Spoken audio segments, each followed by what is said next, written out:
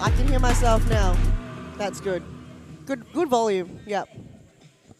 Am I loud enough? Oh, that was just the... Yeah, that's gone. Yeah, that was... I'm good, yes.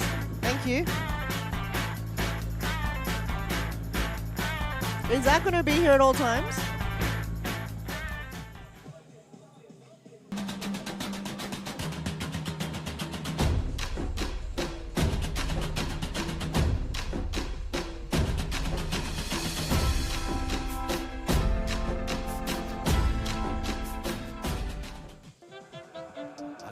Self-esteem was me and my mama, just us in the trauma. Hands up if you know what I mean. I see you, I feel you. I want you to know that you're not alone. I know what it's like not to have a home.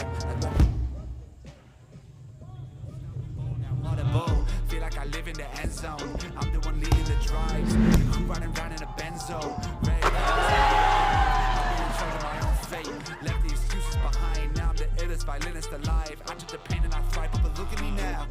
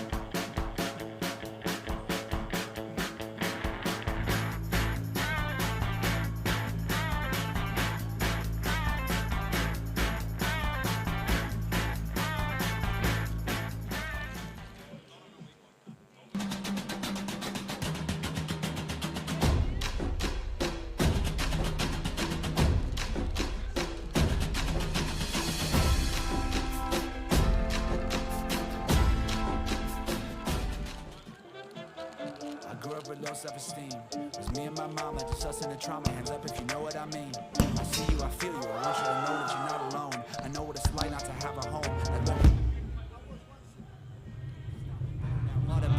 Feel like I live in the end zone. I'm the one leading the drives. The crew riding around in a Benzo. Red I'm in charge of my own fate. Left the excuses behind. Now I'm the illest violinist alive. I took the pain and I thrive, but look at me now.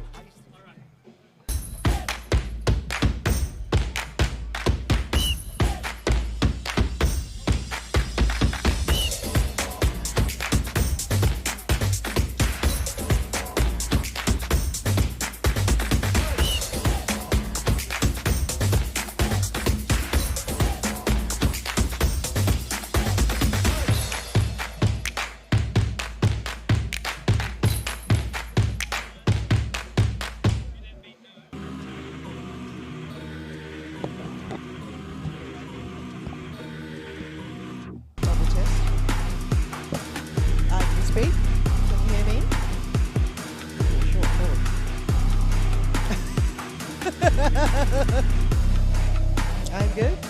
Yeah. Testing 1, 2. I'm still speaking here. My ears just got a little bit louder. Can you? Yeah. It's good. Yeah.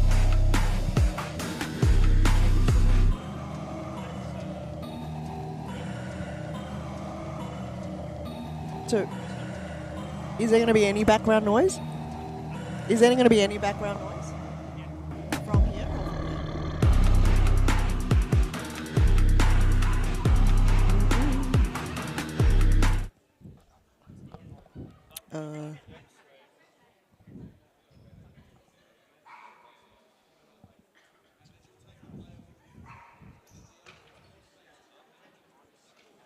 Very good evening, everyone. Welcome to Sunday evening. Wednesday is no longer a thing. Sunday, a new one for the Women's here in the 2025.1 season.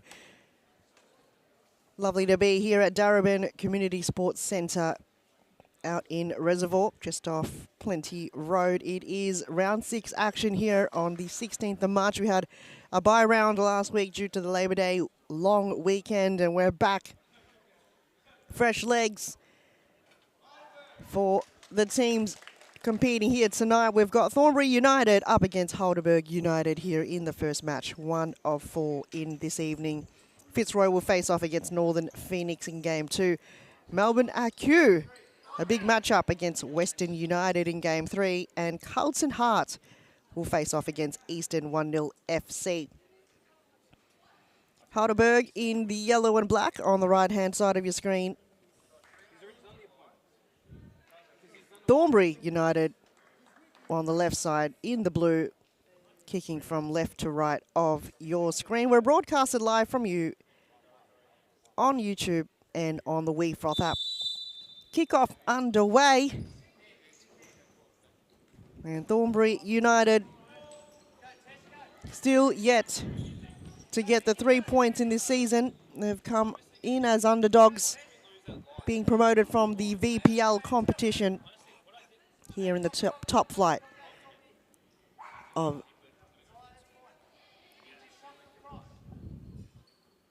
the Serious Futsal Victoria competition here. Let's see where they could be, but it will be a long road for them in this season. Halberg United have come on strong for the past couple of rounds. Finally, this season's come their way in fruition in terms of the hard work that they've got. We're able to battle out a few key teams in the process, but gee, how good were they a couple of rounds ago against Northern Phoenix? It was 6-0, their first win, and 3-1 against Eastern 1-0 FC. Will they make it 3 back-to-back wins in a row, or will Thornbury be the upset and defeat Halberg United?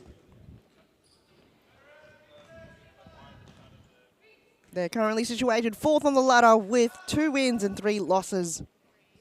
3rd on the ladder is Fitzroy, third Fitzroy, 2nd Western United, and in first place, undefeated so far, Melbourne AQ, last season's champions.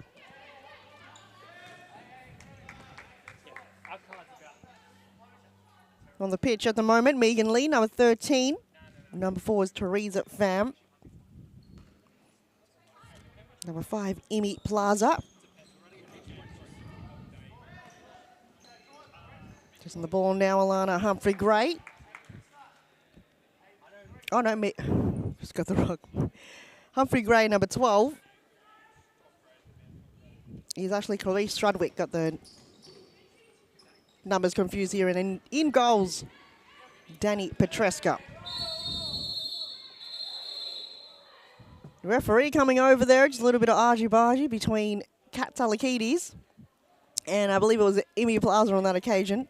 Referee did blow the whistle, but I think it was just a little bit of a delayed response, and Kat Talakides has provided a warning there by the referee. For Halberg United, their starting lineup, we've got Kat Talakides, as mentioned before, repping the captain's armband. Emily Tanaka. Oh, and Thornbury United have drawn first blood from a set piece. Caught Halberg United off guard, but they are off to a terrific start. Capitalised on their chances. And Megan Lee popped it through straight into the back of the net. This is not going to be Thornbury United throwing everything they've got. Taking their chances here against the Halberg, where they've just a little bit of a laxure in defending, have gone wrong.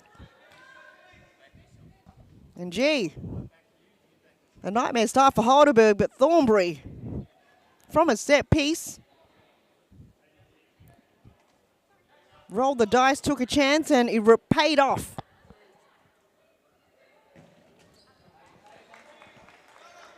Katsalikidis looking to respond here. It's only been about 3 minutes in. Thornbury United up 1 goal. Corner kick for Halberg on the left side.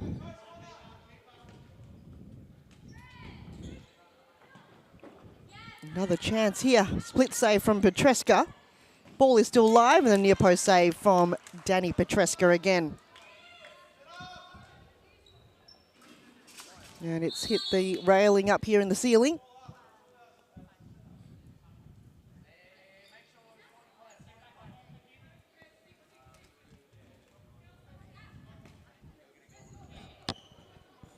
Let's go back here to Paige Daly in the purple.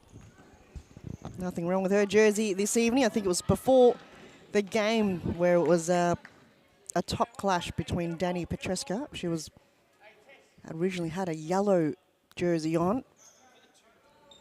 Paige Daly, no clashing in tonight's game so far. Here's Katsalikidis battling her way there against Megan Lee. Still a Halberg ball.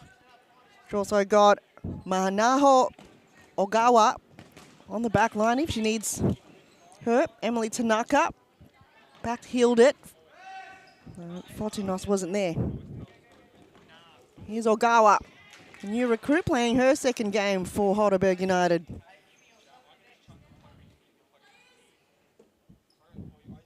Few key players missing in tonight's game. The only bench I see from Halberg at the moment is Greta Jowett-Smith.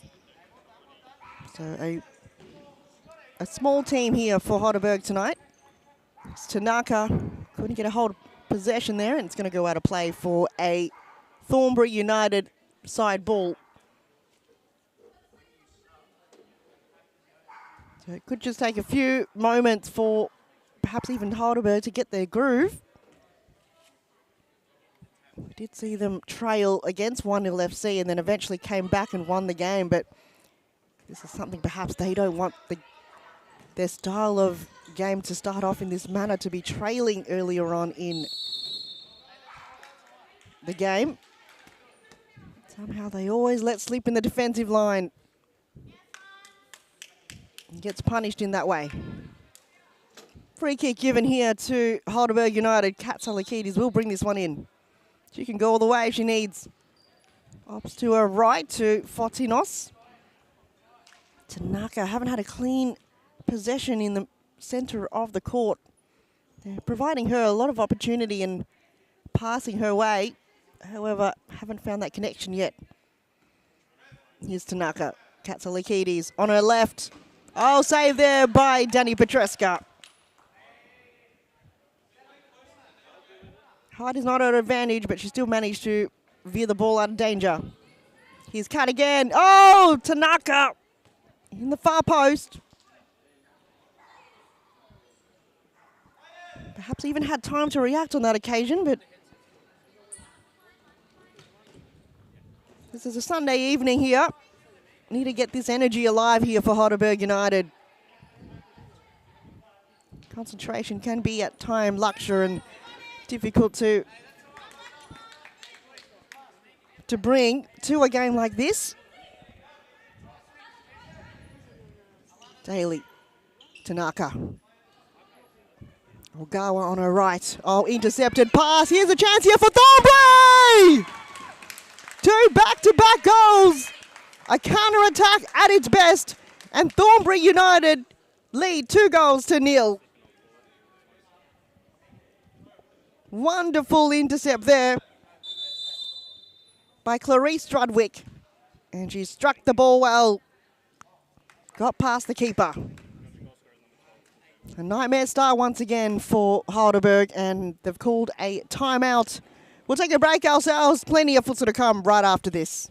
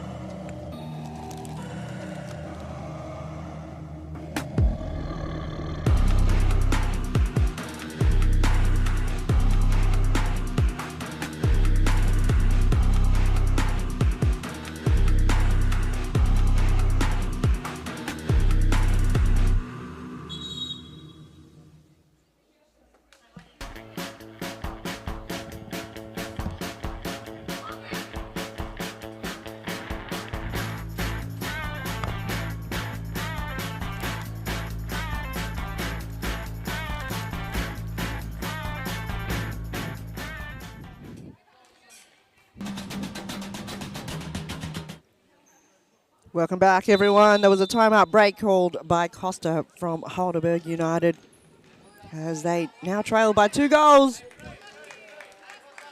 Thornbury up to one of the biggest starts we have seen in this season, scoring the first goal within the first 3 minutes of the game, and then already just before the timeout. Look at them rush. Look at them go. Thornbury, they've got a lot of energy here. They've got nothing to lose. And we've got everyone on the bench right now backing them. First goal scored by Megan Lee. Terrific goal from a set piece, and it was a counter-attack earlier on where Clarice Strudwick was able to win the ball and finish it for her team. Confidence will only build from here for Thornbury. Will something come out of the timeout break called by Halberg, or will Thornbury conjure up one of the biggest upsets of the season? Halberg have gone on a wonderful 2-game winning streak. Will Thornbury be the one to shut that down and not allow them 3 wins in a row, and it will be their first ever win? It's been a difficult start here for Thornbury. Defeated by Western United in round 1. Then it was a 10-0 loss against Melbourne AQ. Were able to get in round 3 a goal, first goal of the season for the squad for Thornbury against Northern Phoenix, but still lost that game. Had a really good game against Fitzroy, 3-0, and lost to Carlton also in last round, 3-1. So it's been quite a close encounter between their opponents here, Thornbury United. After their game against Melbourne AQ, looks like they've worked a lot, trained a lot behind the scenes to get them not concede in a manner like that. They've recruited Clarice Strudwick, being another big addition signing for Thornbury. And they've brought on Quinn Nguyen, which I've only seen her play about 2 games. You could tell they're building that chemistry throughout the team, and they've done well to also bring along Danny Petreska as goalkeeper.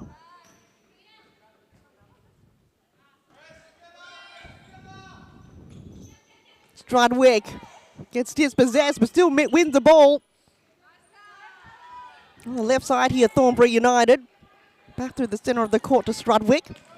Intercepted by Fortinos. They can go here, Halberg. Wonderful pressing, defending from Thornbury.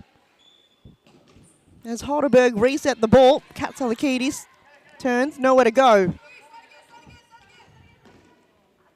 Callie Pham under a little bit of pressure.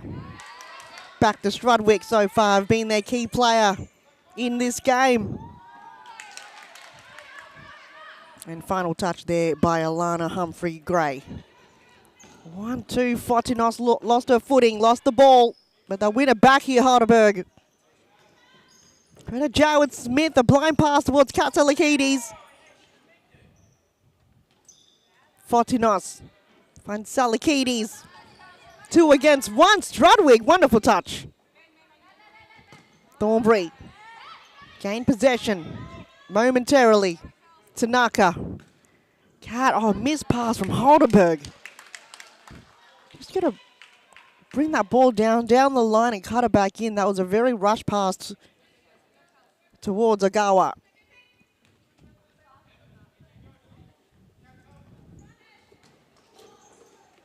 As Teresa Pham makes her way on the court for Thornbury United.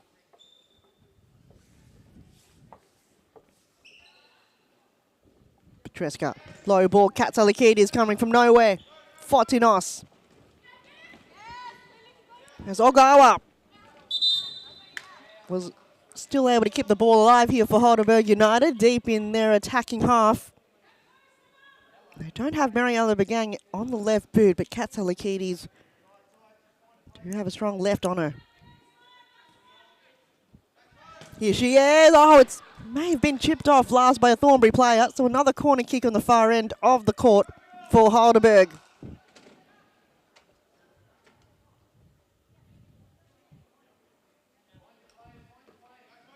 Fortinos will go up and eventually veered its way out of bounds for a Thornbury United throw-in.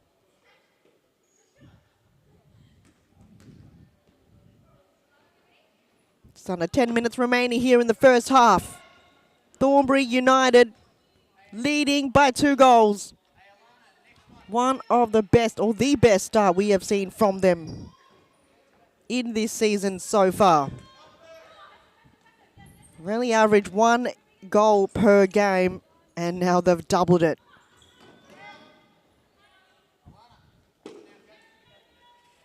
Halberg United, lots of work to be done. Though here's plenty of futsal time. Fortinos will go at it alone. Can she cut it in? She does! Oh, what a save from Petreska!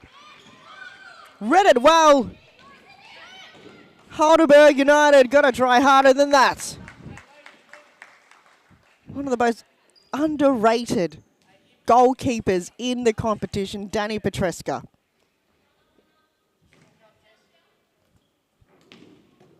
At a time she's got accolades from being most valuable player for her team, even though she's on the losing side. That goes to show that without her, it will be a different game. We'll go up. We'll bring this one in for Halberg United on the far end of the court.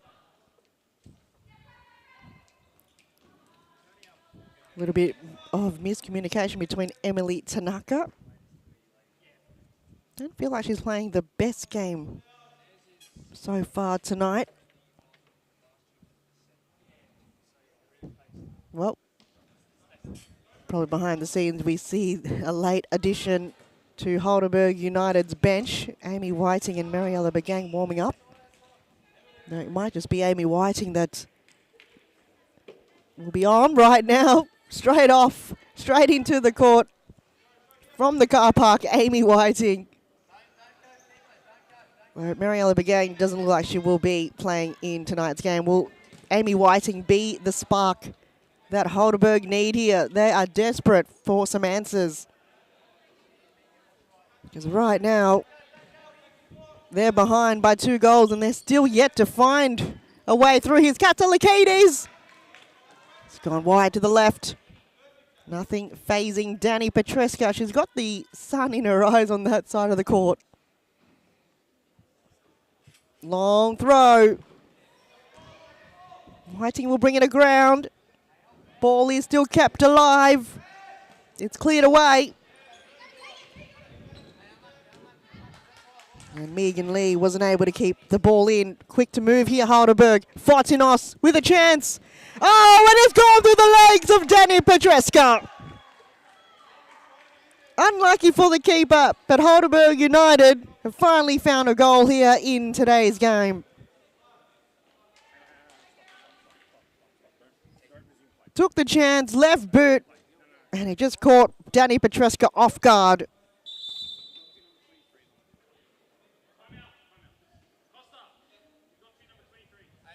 As Thornbury United have caught a time-out break. Very fitting fashion, not long to go here. We'll take a break ourselves. Plenty of futsal to come right after this.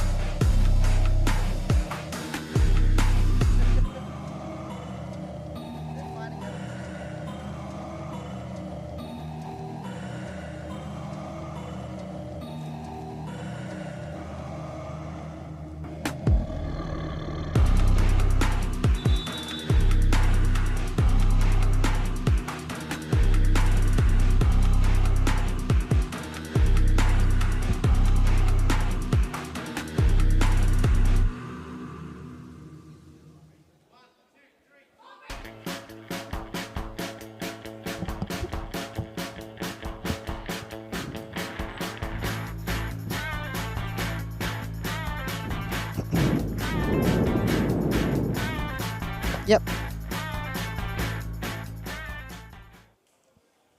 Welcome back. 6 minutes 23 on the clock. This is game 1 of round 6 action. Halberg United up against Thornbury United.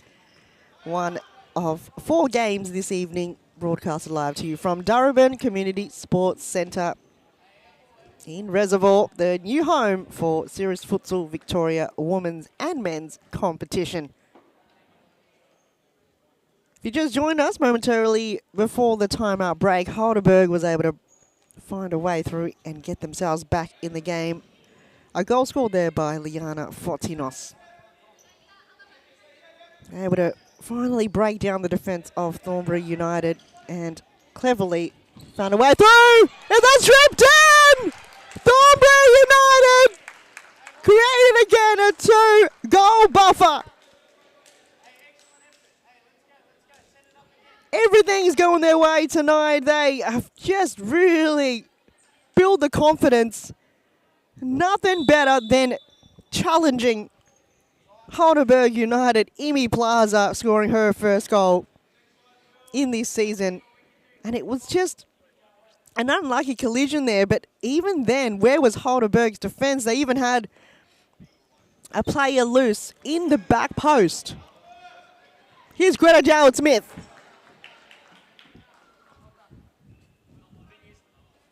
Gee, they're on fire tonight, scoring 3 goals. That is more goals than they've scored. They've only scored 2 goals previously, total as a team, in 5 rounds, and they've already surpassed that, scoring 3 goals here in the first half. This team has lifted up, and they've just come together as one, the direction of the coach and the support of the entire team. You can tell the confidence. Everything is connecting for them finally, and they're taking their chances. Being the underdog mentality, you've got nothing to lose. Every little win plays a part in those goals.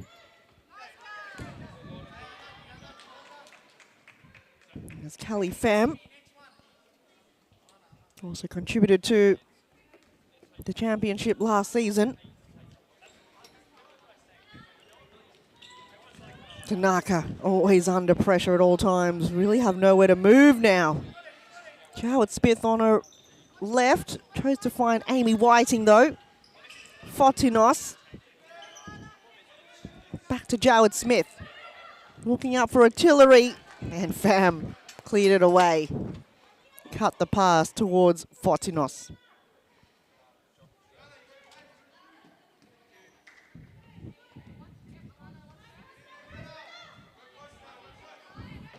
Tanaka.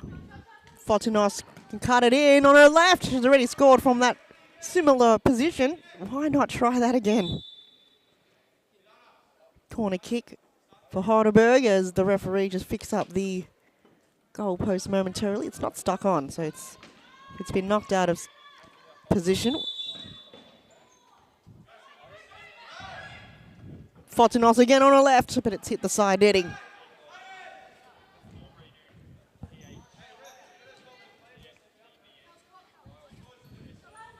Just over 2.5 minutes remaining. Fotinos gets dispossessed. How good's Pham's been through the corridor. On the far side here for Thornbury. Intercepted by Fotinos. She's on her own. Go for it. Though she's drawn in a corner kick for Halberg on the far right. She's played well here, Liana Fotinos.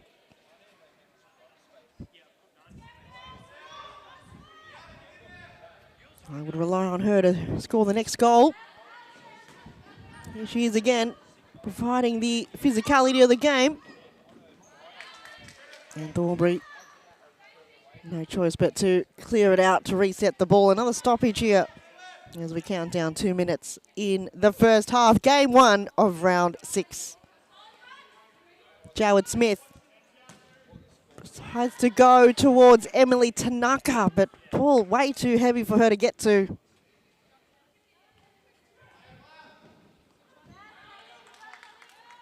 Thornbury, they rather create the stoppage. They play very safe. Instead of trying to win the ball, keep the ball alive, they'll just give the ball away to the opposing team. High ball, and Jowett Smith. A late touch there. Can Halberg find an equaliser coming into the halftime break? Or will Thornbury get themselves... Oh, equaliser, never mind. That's long ago. 3-1 is the scoreline. And a pass back. A little bit of a brain fade there by Danny Petrescu and her teammates. So a prime opportunity now for Halberg United to get themselves with a 1-goal buffer coming into the halftime break. Good at Jowett Smith. In front of the ball with Amy Whiting.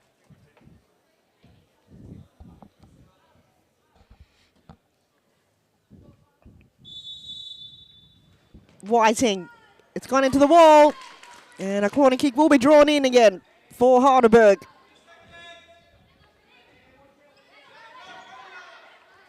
Tanaka to Fotinos.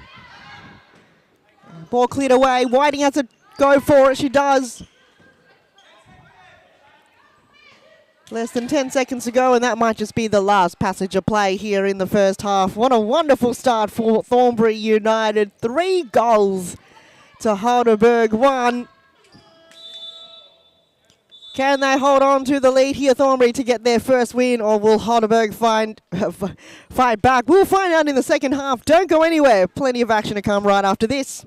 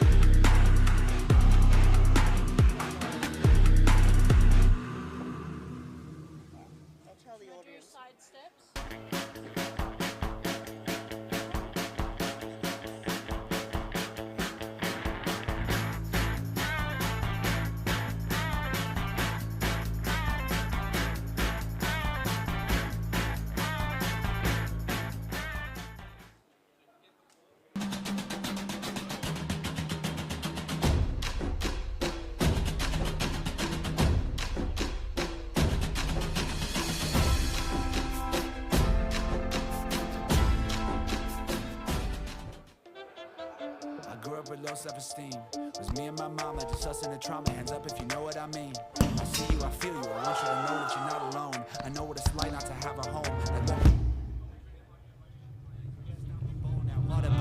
Feel like I live in the end zone. I'm the one leading the drives. Crew riding round in a benzo. Red I'm in charge of my own fate. Left the excuses behind. Now I'm the illest violinist alive. I took the pain and I thrive, but look at me now.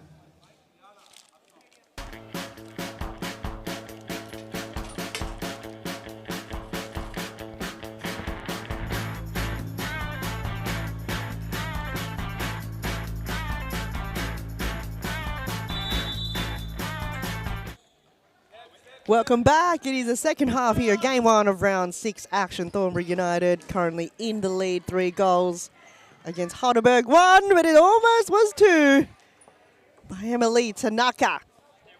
Halberg in the yellow and black, Thornbury in the blue.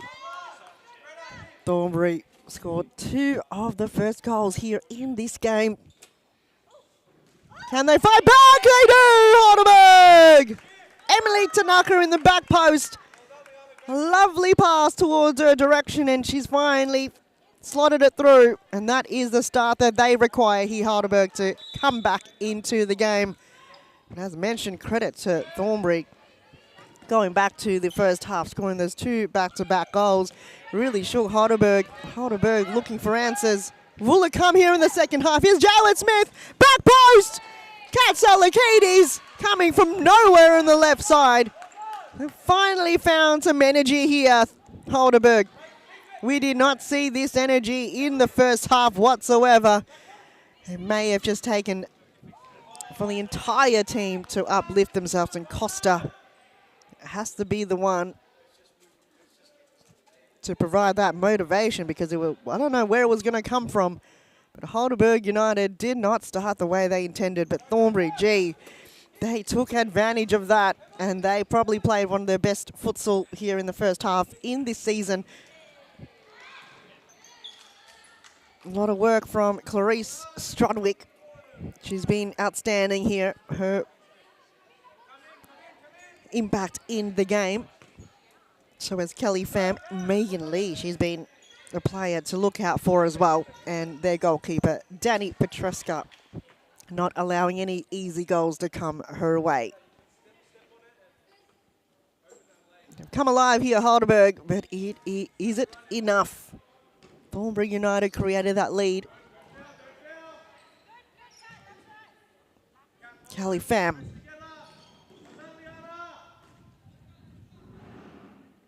Louise Hewitt. I haven't seen too much of her in the first half, but it's back on the court here for Thornbury. Back to Dani Petruska. Through the centre of the court. Fortinos. Humphreys Gray. Looking the pass towards Strudwick. And eventually a last-minute clearance there coming from Greta Jowett-Smith for Halberg. Still deep inside their attacking half here, and a chance for Thornbury to make it a 2-goal buffer, 2-goal lead. Humphreys Gray. Pham. Cleared away by Katsalakidis.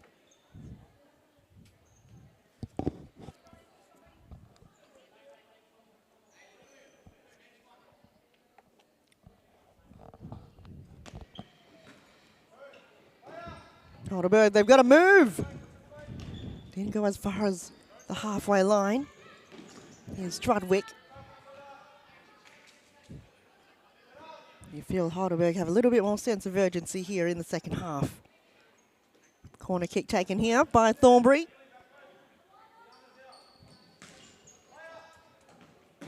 And Jowett-Smith just has to clear it away.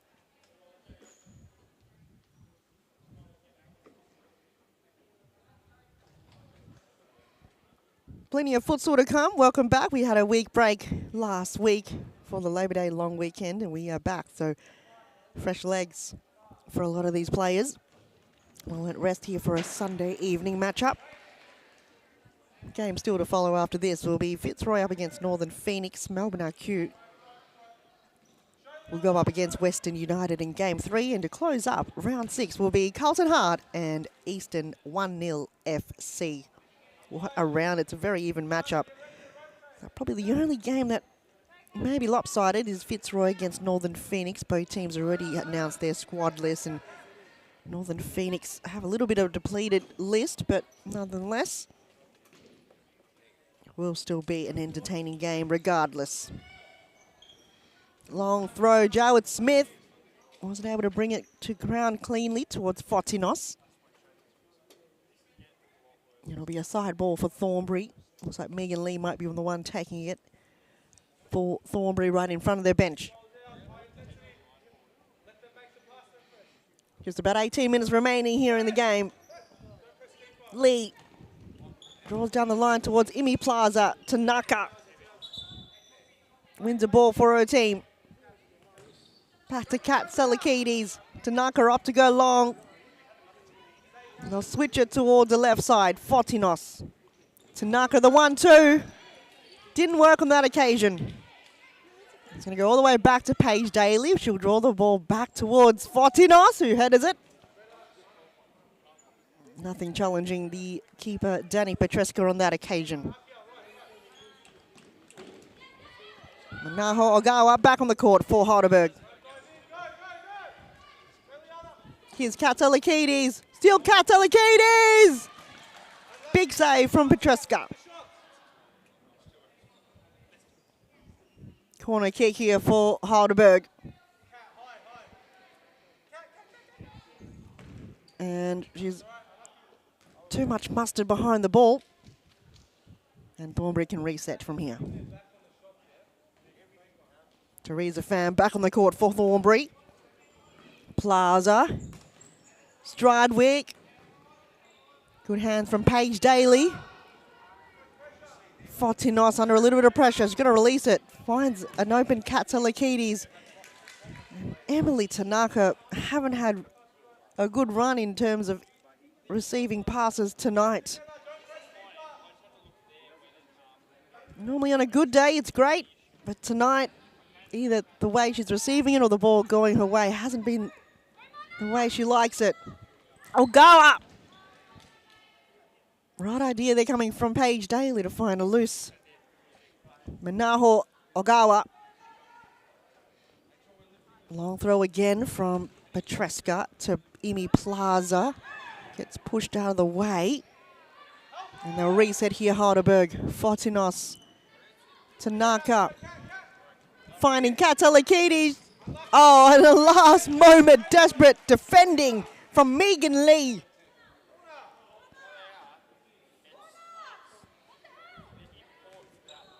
Very bizarre move. We thought it may have come off last by Megan Lee, but referees given the ball to them instead. Not sure who was meant to be on that side of the court to make that decision.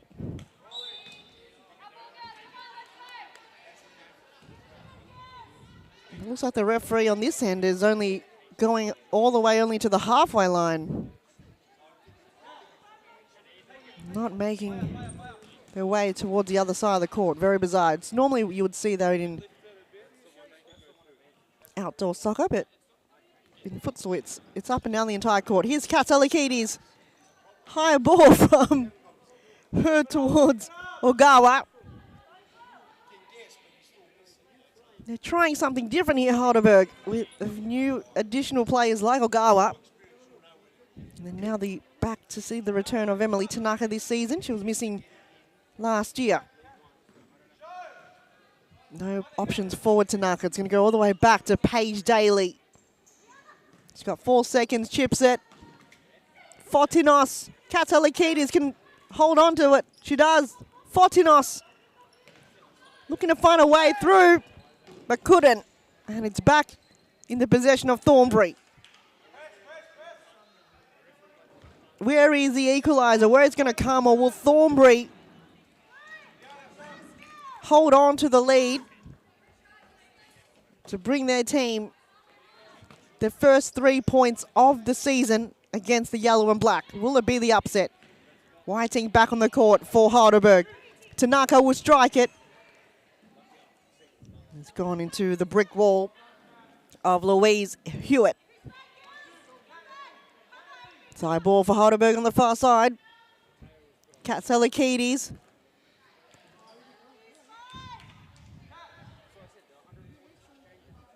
Time is crunching down. And the more time passes, the more it will be difficult for Halberg to come back. But Thornbury can't stop at it yet.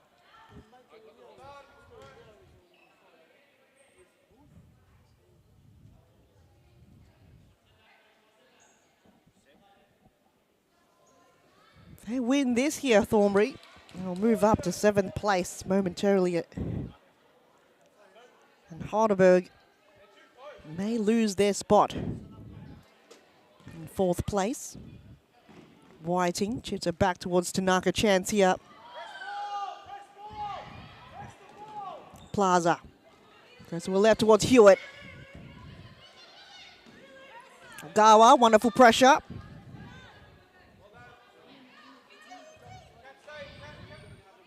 Whiting.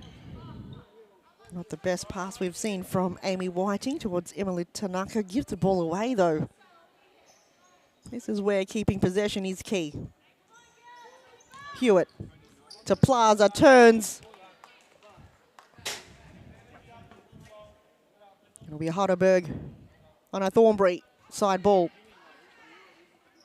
Hewitt back to Plaza. Tanaka gonna find a way out of danger here, and she eventually does, through the corridor. Waiting on her right. Oh, not sure what happened there, but Ogawa, guess she wanted to leave behind for a stoppage. A corner kick here for Halberg. Time's crunching down. Ball goes out of play, and Thornbury finally having a little bit of breathing space now. Long throw towards Imi Plaza have been instrumental here as target for Thornbury. Paige Daly opting for the long throw as well towards Emily Tanaka on the right or the left side of the court.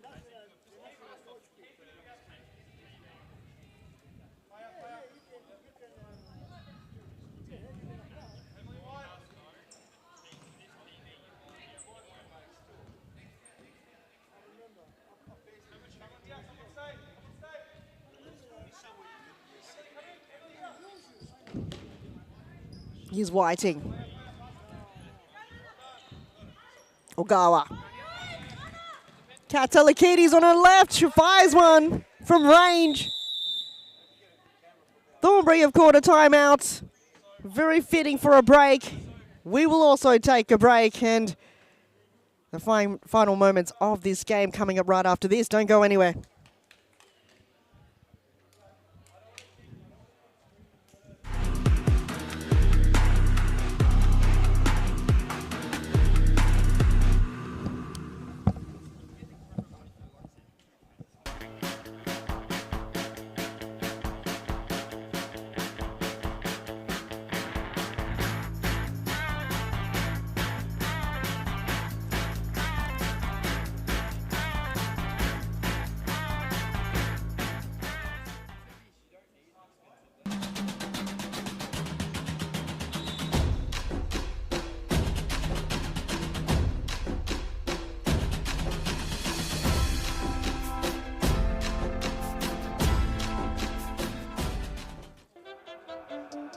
Low self-esteem was me and my mama discussing the trauma. Hands up if you know what I mean. I see you, I feel you. I want you to know that you're not alone. I know what it's like not to have a home.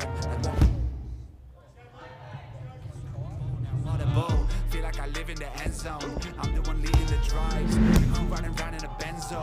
Red I'm in charge of my own fate. Left these excuses behind. Now I'm the illest violinist alive. I took the pain and I thrive, but look at me now.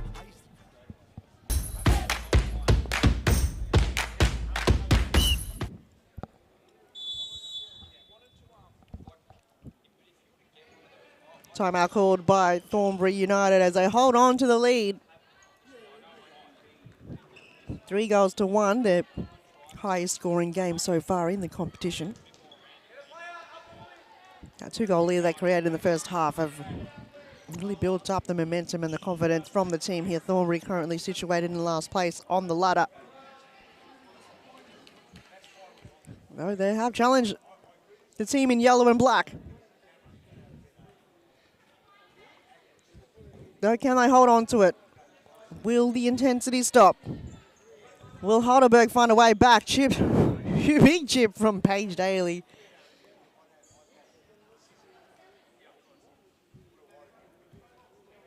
Petreska. Good touch there. Pham comes back to mop up. No, nothing back, so she's decided to go to the boundary against Humphreys Gray. Salikides gets trapped there in the left side of the court. Ogawa under pressure. Got to clear it away. Didn't go as far. And Thornbury's now on the turnover.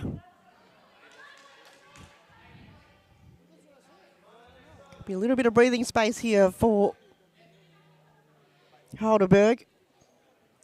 Do feel like fatigue is coming now that almost the normal outdoor season will begin in the coming weeks for a few of these players, and it will be a little bit more challenging to find the energy after a full game. It's something you've got to continue to work on in your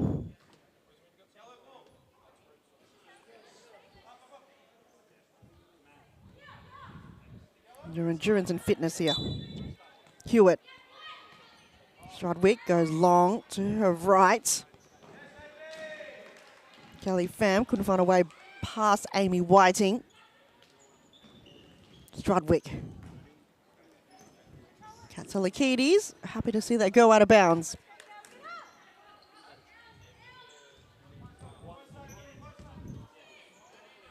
Opts to go back to Paige Daly. Tanaka decides to go on her own. She can take it all on her own.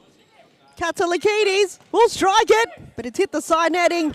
Greta Jowett-Smith lurking there in the back post, but did not use her as an option. Key moments like that, you've got to look up.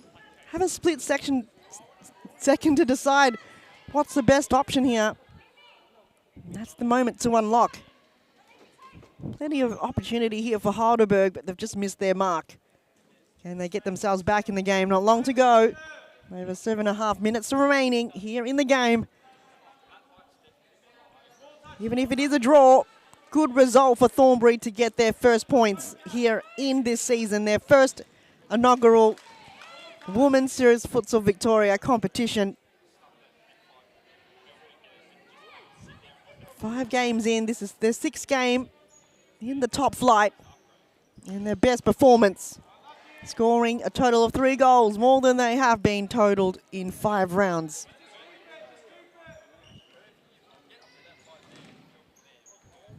First goal scored by Megan Lee within the first 3 minutes of the game, and it was backed by Clarice Strudwick. Halberg finally got one back with Liana Fotinos at the end of the first half. Imi Plaza was able to slot it in. In the second half, Halberg came back by the goal from Emily Tanaka, but since then, no huge promising signs. Danny Petrescu's made majority of most of the saves in the first half. Quick release there towards Kelly Pham. Ball too much to get her going. As in the background, he's in the far end, in the teal. Northern Phoenix warming up for their game. They're on the left side, and Fitzroy on the right in the all black. Whiting, the blind pass towards Greta Jowett-Smith, but it's missed the mark.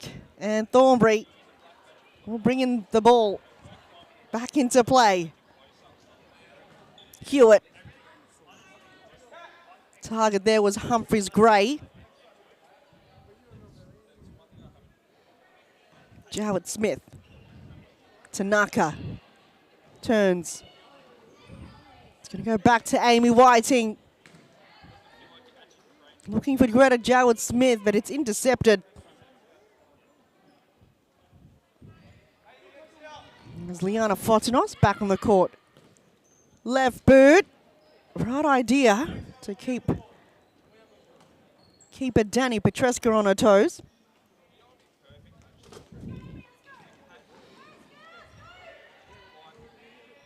Won the ball here, Tanaka. Amy Whiting switches it towards Liana Fotinos. It's crunch time here for Halberg. Tanaka. I feel like she holds the ball a little bit too long.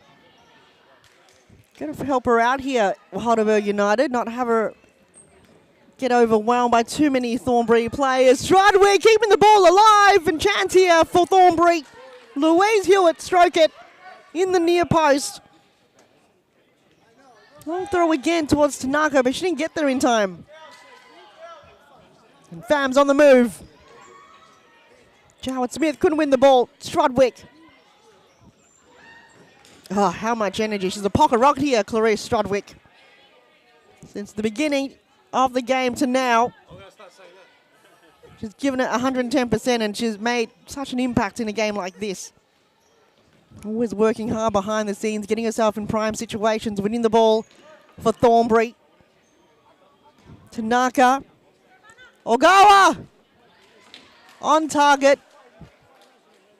Into the breadbasket of Danny Petreska. They're looking promising. They're banging on the door and creating chances here, Halberg, but is it enough? Strudwick. Hewitt. Looking to hug the boundary towards Strudwick. Time to move. Not long to go. Just over 3.5 minutes. And there is stop clock territory as well. So just when we hit the 2-minute mark, there will have the time stop if the ball goes out of bounds. This will allow a little bit more playing time. But this is high intensity. And as Halberg right now will be very stressful, and for Thornbury also to keep the lead. So they're giving them their all. Daly opting for the long pass again, but it's been intercepted once again. Tanaka. Why hasn't she got the next move in play? Salikides. Ogawa. Shepherd there by Callie Pham. So just come with more experience, the more Ogawa will play. So is Futsal. As Tanaka gets stroke in the head there. Free kick given. Tanaka under a little bit of pressure. Finds Salikides, but she's left it all behind. Fatigue is coming to play here for a few players from Halberg. And it will be costly.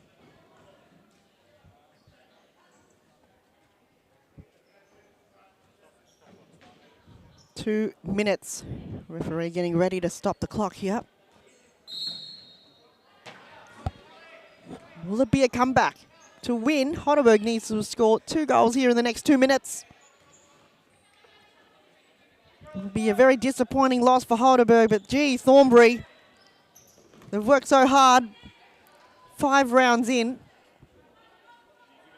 And they're able to challenge Halberg. Could be their off day here for Halberg, but for Thornbury, from the get-go, from the beginning of the game, you feel they brought in the intensity and everything's worked well for them. They took their chance, took some risk, and they just played simple futsal.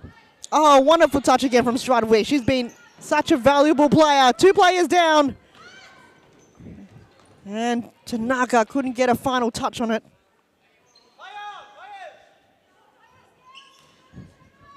Thornbury will try to waste as much time as possible here in the next moments of the game. Strudwick. Jowett Smith. Did just enough there to reset the play. A lot of work to be done here, Halberg, throughout the week. What went wrong? So many things.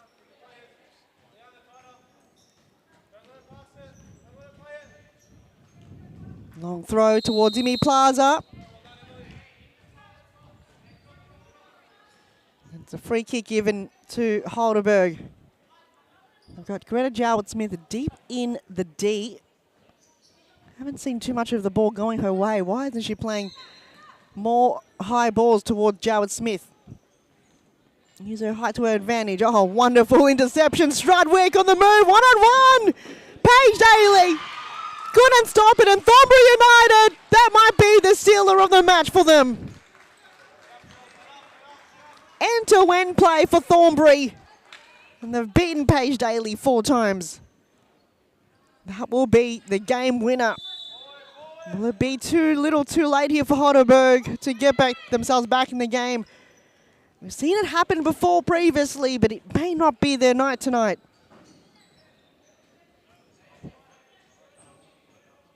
everything has gone their way here tonight for Thornbury. There has been some magic dust, something in the air for them tonight. They knew from the get-go it was their night.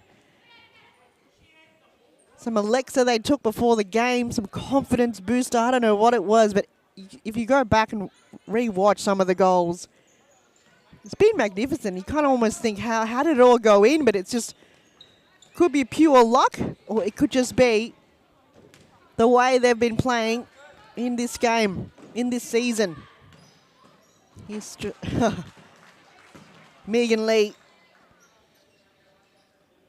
Halberg have played so well in the past two games. Defeated Northern Phoenix and Eastern 1-0 FC, but Thornbury, this could be the start of one of many. Oh, Danny Petrescu coming all the way out. How did that not go in for Halberg? There's so many opportunities tonight in this game for Halberg, and they just did not take any of them. Now, I think it's just a way of refocusing on simple things here, simple futsal throughout the week. Halberg United thought they had it in the bag tonight going up against Thornbury, but they have proved them wrong. And Thornbury coming in as the underdogs of the season have fought back. They have been in the lead the entire game. Since the first goal scored by Megan Lee, from then on, they have not allowed Halberg any inkling of hope. They've kept the lead, and that goal before was just the icing on the cake. And Clarice Strudwick, gee, what a player she's been here for Thornbury. Very instrumental. She's not on Team of the Week. I will be protesting. Played such a vital part in tonight's game.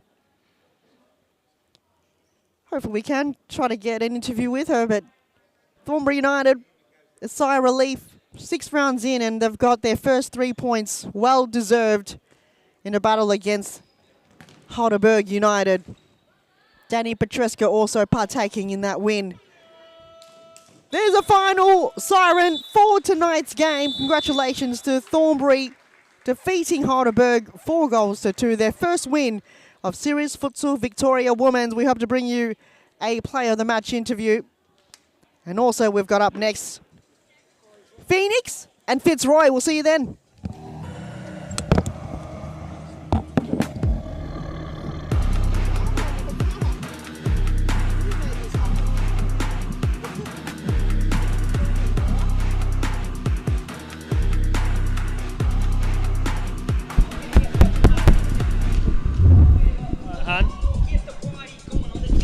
Can you bring this?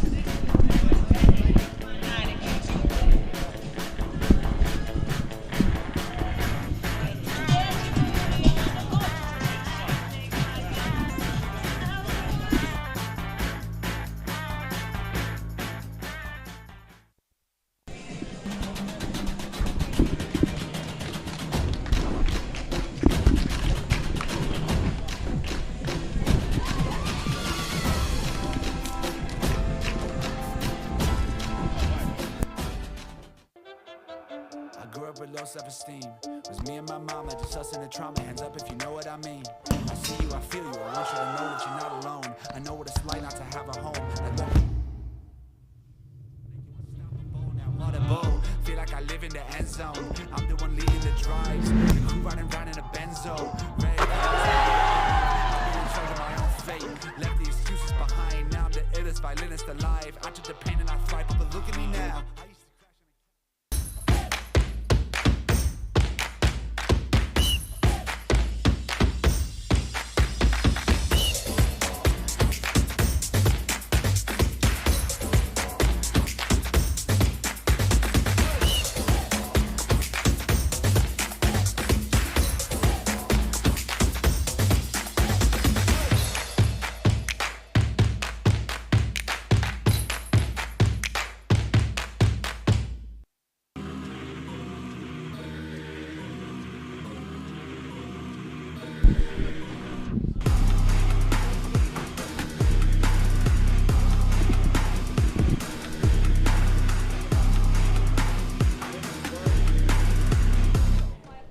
Welcome everyone to the post-match interview. I'm here from Thornbury United, Clarice Strudwick. Clarice, first win of the season. You must feel pretty chuffed. Yeah, it's a really great feeling. Really happy with the girls and the performance we put in tonight.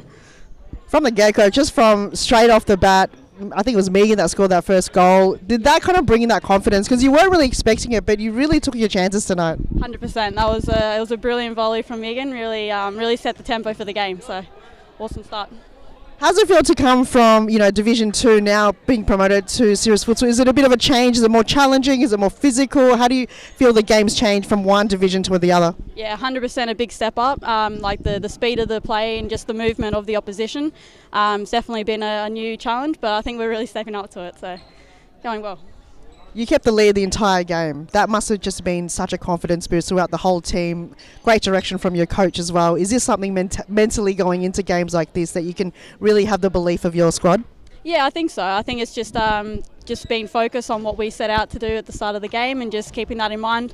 Not getting too deterred by any of the goals or anything else that doesn't go our way. Congratulations once again. I won't keep you any longer. I'll let you celebrate because this is a moment I reckon will be in the history for Thornbury United. Awesome. Thank you very much. Thank you. Have a good night, and it's Northern Phoenix up against Fitzroy up next. See you then.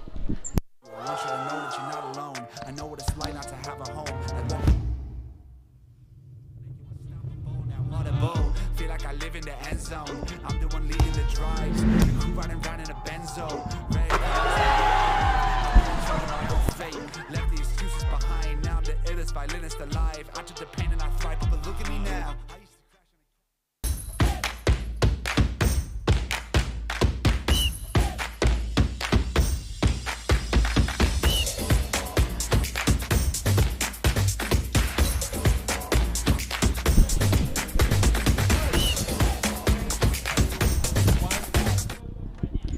Just a quick word here from Liana Fotsinos from Halberg.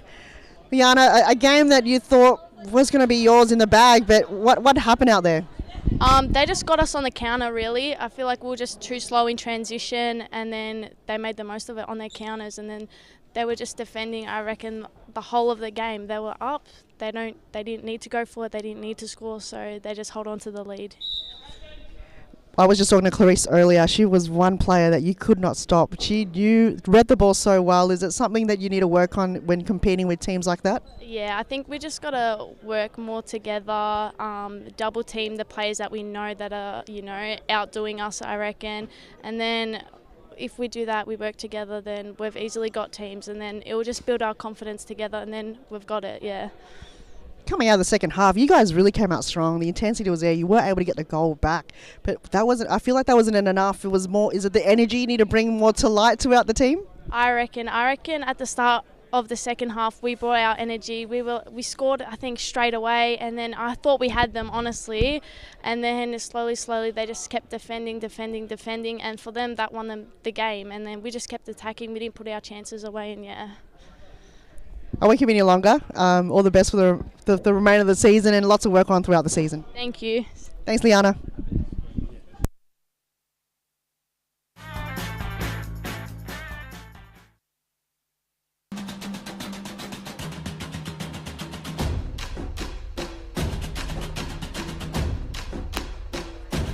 Yes, Josh. I sound way better on this headset. Friday night, I sounded terrible, man.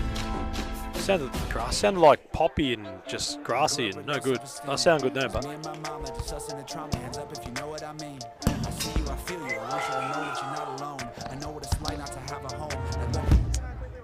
yeah, all good. No stress. Done. Hello.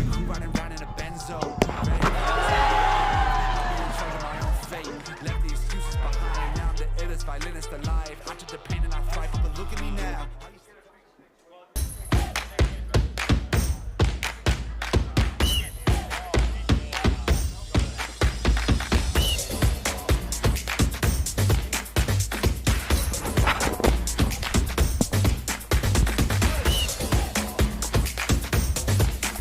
Let me know when we're live, please.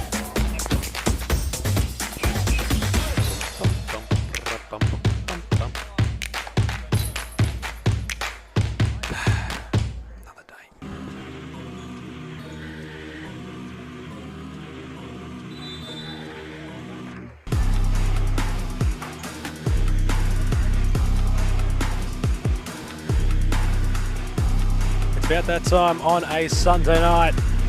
We've already steered through the first game of SFV's women's competition here at the Darabin Community Sports Stadium. Adam Palumbi on the call, Han Tran in the building as we present match day 2 of the round that is, where it's Fitzroy FC who take on Northern Phoenix for what should be a decent encounter between these two sides. 6 points separating them on the ladder. Northern Phoenix currently, after 5 matches played, on 4 points. Fitzroy only the one loss, which was to top of the table and champions Melbourne Aku, sit in 3rd place on 12 points. A win here would of course keep them relative in that title contention for Phoenix. It would certainly get them inside that of the top 4, considering Heidelberg had lost to Thornbury, and whom got their first win of the season at the Burgers' expense. As for Scalzo, takes possession, tries to ball roll her way past that of Galanos. Jimmy Sufis accompanies Scott Rogan on the Fitzroy bench. Mo Fataya accompanying former 5-time Fitzroy champion and Golden Glove of Tyler Lewis in the men's competition. He's on managerial duties for the Phoenix. Really enjoying the atmosphere here so far today. Nice build-up of people on court, ready to sink their teeth into this one. Having a bit of a chat to Tyler Lewis before the game, and it's believed that his goalkeeper of choice tonight might be just experiencing that of a migraine. And speaking of goalkeepers, Dama Georgie replaces that of Liz Eyre, perhaps unavailable today. Of course, renowned goalkeeper Dama Georgie, despite being more an on-court player. But we'll hear more about the team selection as Han Tran's joined us back on commentary. Han, welcome. Thanks, Adam. If I miss much? Not so much so far, just trying to flesh out the teams and see what's really going on in this encounter we have in front of us. As Rowan does well to find for Scalzo. It's moved on back towards the futsal route. Nice ball to try and find that of Rowan.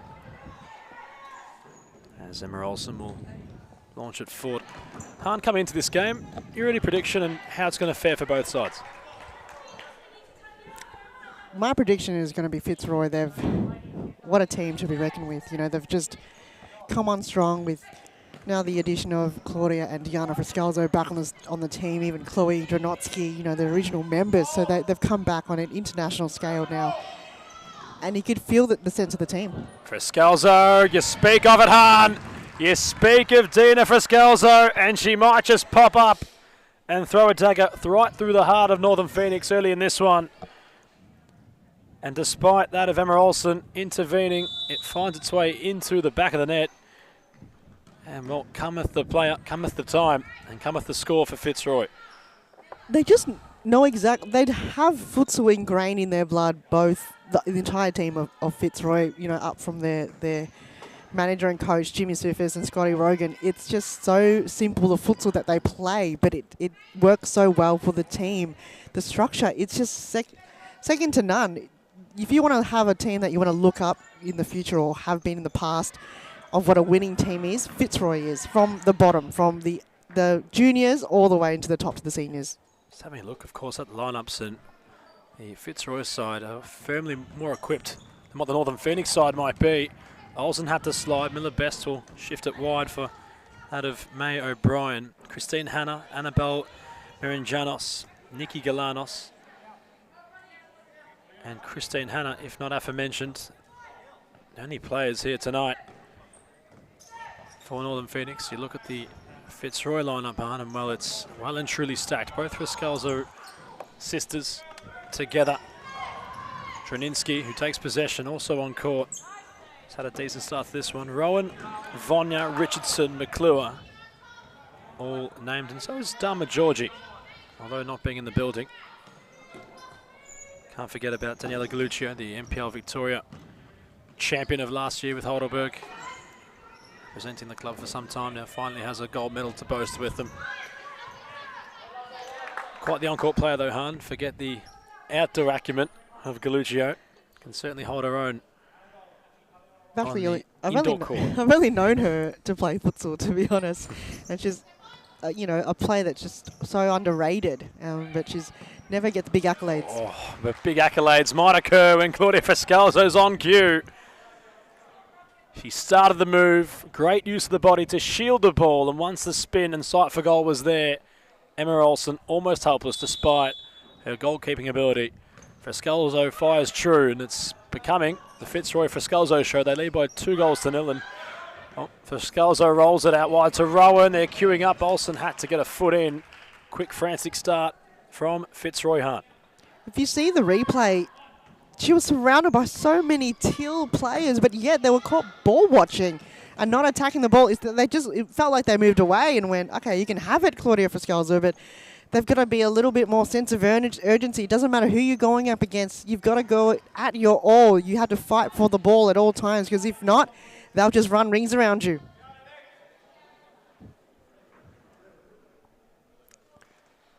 As Frescalzo, once more from a side possession. It's somewhat unbelievable to believe that the Frescalzo try that again, huh? The sisters of the Frescalzos really showcasing what they can do at the expense of Northern Phoenix. It's rather a bit bemusing that the Phoenix haven't showcased a big lineup today, despite knowing the threat of current third-place tenants. Just wonder what exactly might have occurred there, as Olsen will find O'Brien trying to shift out of this defensive half. Marinjanos not cleared away for Frescalzo. Controls. Phoenix really tucking in behind the ball. McClure has overran it and ultimately goes out of play. There's the lady of the hour, Danny Galluccio, making her way on the court. So they've just really took out almost the entire team off here, Fitzroy. And now we've got 3 additional new players. Nia McClure being one, Sarah Richardson, and now Danny Galluccio. So a lot of depth in their squad, and they've been bringing that depth every single round. You know, you saw last season, seasons prior, they've got probably 5 or 6 on their squad. Now they've got minimum 7 or 8 on the squad list. Lucio perhaps taking a heavy touch. It rolls towards commentary side. Might have been on the receiving end of commentator's curse, perhaps, Danny.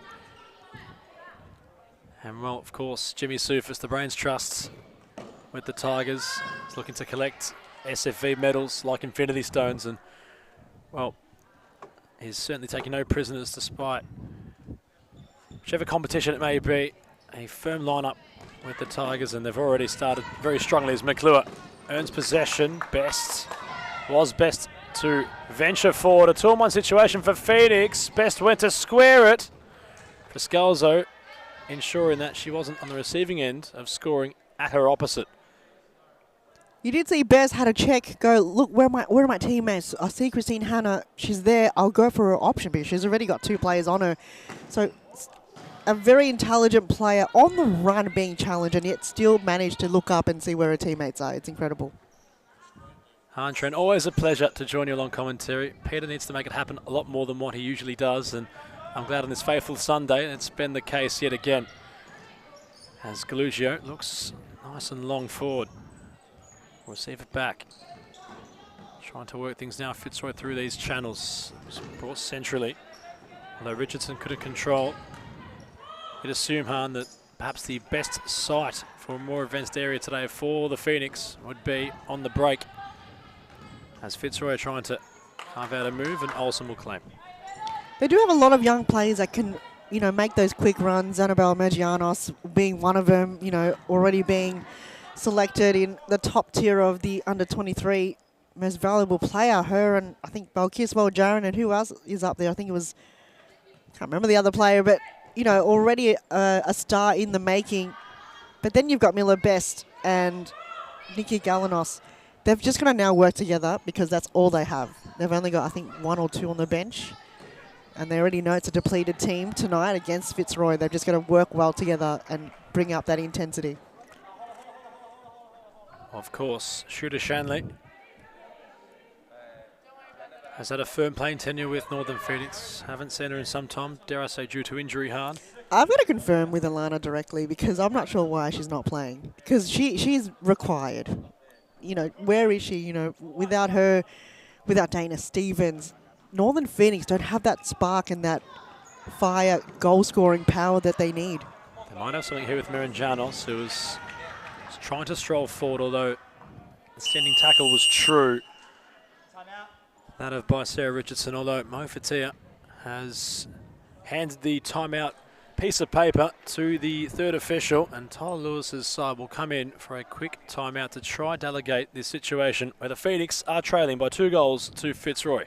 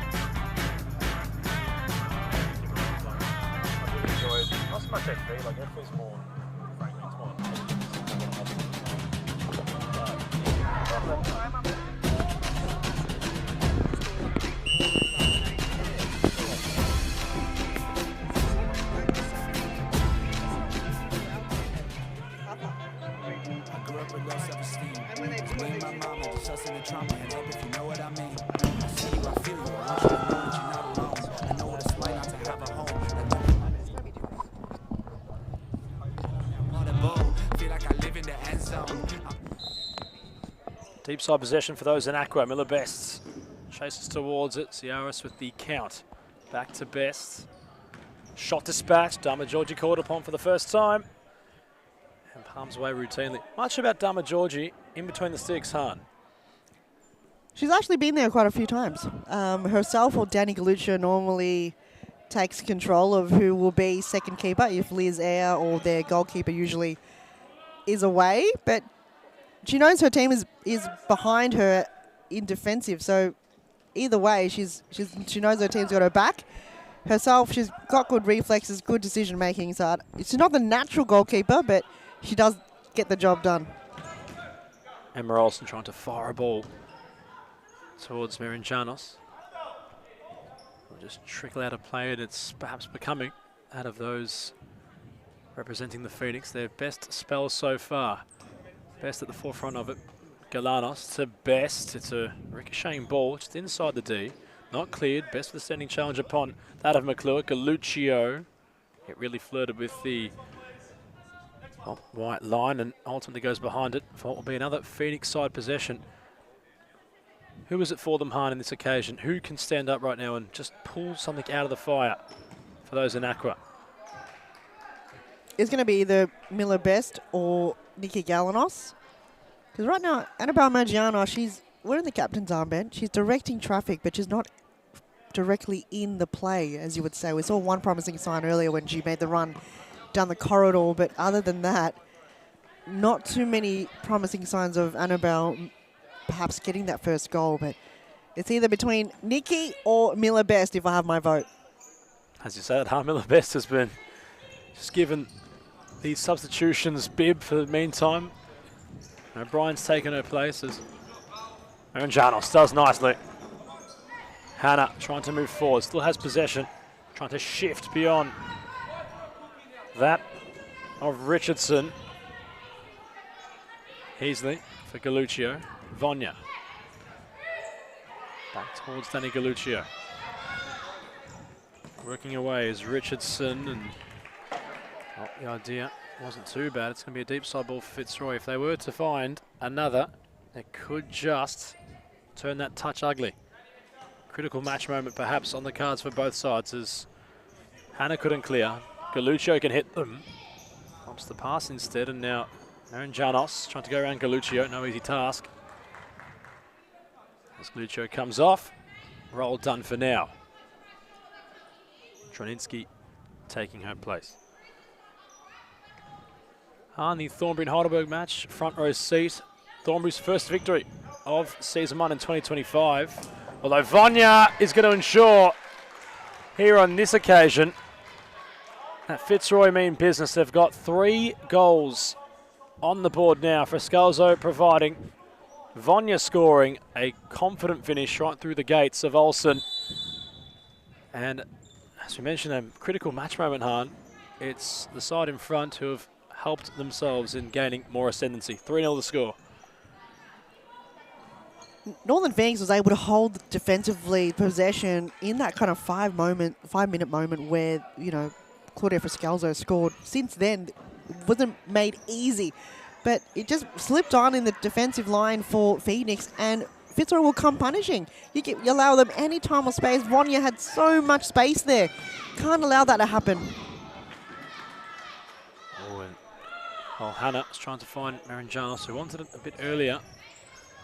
And Han, we're just asking about the Thornbury and Heidelberg game. We never got a chance to probably flesh that out. We might not have another, as the effort was rather mundane on that time around from Fitzroy's Romy Heasley. As Droninsky takes charge, really gave it a lackluster whack, and it hasn't been cleared. Olsen from point-blank range had to react. And although she might have come into today with a headache, Khan, she's trying to prevent any further pain inflicted upon the Phoenix. As Frescalzo from the corner hits the backboard. Thornbury Heidelberg will try for we'll a get there third eventually. time. It's going to take all night long. It was what Thornbury, I don't know what was in the air or what they had prior to the game, but everything you think would go their way went their way. The goals, if you saw them back, it was just a roll of the dice, on the run move, took their chances, and it works for them.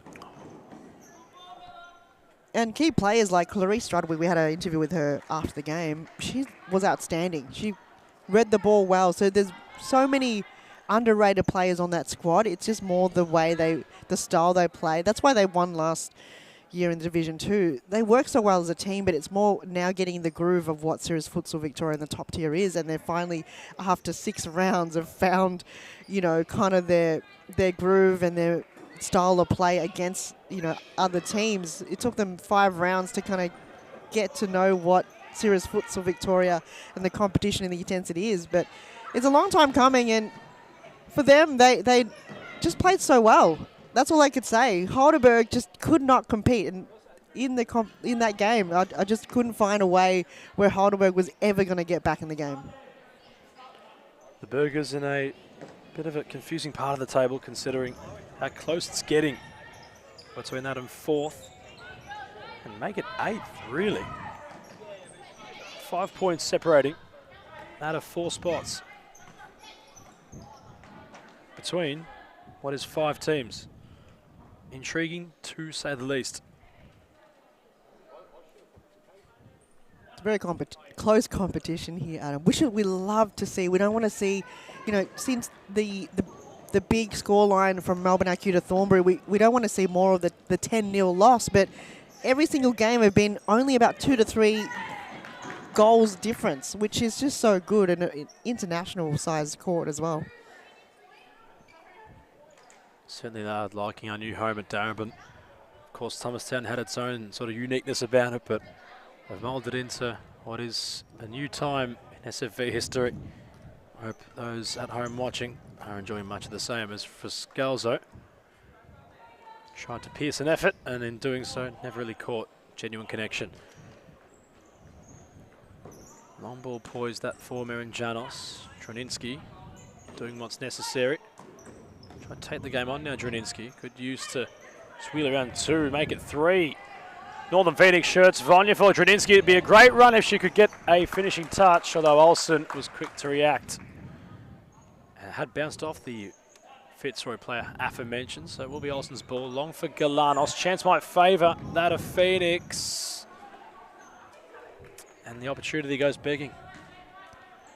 Magianos wide open there on the right side, but there was just a little bit of a under pressure moment there from Nikki Galanos. Knew her teammate was out. Sometimes it is working in her favour that your teammates are wearing brightly covered jerseys to allow your vision to be more brightened, but they just haven't connected as of yet here, Northern Phoenix. Galanos, Janos, O'Brien, Miller Best. Can they reduce the deficit? It's only that of a 2-goal differentiation. Still some time left, of course, in this opening half. Fitzroy currently with flying colours, although hasn't really been a test yet either. And there's been moments for Phoenix to really test on our who was turned goalkeeper of Lizzie Arbut, formerly known as Dharma Georgie, who had a brief spell back in between the sticks. Lizzie is in the building and is on court, although that's just going to make things even more difficult for Northern Phoenix, isn't it, Han, considering the goalkeeping ability and offensive ability, mind you, of Lizzie Howe. Oh, she's just going to come on board and just mould it in what the game style is right now, and now they've got an additional field player, Fitzroy, to add to their list tonight. Just caught upon, there we are. A little bit uncertain from Marin Janos' low grounded effort. And in doing so, a corner opportunity for the Phoenix. Galanos, that's a roll for Best. Very deep, quick press from McClure and Friscalzo. ER caught upon, Marin Janos. Vaulted out for a corner, and that's better from those in Aqua. We mentioned that the keeper of Fitzroy needs to be tested, and well, ER's been getting busy early. Why not challenge the keeper while she's just been missing the first, 15 minutes or so of the game? They've opened up a little bit more now, Northern Phoenix. They allow players to be loose on the boundary of the court, so that's working a lot better for them. The first couple of moments of the game, we didn't see too much of loose players having a lot of opportunity to get themselves good possession of the ball, but it seems to be working for them. The diamond formation, as you would say, the 2-2 formation is working a lot better now for Northern Phoenix. Galanos, and again holding things up. Miller Best. O'Brien was short. Best wanted to shift the opposite flank where Marin Janos was taking up some space. Phoenix with yet another side ball. And of course, let us know in the comments your thoughts on what you've seen so far. It's been an upset to boast in round 6. A major development occurring here in Reservoir as Richardson for that of Vonya. McClure was arriving.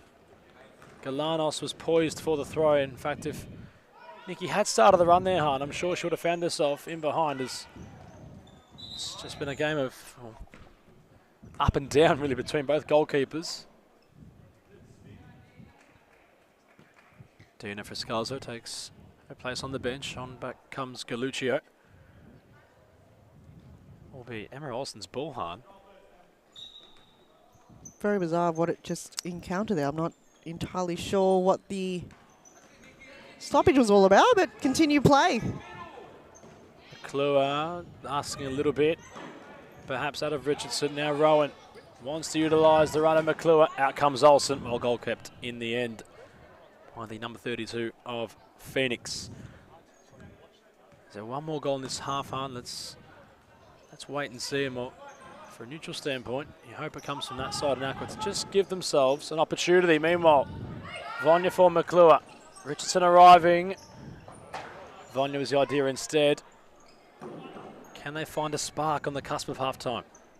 I'm not saying they're playing badly in any way. Fitzroy just managed to kind of bring that physicality to the game and man the players, because that's exactly what they've done, and not allow, Northern Phoenix any movement forward. Every time they've got the ball, they've just been having Fitzroy breathing down their necks. Sorry, I just got distracted there by the timeout call. And that's what has been called out of by assistant Scott Rogan, who handed the paper in. Jimmy Soufis has called for the timeout as we cross to a short break.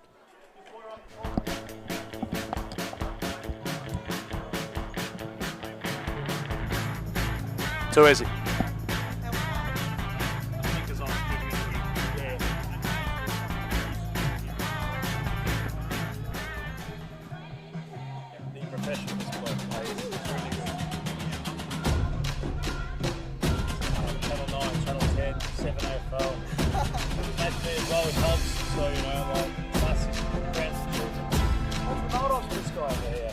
study tour at uni.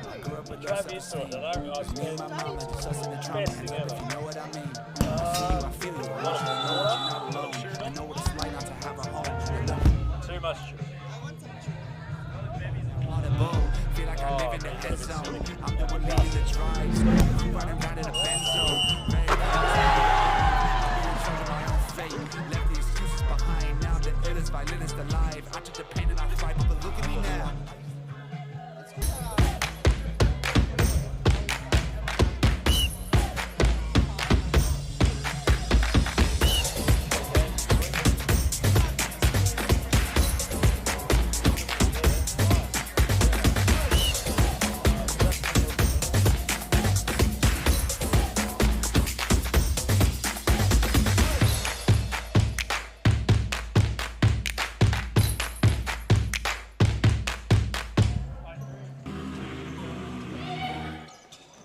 Just inside the last minute of this opening half.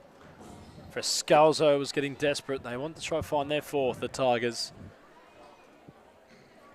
Let's see if those in Aqua can really try kickstart their hearts in this one. They've just been held at an arm's reach considering the quick Fitzroy start by both Frescalzo sisters.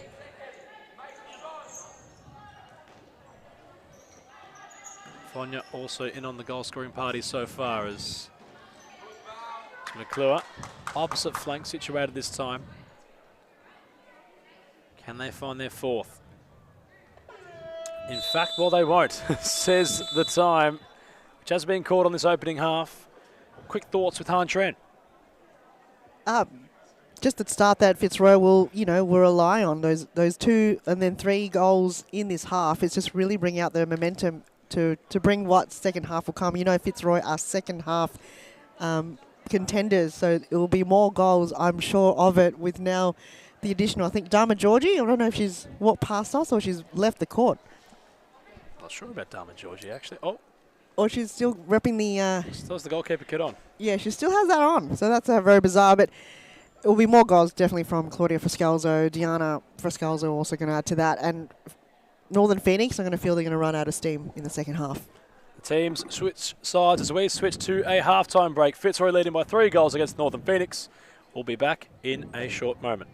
Hands up if you know what I mean. I see you, I feel you. I want you to know that you're not alone. I know what it's like not to have a home. Feel like I live in the end zone. I'm the one leading the drives. Riding around in a Benzo. My own fate. Left the excuses behind. Now I'm the illest violinist alive. I took the pain and I thrive, but look at me now.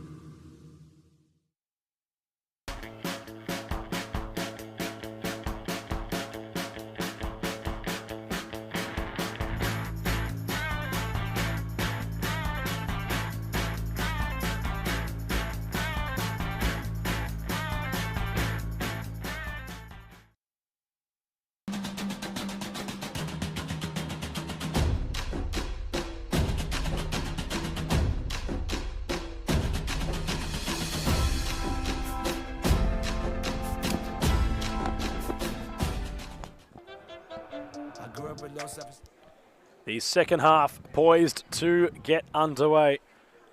Richardson will have kickoff. Fitzroy have a 3-goal advantage heading into the next foreseeable time in this contest. Adam Palombi, Han Tran, courtside for this one. It's been all with those in black on court who started quickly in that opening half. How can Northern Phoenix, Han, just somewhat get themselves on the scoreboard? They've worked well in the counter-attack. You see them, they win the ball and they're quick on the move, you know, with the likes of Miller Best and Nikki Galanos. They are quick to move each time they win the ball. So more of that just to get Fitzroy caught off guard. Sometimes you could see Liz going way off her line. So if you have that chance and that opportunity, just go for it.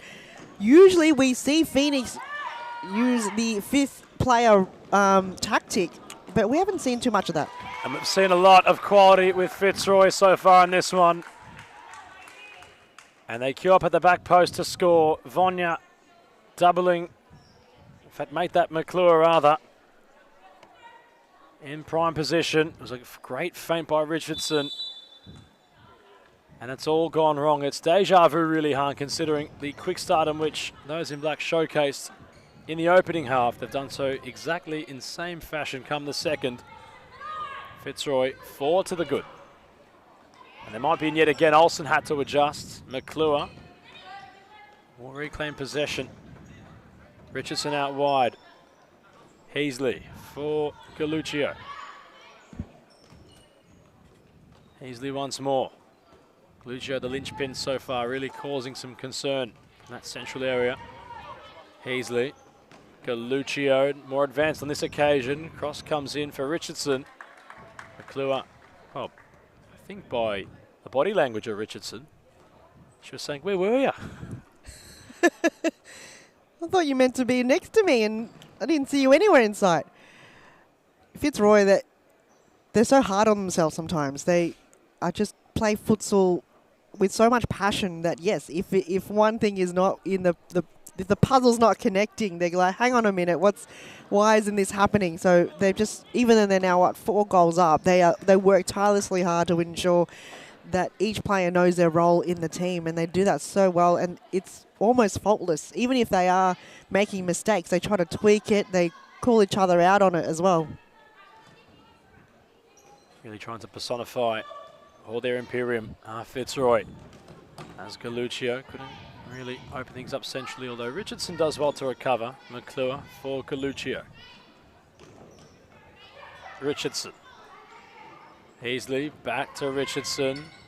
McClure lurking in the pivot momentarily. Richardson wants possession.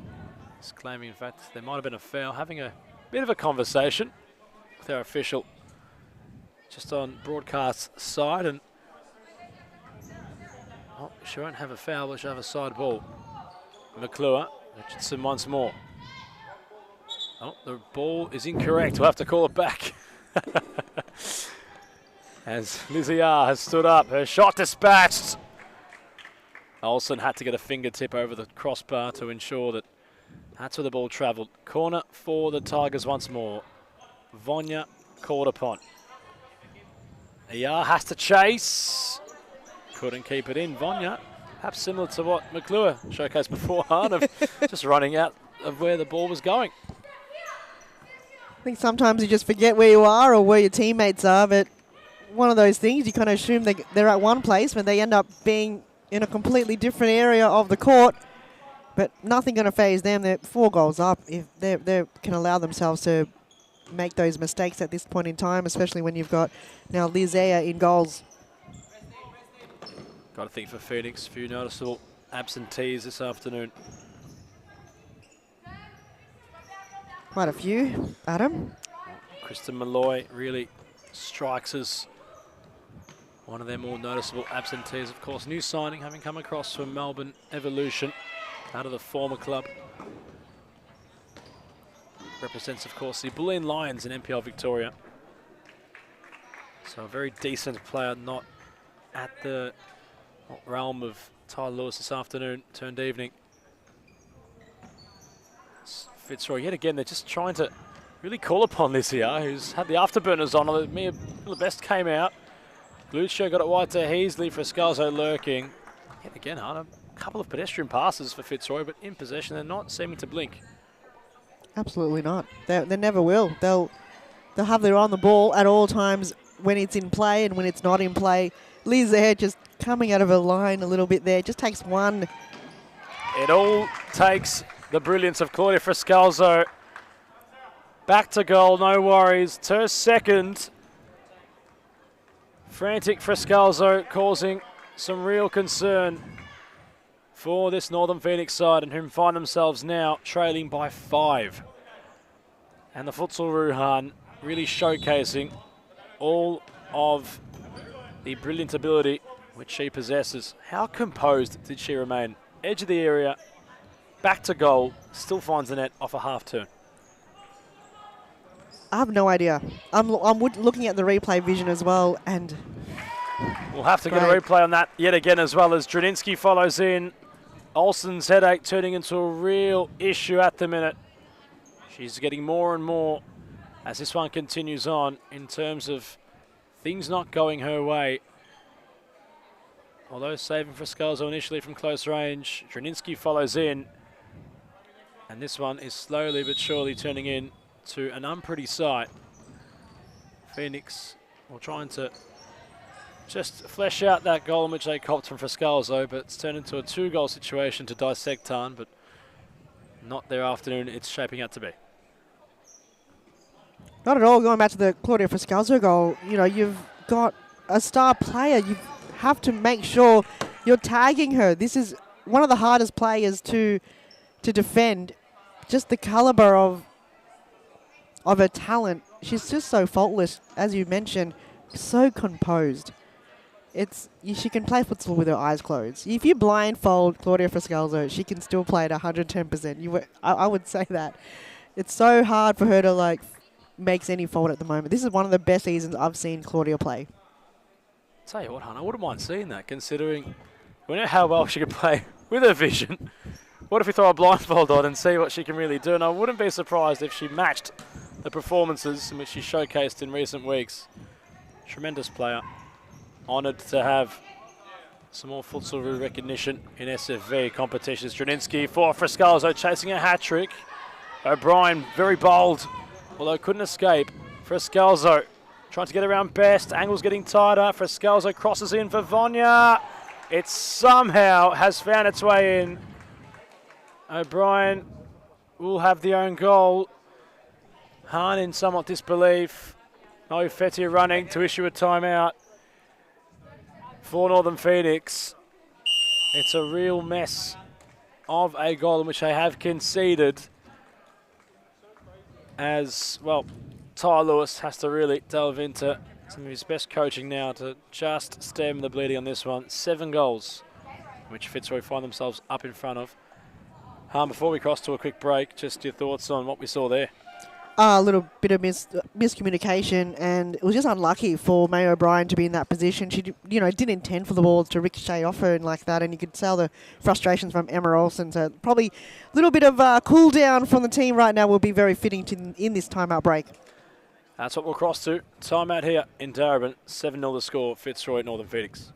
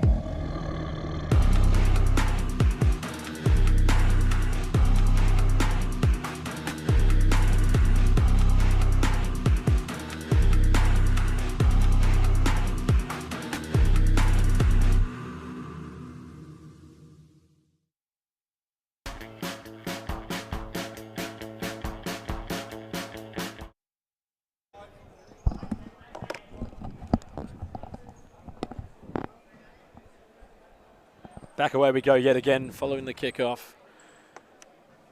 Following what was yet another goal to Fitzroy. It was very bizarre the way it found itself into the back of the net, the ball, and well, Phoenix find themselves with another kickoff. And as it ticks on, Han, Fitzroy are hunting double digits. We have a quick look, of course, at the overall goals for this season in SFEW, and well, I'm sure Fitzroy are looking to really make a statement here. Melbourne Arcu on 32 goals for, only the one in which they've conceded. As for Fitzroy, only 3 in which have gone beyond that of Lizaire. And I'm sure with a heavy win here at the expense of Northern Phoenix, they'll look to just get another mental victory over the likes of both Western and Arcu further up the table. Because unfortunately I wasn't here 2 weeks ago in round 5 when it was Fitzroy and Melbourne Arcu and Jess Al scored that winning goal. But gee, that game would have been now, could be the one that was going to be, you know, important for Melbourne Arcu to get the championship. But they'll verse themselves again, and, you know, we'll see the second time around if that will be perhaps the change of the team Fitzroy. Can they bounce back? But Fitzroy, they just hunt and hunt and hunt until they can't anymore. They just play from first to final whistle. And first game to final game, they give it them 110%. If they have 5 players, they have 18 players. Without a doubt, they've got one goal in mind, and that is to win. And winning they currently are right now. And well, of course, if it remains this way, they'll jump Western United. Although those in green and black who are still to take to court tonight will have a game in hand. Although Fitzroy will have the goal difference for a Scalzo. Olsen once more, preventing things from being any more damaging. Ranjanos couldn't clear. Trinotsky for Claudia Frascalzo. Takes a fake shot, trying to wheel around. Gets around Maranjanos for Frascalzo. Stinging the palms. Has a look at CRS to say that might have been a foul. Trininsky, they can't clear. Northern Phoenix goes out for a corner. Going back to that, Adam, Fitzroy, I would want them, a couple of them, to stay back and watch the Western United game, because I feel like they want Western United to win in their favour to get that game up. So if they can defeat AQ, Western, just as we saw a goal come through. Frascalzo with the hat-trick. Claudia Frascalzo, the Futsal takes no prisoners. And it's yet another 5-star performance from that of Fitzroy, in whom have gotten their 8th goal. And that's really what the narratives have become, Han, considering it hasn't been the Phoenix's day. They haven't had a full team to really boast. They haven't really had a chance to come into this one. And well, if you look at the goal difference, as we mentioned, I just wonder what both sides warming up around this one are thinking. This ominous threat which is brewing, and now Frascalzo has another chance, that of Dina. Vonya parries, and I can assure you, seeing this Fitzroy side, Han, they're not going to stop at 8. They're going to keep going. They'll get going to the end. They want to make it more as much as they can. They want to catch up to Melbourne AQ, who are currently on 32 goals at the moment. And that's their sight, and this would have been their opportunity. I think it was Christine Hanna that just got hit there quite heavily in her abdomen. Or was her hand? I can't tell where she's holding on to, or it could just be her crotch area. I'm not too sure. Well, Galuccio went back with what was a scorpion kick of a clearance. Will we call it that? We could call it that. Olsen's gone long. Galuccio, sweet chin music. Sweet chin music, yes, but it hasn't hit the chin. And well, it's a bit of discomfort for Christine Hanna, who's on the bench. Galanos takes her place, and it's been that sort of discomforting occasion, really, for Northern. There's still a big chunk of time left in this one. We're halfway through out of the second half. Galuccio. Back towards Drininski. The idea was Vonya. Aaron Janos just happy to clear forward. Liziar will roll short for Galuccio. Jennifer Scalzo coming short. Rowan trying to hold things up. Druninski. So we might have a focus in hand of what's to occur in the contest later. Beyond this one, perhaps our match of the round for that round 6. Melbourne Arcu, Western United, first against second. Fitzroy were leading, of course, in round 5 against Melbourne Arcu. As you mentioned previously, it took Jess out just before the final whistle to not equalise, but win all 3 points that were available to both sides to ensure that Arcu remain undefeated. But predictions heading into our next contest on, that's really becoming the main event of tonight's 6th round of SFE Women's. It is the main event and probably one of the highlights of the season. They are now warming up like I've never seen before, these two teams. They've been here for quite some time here in the arena. They're getting themselves mentally in the game. Western United, you can sense the occasion there. And Melbourne IQ, they're just doing what they do for any game, really. But, yeah, I feel like as a team, Western United, it's a bigger occasion for them. They know that this will mean a lot, this win. They've got, additional players coming on board, Beck Davies being one, a huge player that they've signed on. This is their moment. This is her moment. I think Claudia Damazi's on that squad list, Taylor Halabi. So this is their big moment with big name players. Can they go up against Melbourne IQ, where have just been undefeated so far since now? Very intriguing to see what transpires. You'd expect a big game from Rebecca Davies. Big game from Damasi. Amanda Araha also warming up. Clarissa Alatran. There's so many big names in this Western United side, but how evenly matched they are in comparison to Arcu. Mary Hubig, Jess Davies, Jessica Rao. See, at the forefront of your mind, Tan, is just all the big name players heading into the main event, which is coming up. And, well, I really don't know which way it's going to lean towards. I haven't got a definitive answer. We don't know. Only time will tell, Adam, and this is coming right after this game, which has been all Fitzroy. Brilliant run from Richardson. Vanya had the easy task. It was all set up by the number 3 of Fitzroy. Took the game upon herself. And Rowan, rather, at the back post to shift the ball beyond that of Olsen.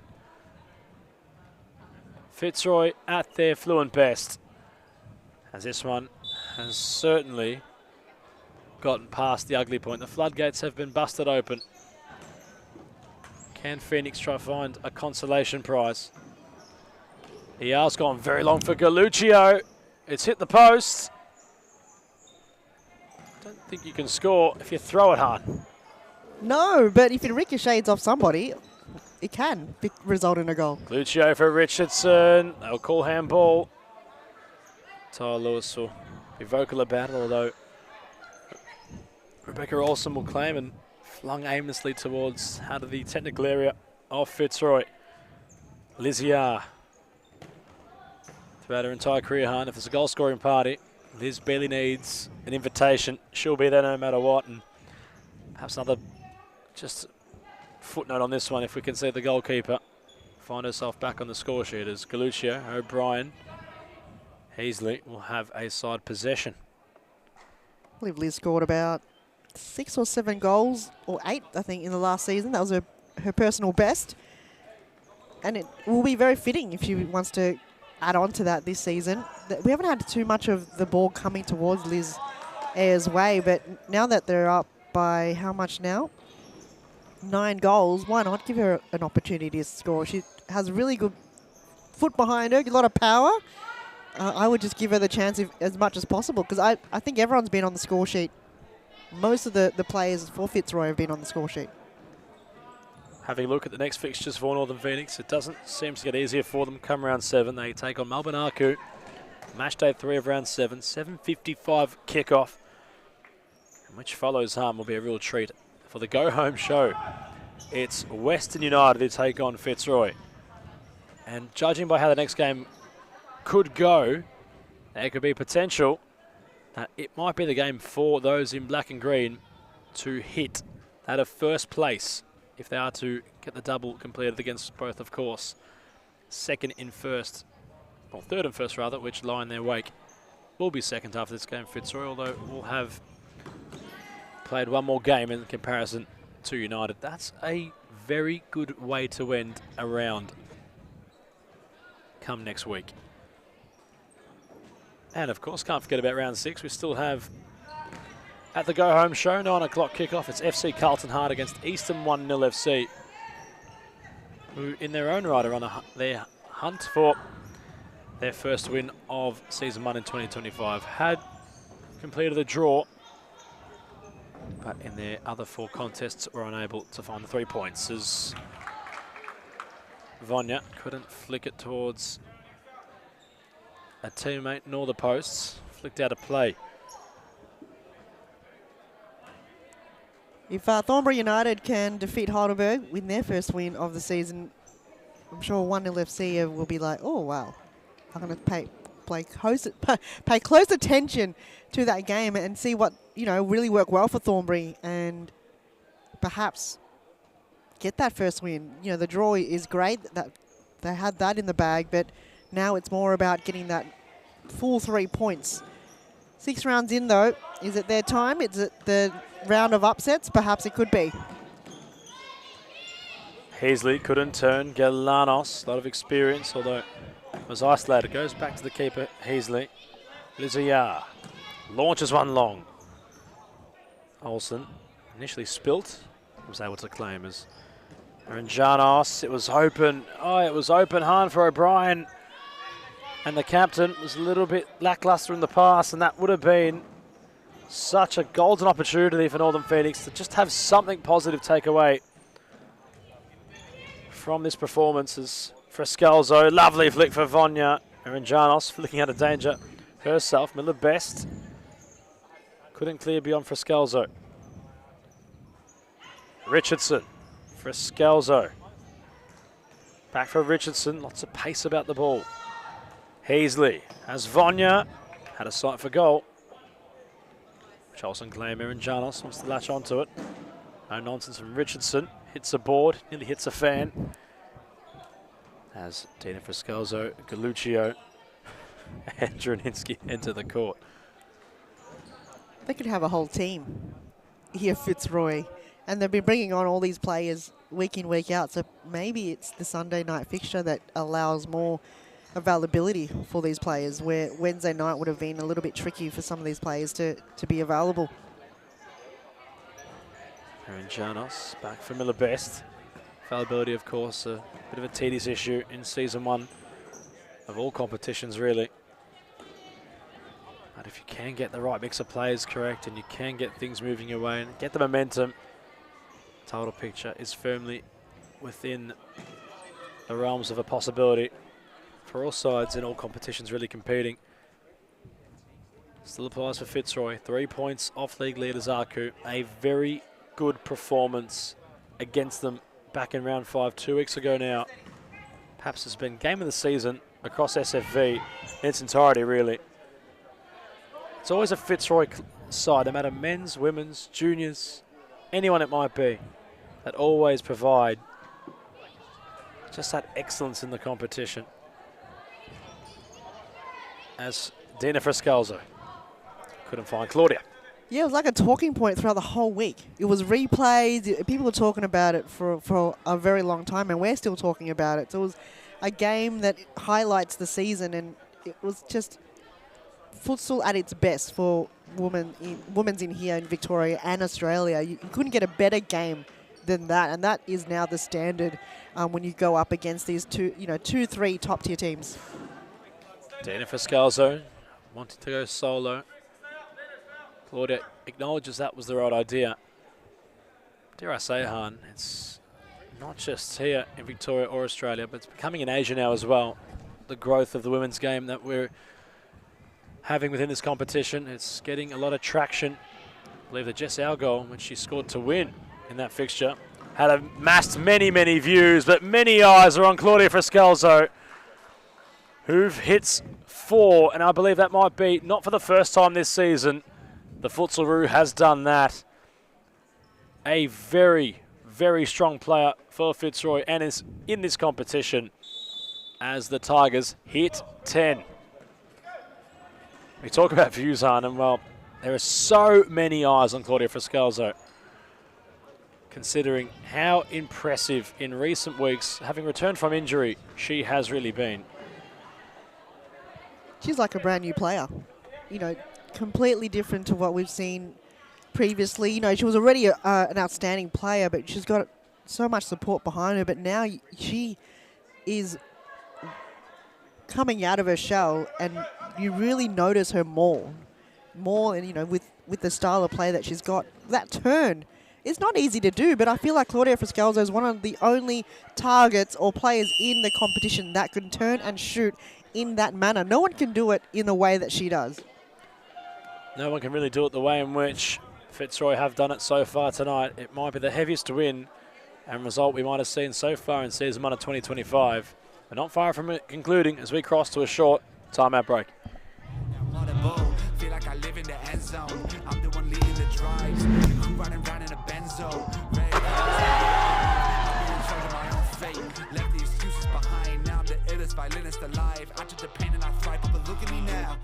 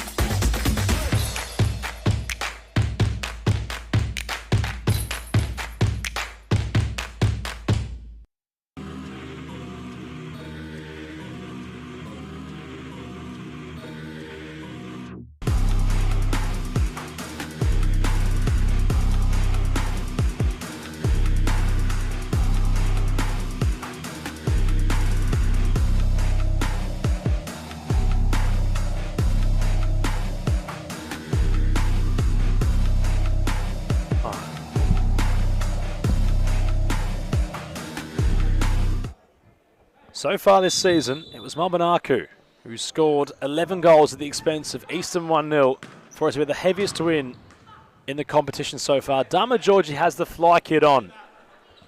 Ty Lewis has a laugh to former manager in his playing days of Jimmy Soufis about the fly coming out, and Fitzroy are looking to eclipse that of the feat in which Melbourne having done so far in this competition. They still have time to find their 11th as Friscalzo wants to run out of O'Brien. Claudia Friscalzo now.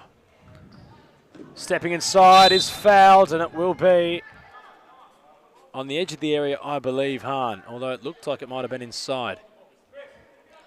From where I was looking, it looks like it was on the edge of the area, but Friscalzo did end up inside the D, but the initial contact was just an inch out of the white line, and I think Dama George is coming up to get her name on the scoreboard. Friscalzo is very deep.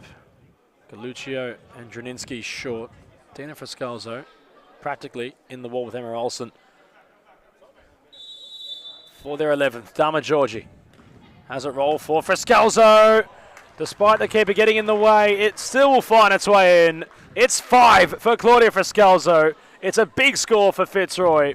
They've hit 11. They've equalled Melbourne feat of highest goals scored in one game. And they might have one more play on if they can get possession to have the highest, although 11 will do, I'm pretty sure. Will do for them if Dama Georgia could footy kick it. A game we thought it was like going to be high scoring from the get-go, especially when we saw a very slim squad from Northern Phoenix. They don't have their usual big game contenders in tonight's game, but credit to them. They've fought hard. They've managed not to really go out there and concede too much. It could have been worse. If you're going up against Fitzroy with the likes of Claudia Friscalzo, there is nothing stopping them from dominating in such a game like this, especially if they knew from mentally and physically coming into the game that they knew is going to be a challenge. So Northern Phoenix, a lot of work to be done. It's just more about availability of the players. Full time concludes in this one. Match day 2 of round 6. Fitzroy putting 11 beyond that of Northern Phoenix, an understaffed Northern Phoenix at that.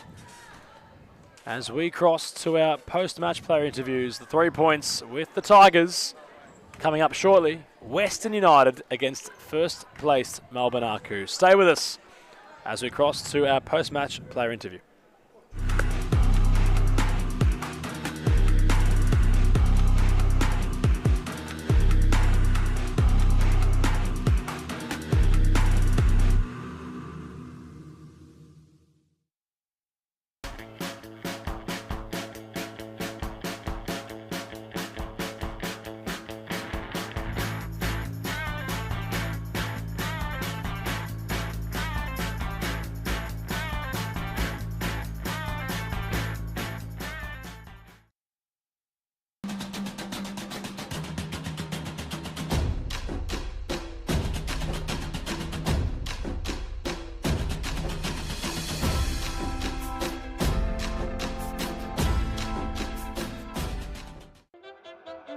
Grew up with low self-esteem.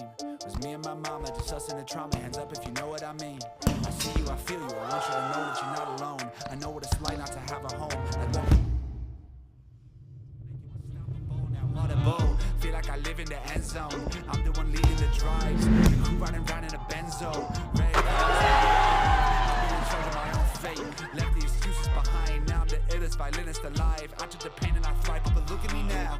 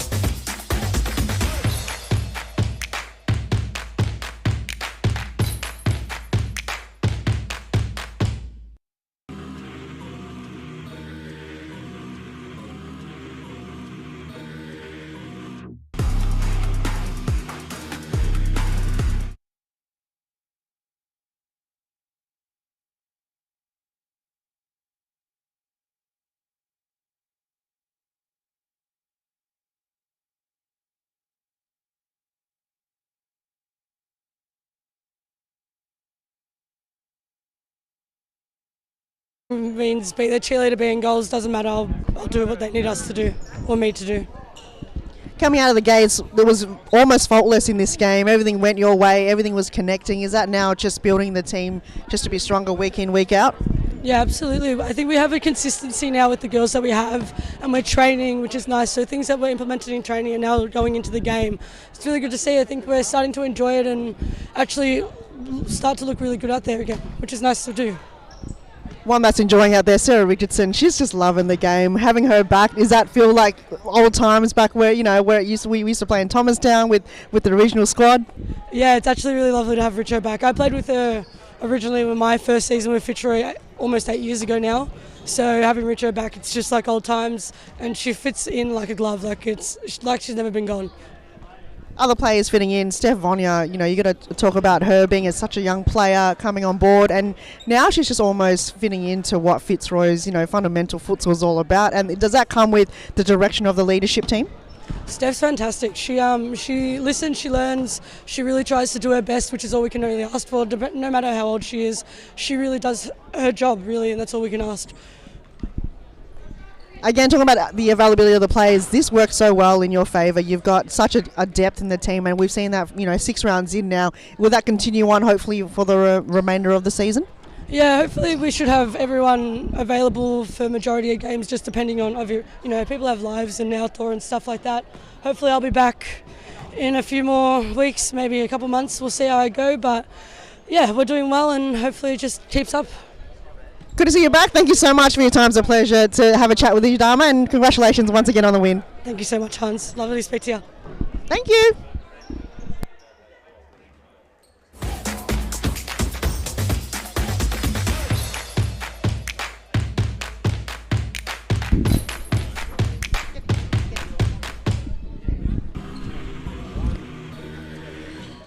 Joined here by Tyler Lewis from Northern Phoenix. Tyler, what went wrong in there in that game? I think it's an unavailability of players. I mean, we played the game with 6 players. Chris Malloy had outdoor commitments. A couple of injuries doesn't help. Like, we don't have a massively deep squad, so when we have those 3 or 4 pull out, it makes a massive difference. First half, credit to Miller and Nikki. They did really try to convert the ball movement and especially the counter attacks. It did look promising down the centre of the court. What changed in the second half? Was just more fatigue, or was just more they didn't find their groove? Yeah, Miller and Nikki and Chris have been really, really vital coming in this season. They've been fantastic the entire season. But yeah, this pretty much comes down to they're tired. They're copping shot after shot after shot. They're running back. They're sprinting forward. Like, it takes a toll. When you play a team like Fitzroy, have Frisky playing so well, D playing really well, Danny Galuccio played really well at the back as well. So when you're playing a team like that, you're going to cop goals, and once you get tired, you're pretty much done. You're cooked. Thanks for your time, Tyler. I won't keep you any longer, and all the best for the seasons or the rounds to come. Thanks, son. Appreciate it. Thanks, everyone.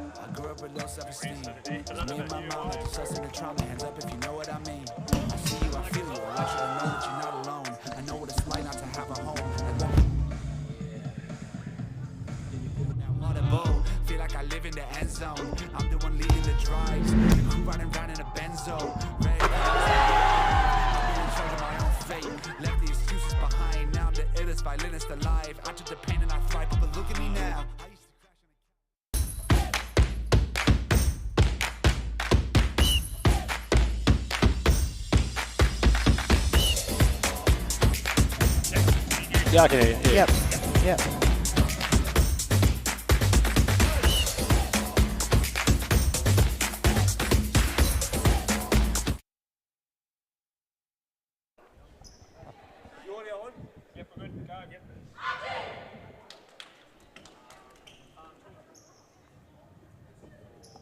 The main event is upon us. First against second. And we are in for a treat, Han Tran. It's Melbourne Aku against Western United. Round 6 has its penultimate matchup, moments away from being all up in dispute. Harmon, an early prediction. I know we just touched on it previously in that conclusion to the Northern Phoenix and Fitzroy game, but we need a definitive answer now. Which way will it lean towards? I'm going to go Melbourne Aku. Melbourne Aku, the call for Han. To be different, I might call Western, but I cannot conclusively say so. But in the fact of being neutral, you'd expect a great game of futsal as well. Jared wants to get lively very early. Allerton, the captain, for Rebecca Davies. Big slide and a push from Davies upon that of Aku. And what a start it's been to this one, Han. Bodies hitting the floor early. Well, I wish I have the energy that the players have. We mentioned, they were here very early, got their mindset in this game. They warmed up for a good half an hour while Fitzroy and Northern Phoenix were playing. So they've now conditioned their muscles. It's warmed up. So now with this game, it's a high performance. Nothing will be any better in tonight's game than this game right now. You feel the veterans, Jess Howe will step up, and Beck Davies will be the one that you want to really look out for. A quick look of United's lineup. Lara Alhayak is the goalkeeper. Rebecca Davies. Clarissa Allerton. On court joining that of Jaron Araha. And we look at the bench. It is stacked for those in green and black. Claudia Damasi, Taylor Halabi, Louisa Verratti, Arda Sargent. And dare I say, that just rounds out the lot, Han. Stacked by all imaginable belief as we look at Melbourne Aku. A little bit shorter in terms of their bench, although not short on quality. On court is Jess Howe, Mary Hubeek. We also have joining that are Sophie Williams and Sakai Nagai. Daniela Bradley is the goalkeeper. The likes of Miko Yamashita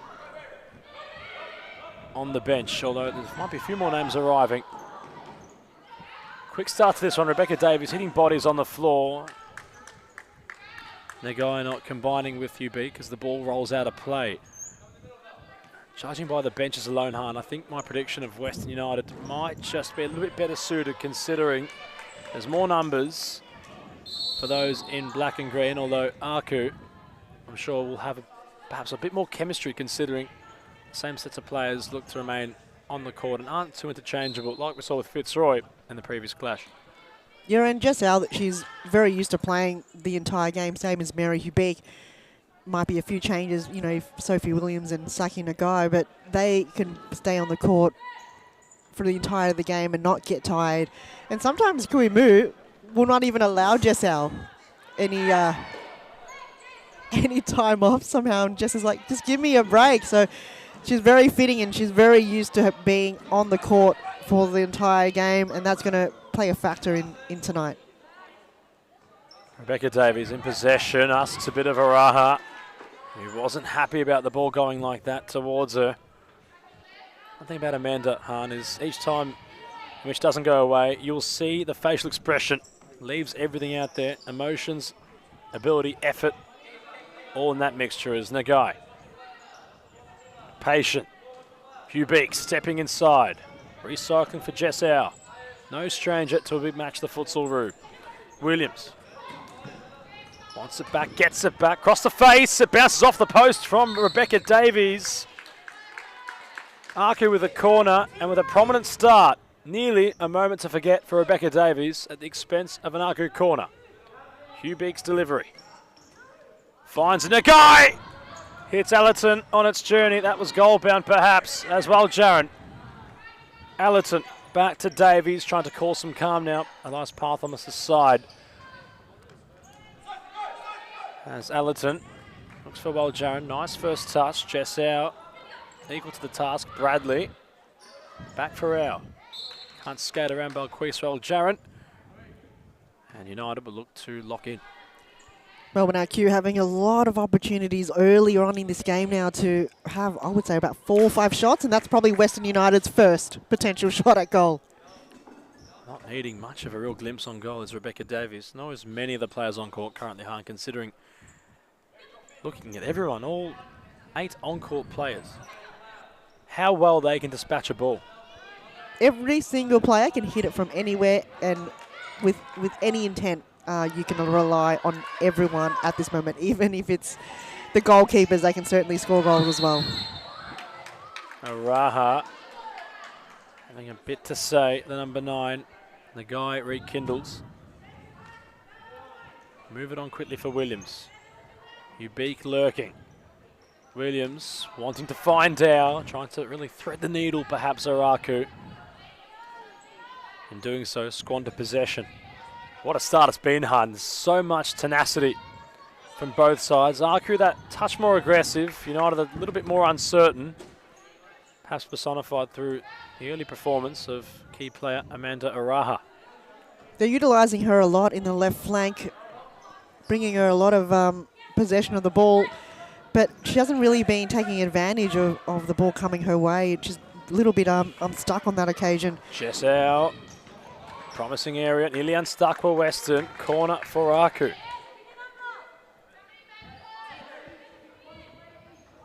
Will be Au's delivery. Ref counting down as Williams shifts out of play. There's like 4 previous ex-Melbourne Evolution players right now on both Melbourne IQ and Western United. So I'm just a little bit trying to get used to the new colours of these new players that's, you know, been sold into Melbourne Evolution, the brand, for so long, and now they're in new teams. So something I'm just slowly adjusting to right now, Adam. Lots of Evolution flavour on court in different colours.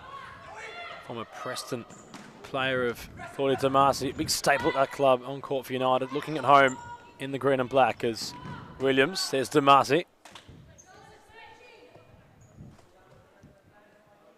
It's been rather the start for Aku, but all considered, Han, of course, in the men's competition on Friday night, it was Western United with their first ever win against that of Fitzroy.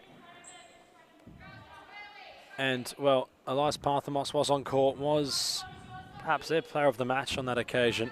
Imagine if the club were to, within only a 2-day turnaround, complete another very impressive win on court here in the women's. It would be quite the way to cap off the week that was for the side from the west of the town. Would have been one of the biggest weekends in futsal for the Western United squad. You know, you had the men's defeat Fitzroy. They are not hard. Oh, not easy to beat, sorry. And to do that for the men's competition is, yeah, a feat in itself. If the women's can finish and get the job done tonight, that will be another accolade that they have on there to defeat Melbourne IQ, who, again, have been undefeated till now. What a ball from out to find Nagai, trying to shift around that of both Damazi and the supporting Halabi. Goes out for what will be Lara Al-Hayek's ball, but really appreciate the way in which Nagai controlled possession and the ball in which found her from captain Jessau, who's in possession. Sophie Williams wanted to go long, Hubik coming shorter. Now Al shifts inside Halabi. Jessau on a rampant run here. Stretching Hubik, clutching perhaps at a hamstring as Rebecca Davies now finds Damasi. Back post! It was there for Halabi. It was Western's best opportunity thus far. Hubik takes a stroll off, looking a little bit gingerly, but what a moment it could have been for Western Han. Oh, gee, that was the winning ball from Beck Davies when Mary Hubik couldn't get hold of it, and it was the counter-attack through one end of the court, saw the switch, and that was perfectly placed. But sometimes in big moments, if you're not switched on and you haven't got that mentality of slotting it through, that was your big moment. That was one of the biggest moment you would ever have, and it's gone. And I don't know if it's going to come again because Western United haven't moved the ball in that ability all game. Damasi asking a lot of Davies. Jessau. Now it's Aku's turn perhaps and being that little bit unsure Han in possession. We've got just a moment probably in the last minute or so where Western United have really just caught Melbourne IQ off guard. They're drawing in mistakes as well. Davies trying a roulette, getting stuck on it. Perhaps she was as Williams wanted to rampage forward. We'll keep the ball alive. No, she won't. Come back for a United side possession. Having a glimpse of Mary Hubik Khan. Not too sure what the injury concern might be. Well, we might need Jeff Shreves for our EAFC players. Just checking on the touchline to see what is happening. But, well, we have the beauty of being close to both technical areas. We might try weigh in on Mary to see if she's okay. As Nagai measured Bradley. Williams, first time. It just reaches out. Halabi, it was lurking.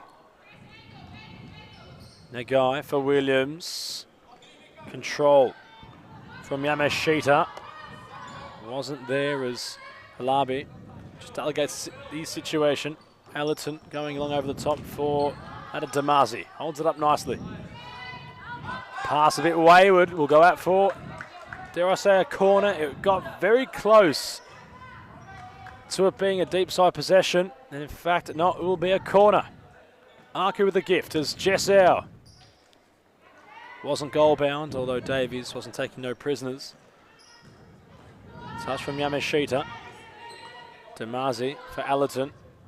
Davies, a lot of leadership quality, of course, about United with Jessau. With on the opposite side is Jessau, although Davies, being a firm leader, is at the back post. Of course, leadership quality is still with United with Damasi, who couldn't steer it home, and they've had a couple of chances now hard.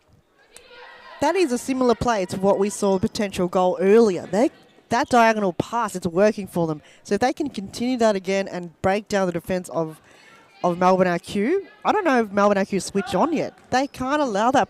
Because how easy was that ball to get from one end of the court and switch it over to the far side? They've done that with these with so much time and space, and then allowing the ball to cut back towards the back post position. It was just Claudia Damasi lost her footing a little bit in the final third of the court.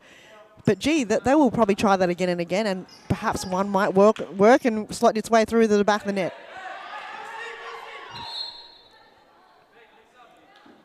Yamashita just being told to go back a little bit. Ball from Chiba, who has arrived, and Mol'Aku have had a deeper bench. Somewhat come out of nowhere, Han, really. We have not seen them up until this point, and they've just somewhat spawned out of nowhere. Just a ninja. I don't know where they've come from. There's a secret door somewhere there, Adam. Allerton's things the palms of Bradley. The secret door has been unlocked for Aku. They've got more reinforcements on their bench. Bradley goes long. Controlled by Chiba. Earns a corner. Is this the moment? The side yet to taste defeat this season go in front. And well, it could be Han. The first sharing of points both these sides experience. They are to draw, or the first loss in which either might be handed. Quite the main event we have cooking here at DCSS as Chiba once more will have an opportunity. It's deep, the cross will come in. It was very, very confusing for everyone involved, considering Halberg initially thought it might have been a cross, and well, it was just teasing its way towards its top right corner. Allerton on for Davies. Trying to get around Jessel. Rebecca Davies! Bradley tested yet again. The Evolution alumni really coming into life in this one, Han. They sure are. It's just watching Evolution play, especially from Beck Davies. Just the style of play. It's all textbook. Her and Clarissa Allerton are very similar in plays. They treat every move like it's training. You could see it all unfold. They've got direction of Andre Caro, and you do see a little bit of Andre Caro coming from the likes of Clarissa Allerton and Beck Davies. Of course, mentioning the Blues, Rahan Ali in the building, Kiwi international futsal player, supporting that of Sophie Williams. To ensure there's no Sophie on the Western United list, that would have been not the best blunder on my end, but no. I think I can confirm Han has, well, there's been nothing short, anything confirming on the scoreboard yet for either side. They've been moulding into it nicely. It's been rather even. The ascendancy hasn't firmly been with either team yet, as Davies a bit loose, and now Chiba perhaps took too much time as it bared down towards that byline on the right flank. Chiba will have a corner. There's tall timber on the outskirts of the box. Cross comes in. They'll try it again. Camilla Fresneda might be the option as it's flung in. It's not dealt with until the clearance arrived. In fact, that was Lucy Remia on court. Fresneda, although listed on the team sheet, not in the building. Howie Froth can be a bit of a disservice at times. As well, Jaron Davies keeping Verratti involved.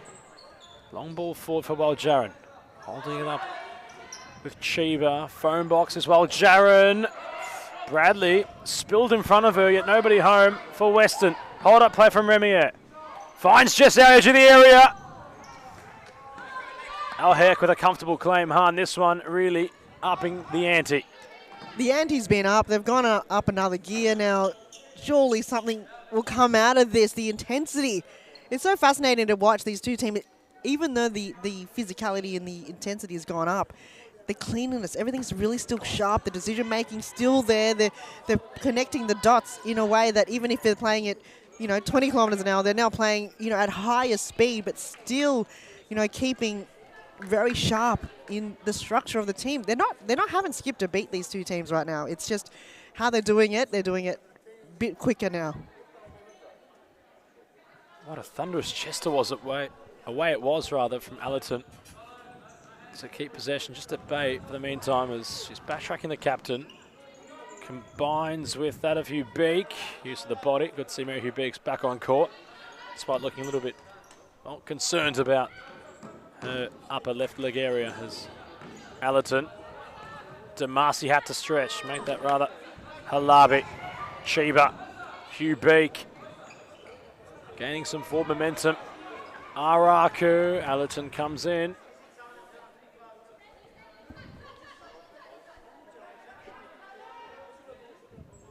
Hugh Beak's side ball. Jessau hits it. Halabi blocks it. So difficult to tell who's going to blink first as we near that of the halftime break. Jessau for Mary Hugh Beak. There's your opener. On cue, Melbourne Aku. It's Jessau's through pass in which finds Mary Hugh Beak, and it's the league leaders who go bang on the cusp of half-time. That was just hard work from Mary Hugh Beak. She started off drawing in the ball from the back line, passed it on to Jessau, and Jessau somehow cut through the defence of Western United. When you blink, they've got players behind the ball really not attacking the diagonal pass towards Mary Hugh Beak. She'll punish you any day of the week. That left flank, Mary Hugh Beak has got it, and that angle, she'll nail it time and time again. Just makes you think, Han, about the Halabi chance at the other end, in which was there from United. The real trademark move in which they execute. Although Halabi had the easy task, you could argue, of finishing, and couldn't seem to do so. And now how it's all going the way of the Imperium side of Melbourne Aku. It's a near safe assumption, perhaps, Han, that having earned the crown at the back end of Thomastown in Season 2 of 2024, they're not looking to relinquish that title anytime soon, and have so far come into this one showcasing their dominance. As Williams, Hugh Beak full of confidence, although Allerton does really well to pickpocket. Decision to be made here by the official. Goes back for Aku. Or does it, Han? In fact, it might have gone back for Western.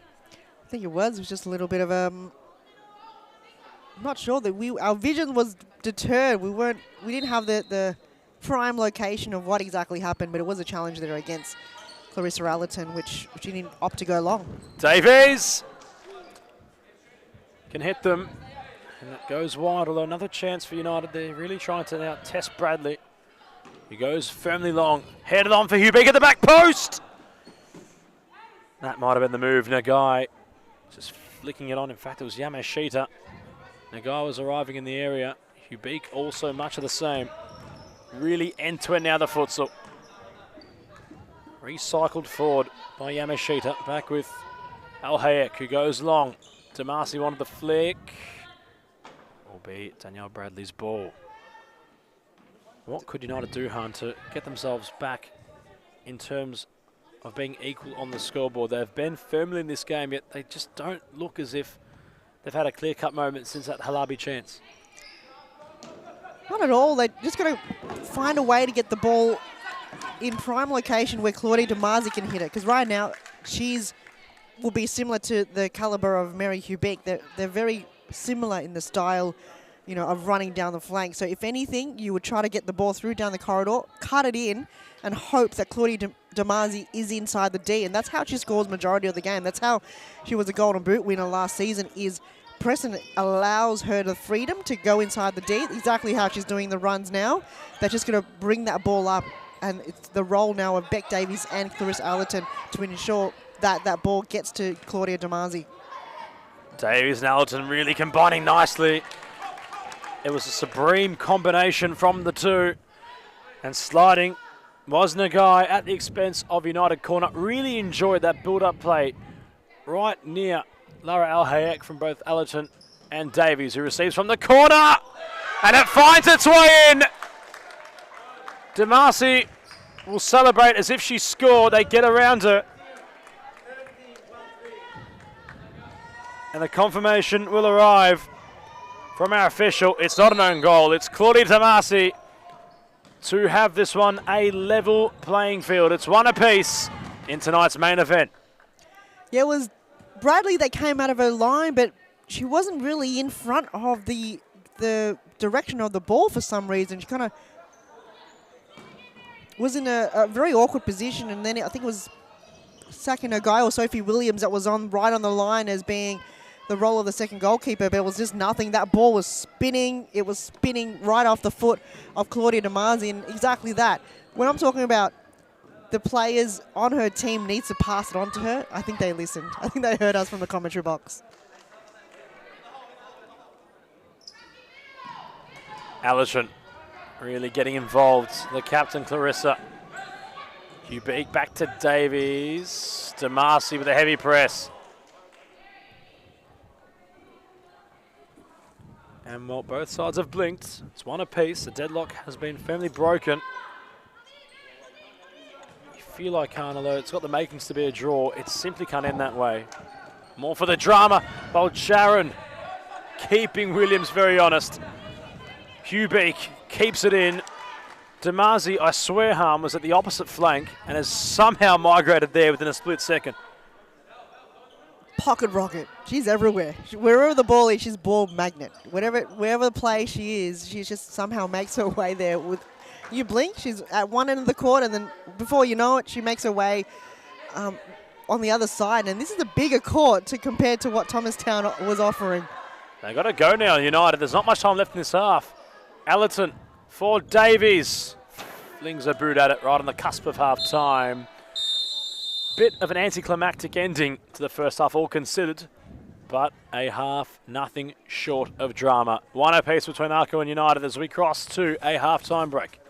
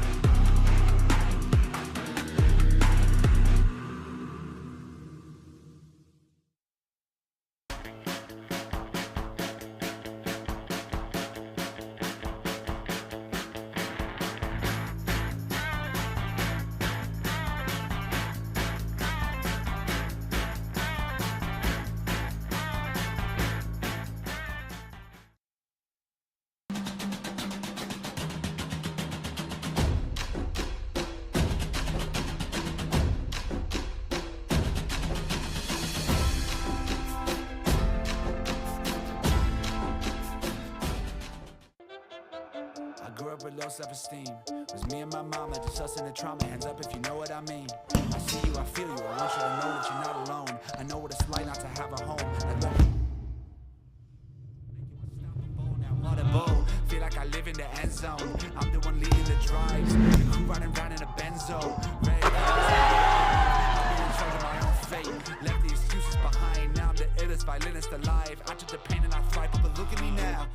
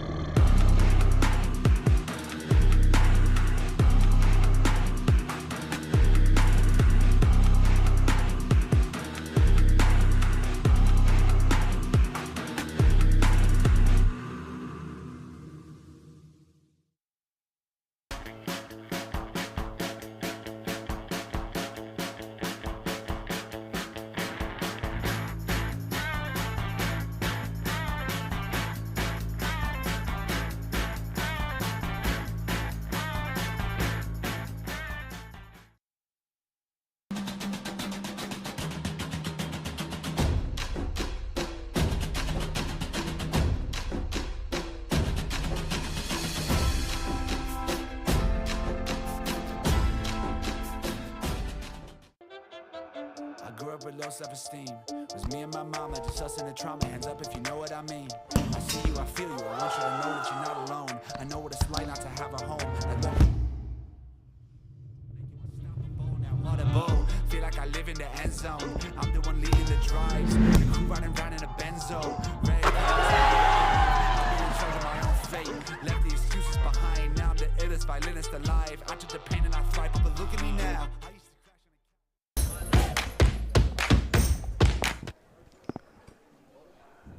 That's one half of our main event, all set in stone. Are we ready, says the official. Yes, we are. We've lifted off for the second. And we start the way it began. A deadlock, although both sides have scored. It's one apiece. Han Tren, it simply has been a great first opening 22 minutes of futsal. What can we expect from its climax?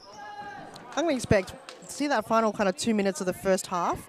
I want to see more of that. It was more, they knew that the time wasn't really, in their favour, and they still went at it. And Western United, they got to create a bit of flair. Sometimes they're a little bit too predictable, and Melbourne AQ can see that. They know their next move before they do. If they can allow the likes of Claudia Damasi to bring in the game a different style of play that's unpredictable, Melbourne AQ won't be able to kind of really stop them in that fashion. So more flair and creativity to the green and black. Melbourne AQ, they know their role. They've got so much of their mental state of game day ingrained in them, and they know that they haven't lost a game, so they don't know what it's like to lose. So for them, they're just going to continue bringing that confidence without with every single player on the court right now. Ball just taking a touch off of perhaps that of Nagai on its journey, and the cross came in from Chiba. Allerton has a deep side possession. We haven't seen involvement yet, Han, from all of United's players on their bench. And that might be personified by their next change, which is nearly on the cards. Although while Jaron competes with Al, off goes Jess. Trying to earn a corner, does earn a corner. From nowhere, practically the captain generates a set-piece opportunity.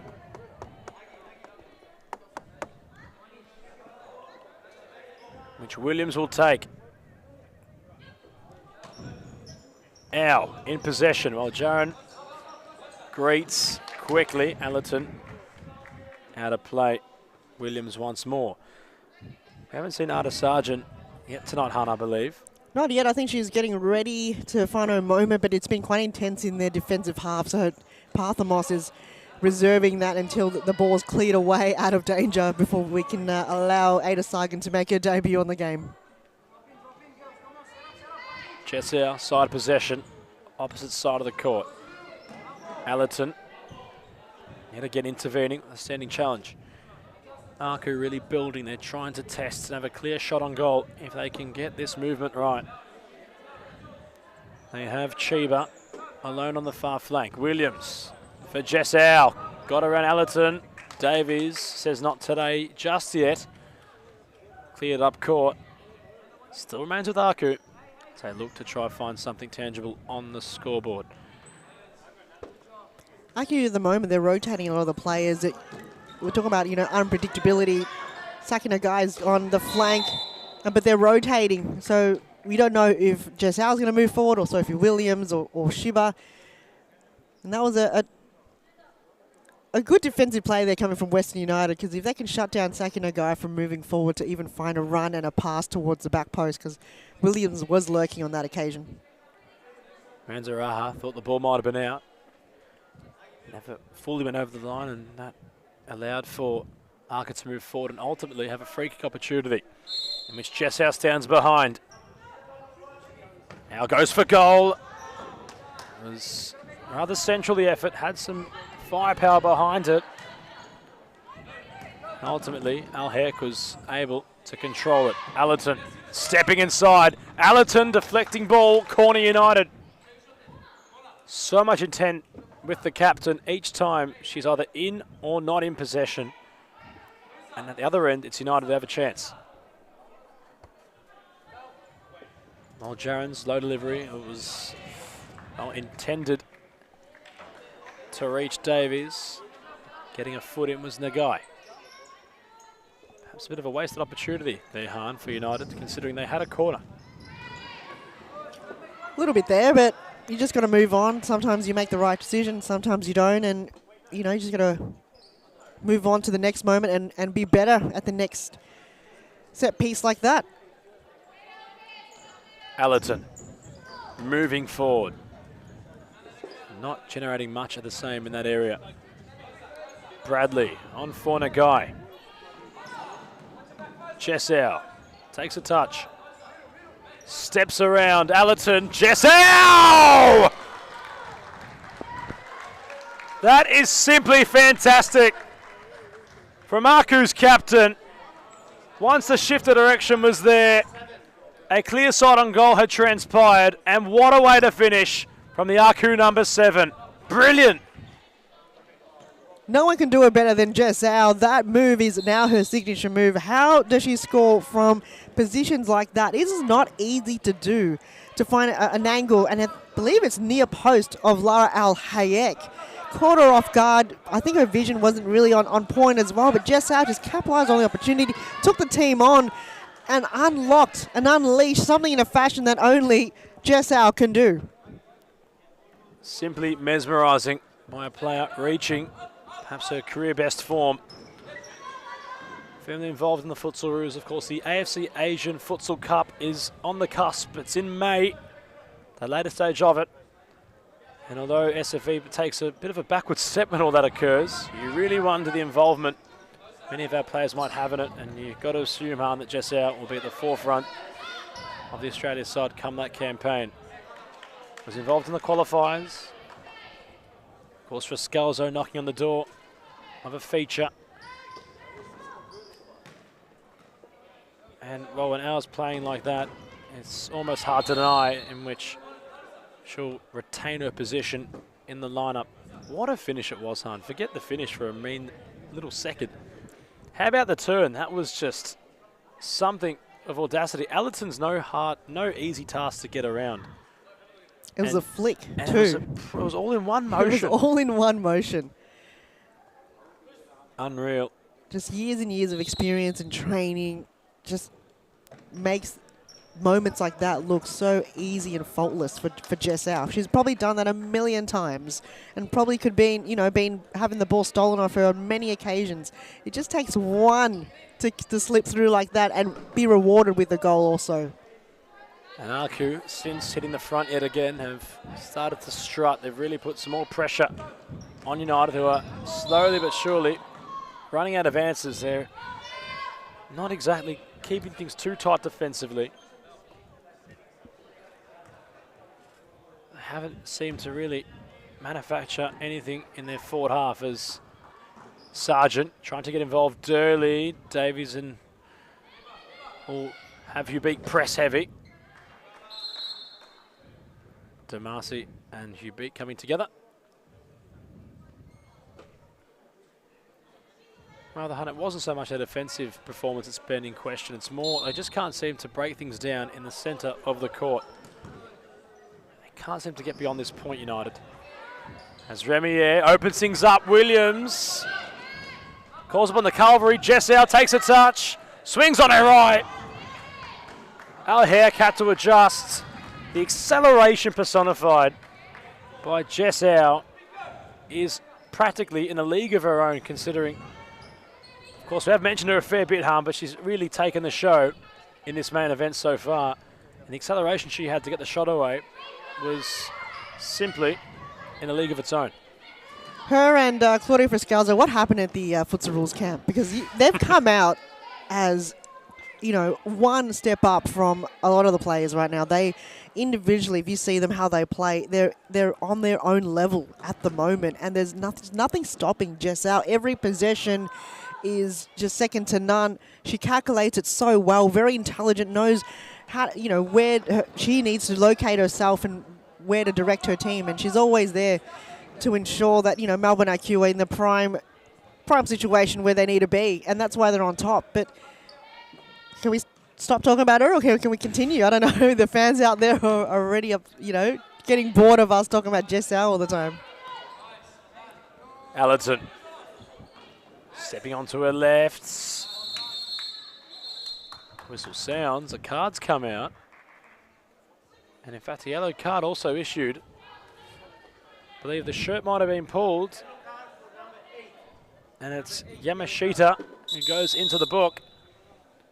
But Sili Mohammed and Ice Parthamos have issued a timeout. Upon resumption of play, have a genuine opportunity to equal things up from what will be an advanced set-piece scenario. Timeout, Arco in front, 2-1. We'll join you shortly. Feel like I live in the end zone. I'm the one leading the drives. Crew riding round in a benzo. Red I'm in charge of my own fate. Left the excuses behind. Now I'm the illest violinist alive. I took the pain and I thrive, but look at me now.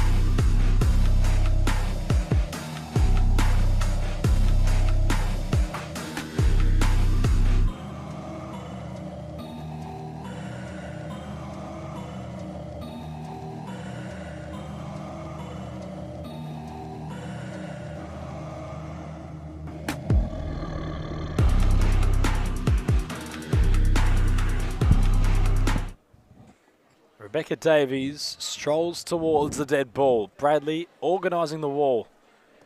This might be United's best chance since going behind again to equalise again.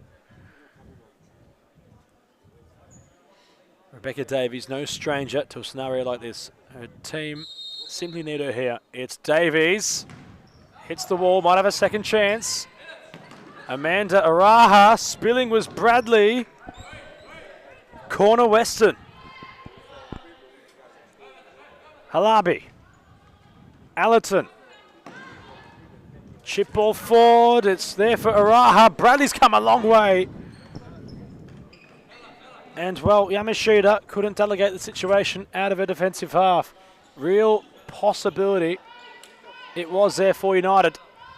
Araha trying to come into this game. Can't get around Hugh Beak. Draws a foul, another opportunity on the cards yet again, Hart.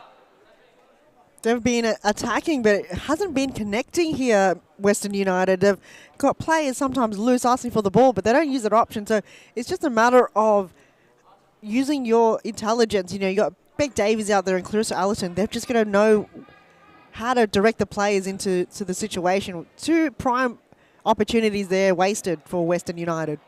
They might have another here with Allerton, who's short. Davies on the free kick. Davies, Araha, stepping inside. Amanda Araha! That's exactly what a number 9 should be doing. A brilliant goal by United's number 9. Araha shifting, firing and scoring, and it's 2 apiece yet again in this one. It's all on level terms. Brilliant moment from Miranda Araha. Han Tran, fantastic. Western United, I think we just got to predict things to happen here for them to unfold in the way that, you know, that we predicted in the first goal. We need to feed it to Claudia Damazi. Now we're saying they just need to be a little bit more intelligent of where the ball needs to be. And Amanda Raha just built that little confidence. It didn't overcomplicate the first touch. Knew she had to get around her defender, and then she predicted Bradley to come out of her line, waited until she did, and then went for goal. So this is now, you've just got to really use your futsal smarts to beat your opponent. That's the only way. There's a break here. Araha, it's there for Davies, takes a stumble. It was competed for in the engine room, and it was United in numbers who broke forward. They got around Jess out. And it could have been a very promising opportunity if they got their cards right. Although it's squandered to nothing as Alhayek, Allerton, lovely feel about this one now. Araha, it's come to life. Rebecca Davies, shifting ball, finds Araha. Hubeek was lurking. Allerton in possession. Trying to go around that of Hubeek was Allerton. Falters out to the touchline where Aku can reinstate some possession. Hubeek splits the lines. Nagai stepping inside, dispatching Davies in front of it. Oh, what a feel to this game now, Han. It's really come to life, and we still have a half within the half left of time on the clock. So many futsal to go, so many opportunities, but it's come to light now. Now that Western United have found their equaliser, Melbourne IQ have to step up again. You'll see them, tweak up a gear because they want to get themselves back in the lead. It's been taken away from them. And I feel hard done by, perhaps, Aku. They were playing rather prominently throughout this contest. They've had a couple of lapses in judgment. Although they've kept United from really infiltrating further up the court, United have been clinical, despite what was an initial miss from their most clear-cut chance. Mitch Halabi had right where Davies has possession now. Well, Jaron holding up nicely. Trying to get around Hubeek while Jaron still has possession. Nicely done to find Davies. Well, Jaron, Davies, Allerton. Nice move and groove now to United. Davies going to get her feet right. Falters back to Alhayek and Han. How quickly this narrative has shifted. It's Aku sitting deeply. It's United comfortable in possession. As Verratti, Allerton, back to Verratti. They're a little bit more hungrier now, Western United. The intensity's really upped as Davies draws the foul. There's your hunger. Can they find something again from a set piece? You mentioned, Han, the tenacity and ascendancy has gone firmly with those in black and green, and they might have a chance to personify it on the scoreboard. Beck Davies, set piece queen. She's scored many, many goals from this particular set piece. Will she go on her own, or will she have Verratti there lurking in the back post? Davies strikes, and was, wow, you're going to have to compose ourselves momentarily in the booth, considering it was a thunderbolt which crashed right into the Aku wall. Well, Jaron, edge of the area. Nagai just causing some little bit panic momentarily. Davies clears. Love to know the thoughts of our Commissioner Josh Fusco on this one so far, who's been in the thick of all the action tonight. He's making his presence felt at the moment as Al moves it on for that of Nagai. Damazi leads the protests. Aku free kick. A lot of talking points in the podcast. Have you been following that, Adam? I think you were part of it a couple of weeks ago. It's going to be a while until we're back on there. We should take over from Josh. We should take over the microphone. Let's do an episode, Adam. Chess hours. We'll go on for like 5 hours, that podcast. We had to edit half the thing up. We certainly would, Harden. Well, considered how impressive the performances have been tonight. There's been a lot of talking being done on the court by many of these players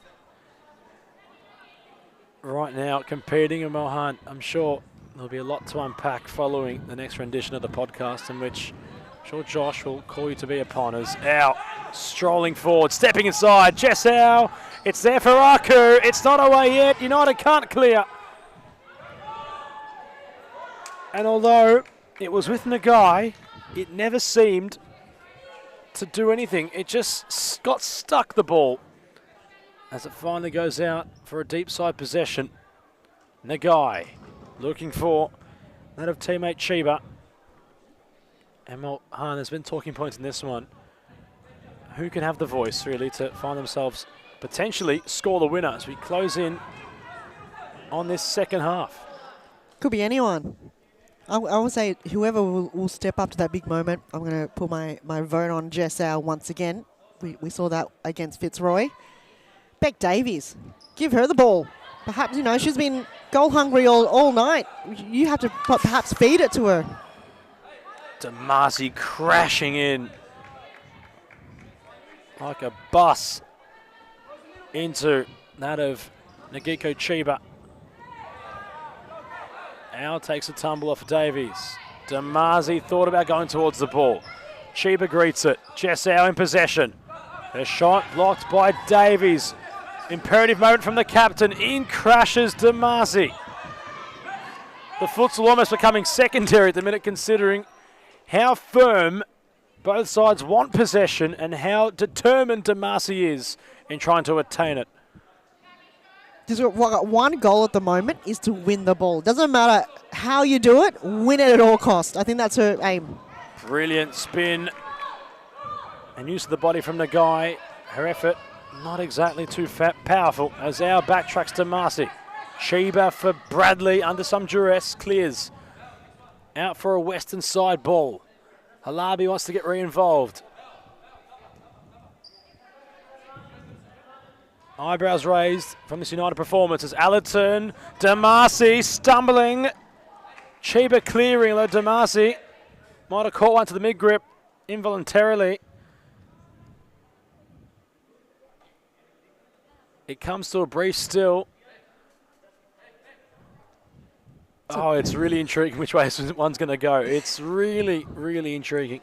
It's a battleground out there. Both of these teams right now are up for battle and nothing is stopping them. It's put your body on the line. Doesn't matter how you do it.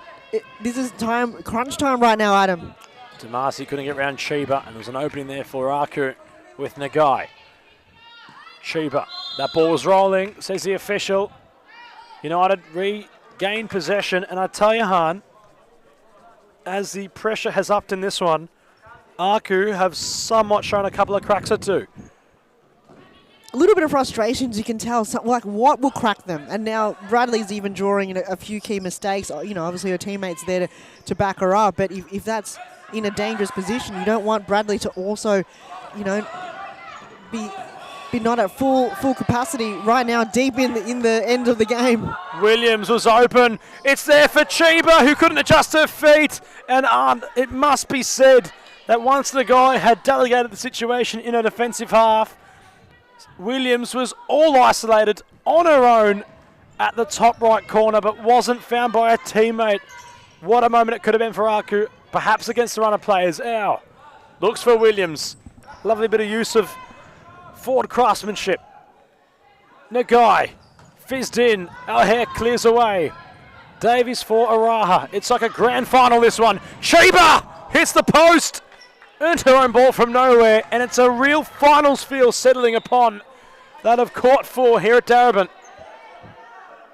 I haven't felt this much atmosphere on Sunday evening in the women's competition this season. Everyone's out and about. The fans are, you know, some of them on their feet. Now Adam Balombi is on his feet, but it does feel like it is a finals game, and both of these teams do not want to lose. This is all at stake. They're throwing everything on the table right now. Melbourne IQ want to become undefeated, and Western United want to prove that they can beat them. Chesau stung the palms of Lara Alhaya moments ago. It will be both sides' first draws of the campaign if it remains in this stalemate. Williams deep for the back post. Araha was a bit unsure. Alhaya wasn't in the air. You'd assume, Han, although we're in stop clock territory, the next goal could firmly win it. Halabi. Araha already has one tonight. On that trusty left boot, Araha. Bradley spills, no one home. Jessau trying to clear. Worked into a corner. And is intelligent to let it roll off of Allerton. And out of play for Bradley's ball. Stop clock territory, 2 minutes left on the clock. Williams wants that of Ubeek. Controls well, Araha heavy press. Ubeek in possession, broadcast side. Can't get around Halabi, who spins out of danger. Wants to go solo on an adventure. Allerton for Davies. There's a winner in this game, you just feel it. Davies! It might have been that moment, Han. There was something that might have just overcame the feeling here, which had it believed to be the Rebecca Davies moment. Beck Davies wanted it. She wanted to have that glory. It was a little bit selfish there. Amanda Araha left on her own on the right side. Should have used her as an option, perhaps even drawing a 1-2 situation. Nagai crashing into Allerton. This game's been nothing short of physical from both sides. Bradley will have possession. We're nearing its final knockings. Lovely ball for Rao! It all stopped. It all came to a pause as the header glances wide. Al Hayek had committed Han, and the net hadn't rippled. Oh, gee, Jess Al. Why not have a crack at it? She is just a player that can score goals from any fashion. In possession is the captain. Gets around Halabi. Jess Al progressing forward. Hubik is there. It's getting messy. It will be a goal kick. After all, Han, a goalkeeper possession. And it was simply there for something to happen at the discretion of United. Al Hayek goes long. Back with Bradley. Jess Al inside our final minute. Goes down the captain. Free kick, Aku. How is your bottle? Hearts beating out the chest to those watching this one, myself included. That is 5 fouls. Kuimu runs across frantically. He wants a timeout to be issued. And that's what he shall receive. Can Aku remain in the winners column? They have a possession upon the resumption of play. We need to grab some composure. It's 2 apiece. Aku Western as we cross to a timeout. Behind now, the illest violinist alive. I took the pain and I thrive, but look at me now.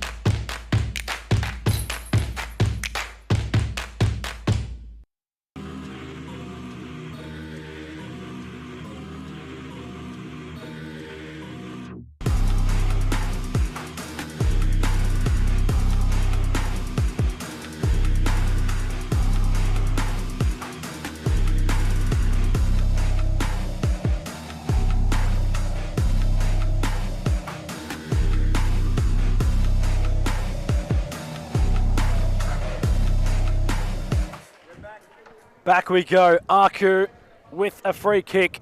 Time scarce. Opportunities much of the same. 4 fouls Western, 5 Aku. Han, there's room for controversy to occur here. Sure is. It's already been heated. This is like the end of the game where, you know, you throw everything at the table. Everyone now is, it's all emotion. It's come into their heads. You can sense it before. It's such a big occasion, and the win. It will just be sweet if we can have a winner at the end of the game, or it will just be 1 point, but it's hard-earned for these teams right now. Well, Jaron couldn't clear. Williams spinning. They have to be cautious, United.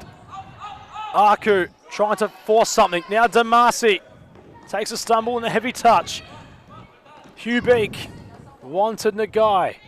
It's back with Western. Can they muster up the courage? Imagine a foul for either side next turn. Well, if Western United draw in a foul, then that's going to be a free kick. I think it was a penalty kick, 10 metres, I believe. Our central for Nagai. Will they remain patient, Aku, and fashion that one opening? Hubik heavy on the touch. Can never control the pass. It's back with Al Hayek. Looking forward for Waljaran, who takes a touch. It's the calm before the storm, Han, you'd assume. There's got to be one moment for either side. Deep in this one, you'd have to think. Davies couldn't clear. Waljaran. Damasi crashing through was Jessau. Takes a stumble and a back heel to no man's land. It's, I don't even know. I think we're done. That is time. It is. Bit of confusion surrounds all of us here at the conclusion of it, Han. It didn't have its grandstand finish in the end, and both these sides could not be separated after the complete 42, make it 44 minutes of futsal had transpired. 2 apiece against first and second of Aku and United. Han, Tran, your immediate thoughts? Oh, it's exactly the result. Even though I went for Melbourne IQ, you went for Western. It was so hard to predict the winners, and even from the start to the end of the game, we saw the comeback from Western United. They have the belief in the team. They've got the quality there. It's just the last 2-3 minutes of the game, it just got over them. They went a little bit emotional. It went over them. The game style wasn't like that we've seen from the beginning of the game, and the final 3 or 4 minutes of the game really just took a hold of the emotion of the game and the stakes of it as well. The sequel to commence in round 12. Both these sides cannot be separated as we cross to our post-match player interviews following FC Carlton Hart, Eastern 1-0 to round out round 6.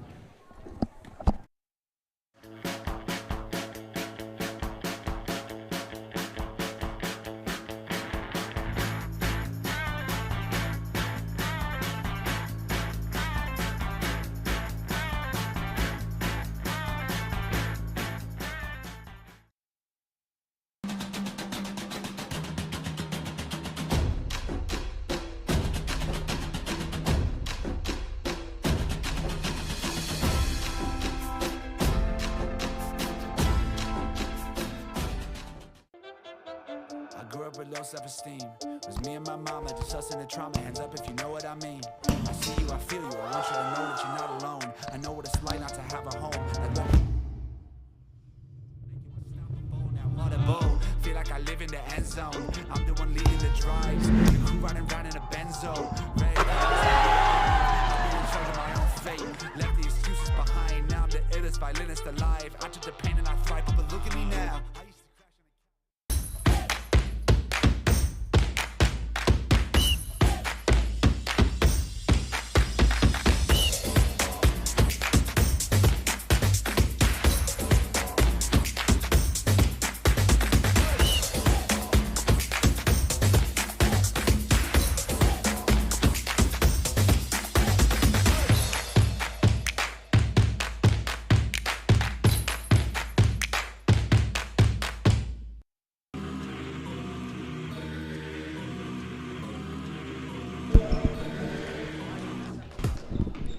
Welcome to the post-match interview. I'm here with Sully from Western United.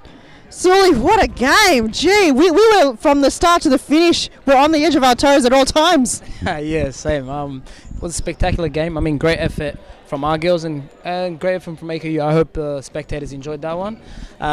It was a bit annoying to come with a draw. I'd rather have the 3 points, but honestly, really proud of the girls and the work today. It was great to come back because it was very challenging to get that goal, and we were talking about it too. You needed to feed it off to the likes of Claudia Damasi just to create a bit of chaos players, and she did exactly that, stepped up to the plate on big moments. Oh, of course. She's always been a big player. Claudia, you know what you get with Claudia. I mean, Golden Boot winner last season. I know she hasn't got as many goals as she likes in this season, but that's a process. I mean, but in the big game, she steps out like she normally does, always. What kind of turned around the second half? Because you knew the intensity was going to be high again, the physicality, towards the end of the game, the emotions come about. What kind of the message was to your players to keep them really composed in the game? It's a simple game. I mean, we just told them to follow their players, track, just play aggressive, play hard, and we just play to our own strengths. And we just try to minimize the effects of like players of just out and stuff, and try to keep away from what they do. But at the end of the day, AKU, they're always going to get a chance. They're the reigning champions for a reason. I won't keep you any longer. A result, obviously, that we don't want from either teams, but you have to be credit to the girls that they did overcome a comeback. I mean, first season where there's actually draws, so I mean, it was spectacular. I think it was a great viewing for the. I think it's a step up for the women's league in general and women's futsal in Victoria. It was a great game. Hopefully, we got another tough fixture, Fitzroy, next week, and we'll see how we go there. We'll go game by game, like we always do. Best of luck. Thank you so much for your time again, Sully. A pleasure to have your company here in the post-match interview. No worries. Thank you, Han. Thank you for having me. Thank you.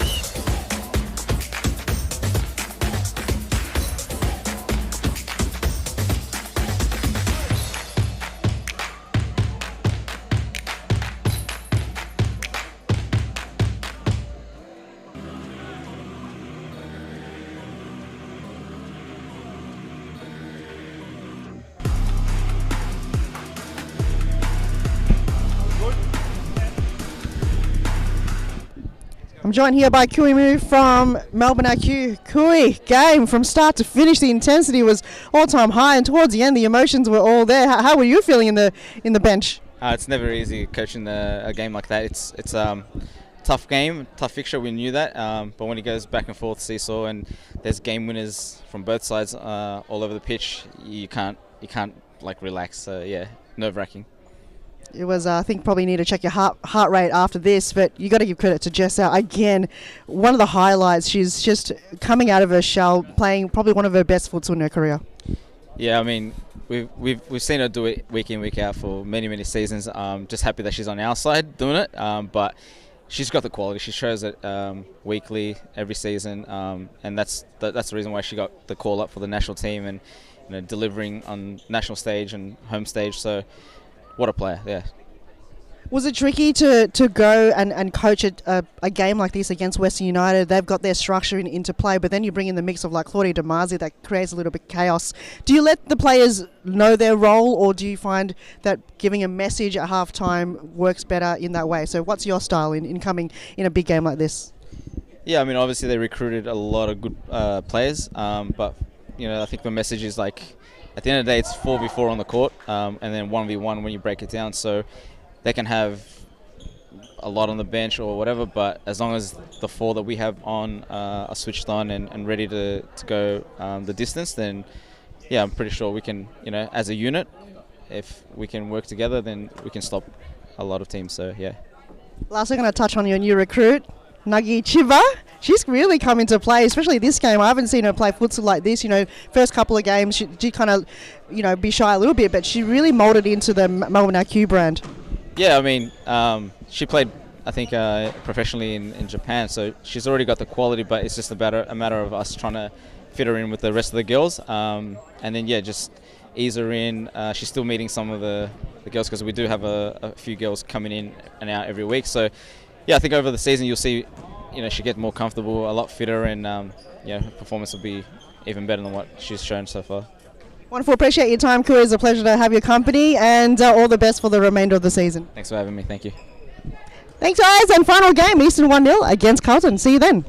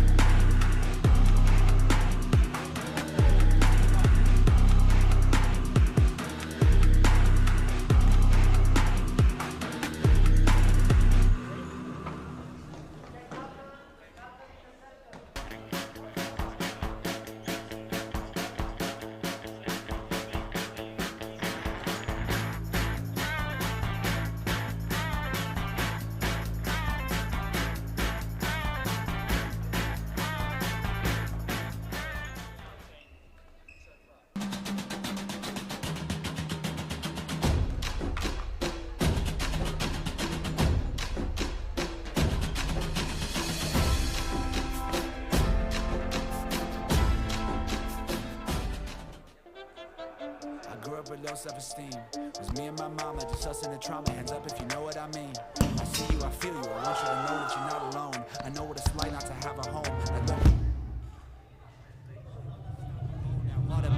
Feel like I live in the end zone. I'm the one leading the drives. The crew riding round in a benzo. Ready to I'm in charge of my own fate. Left the excuses behind. Now I'm the illest violinist alive. I took the pain and I thrive, but look at me now.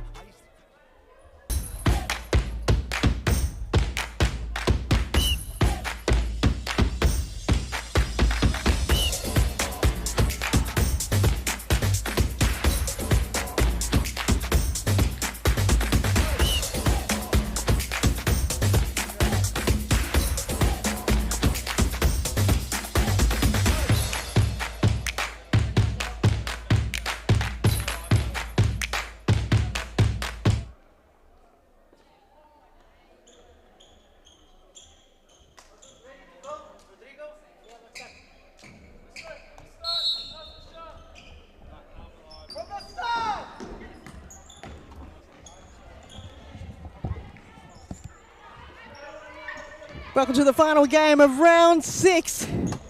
Long-awaited Carlton Hart against Eastern 1-0 FC. Well, we're still trying to catch our breath here from the previous game. A draw that's worth fitting to the occasion.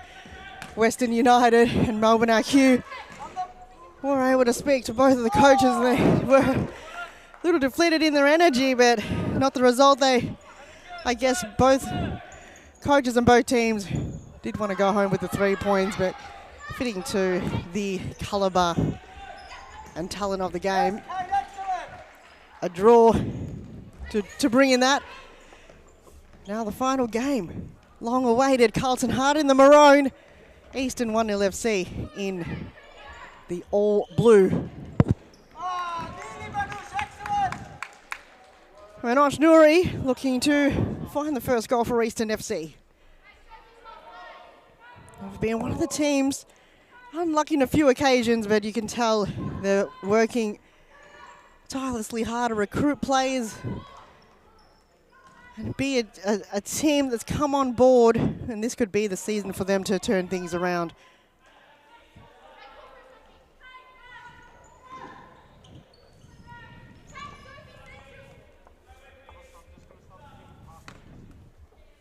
It's a pleasure to have your company and the company of Adam Palombi for 2 games, but he's unfortunately departed us here tonight. Either way, it was quite a treat to have him here. This game right now coming straight off the gates. They saw the intensity of the last game and they're bringing it on right now, and things have really cooled down. This is prime conditions for futsal right now. Nice and cool. So sometimes fitting to be the last game could work in your favour, but in Melbourne today, it's been raining all day long. It's only probably stopped momentarily. But we're indoors. The rain does not matter unless there's a leak. Eastern FC, looking at the live ladder, currently situated 8th on the ladder. With only 1 draw. That was the first game against Northern Phoenix. That was the first draw of the season. So they're still yet to find the all-important 3 points they require. Carlton Hart currently situated 5th place on the ladder. 2 wins to their name. Will it be the 3rd? Or will Eastern 1-0 be the one to challenge them? They were able to challenge Halberg United in last round. That was 2 weeks ago. They started off scoring the first goal, and it was from then on, weren't able to catch up after that, and Halberg scored the remaining 3. Carlton was able to defeat Thornbury United, but also conceding 1. Corner kick here for Carlton. On the far right, and goes past everybody. A little bit of miscommunication, so the ball's rolled out to no man's land.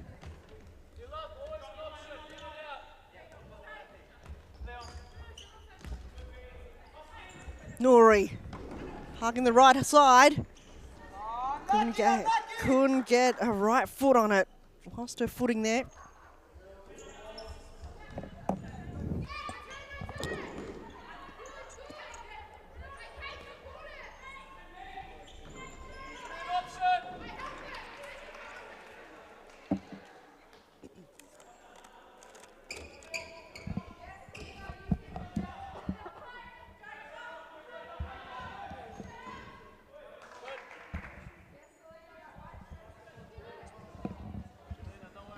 Final game. I think I'm just going to start losing my voice here now that the Adam Palombi have departed. Chance here for Eastern FC. Nouri in the air and cleared away at the last moment.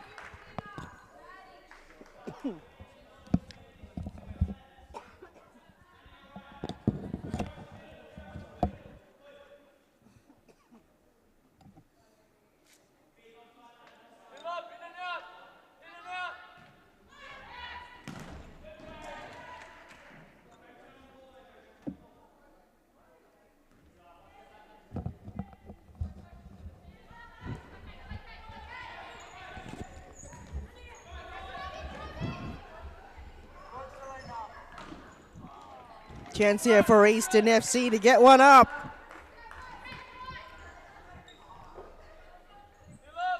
We'll one day pronunciate the name of Alexandra.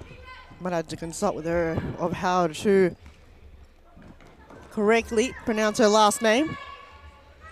They're on the move again here, Eastern. And a big save from the keeper.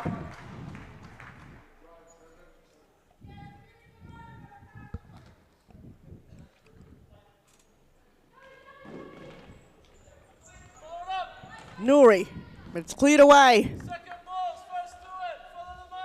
Carlton aren't able to get the ball out of their defensive zone at the moment. Eastern FC banging on the door. Nouri again on the far side of Alexandra. Side ball for Carlton.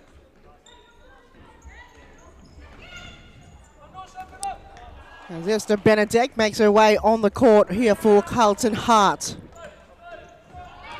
First touch was great, second touch couldn't get a hold of the ball. It's been high octane for Eastern FC in the first moments of the game. From the back line, they're relying heavily here on Nouri. And a save there by Chia.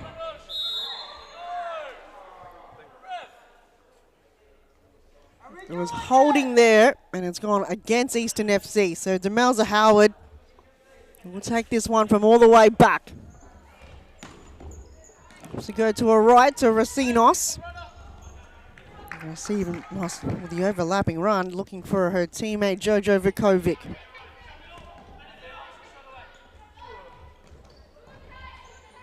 Eastern on the move again on the left side of the flank. Terrific running from Kate Bennett. Has been instrumental in the Eastern FC squad.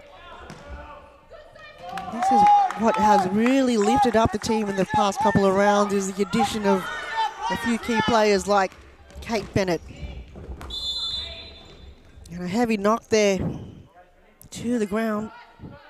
Bianca Racinos slow to get up.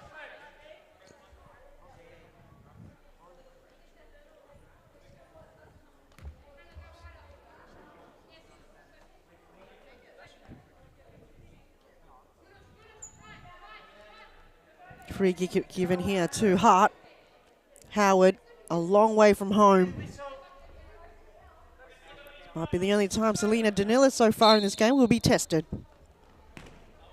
Opts to go to Racinos, lobs it over. Nothing threatening Selena Danilis, wearing the all-white kit tonight. Normally got the red. Opts to have to change it up in this game, just due to the clash between her top and the maroon of Carlton Hart. Bennett.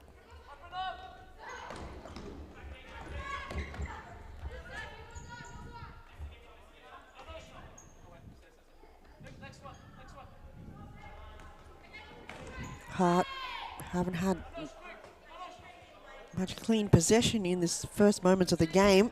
Something to work on throughout the game to reach your target.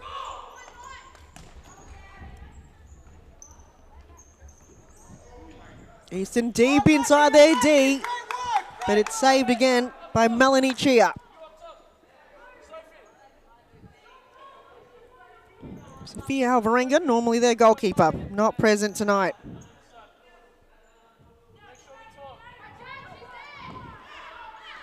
Just go all the way back to Sophie McCaffrey.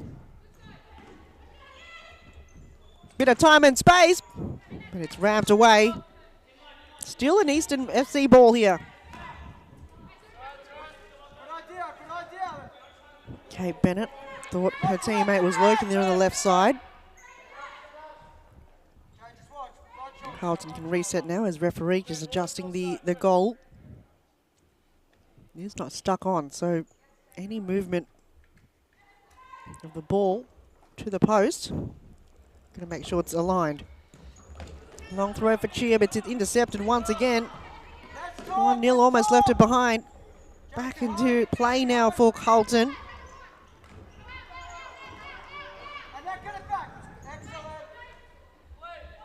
Eastern FC winning the ball back now. To the centre, the 1-2 is terrific, and the toe poke. Low ball, but it's gone wide to the right.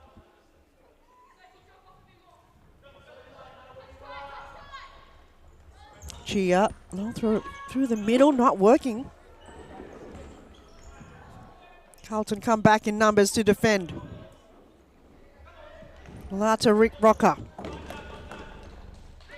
Again, Carlton struggling to find their target, missing their mark a little bit here. Bennett being blocked. Referee saw it on unfold, and it's going to be a free kick given to Eastern FC.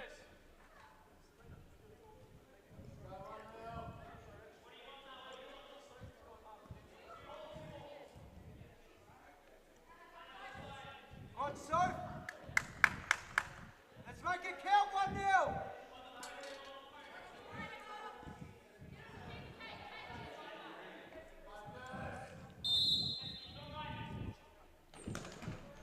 Straight into the wall. McCaffrey will reset again. Back to McCaffrey. No option forward, decided to go on alone. Chips it over, but nobody there to retrieve it.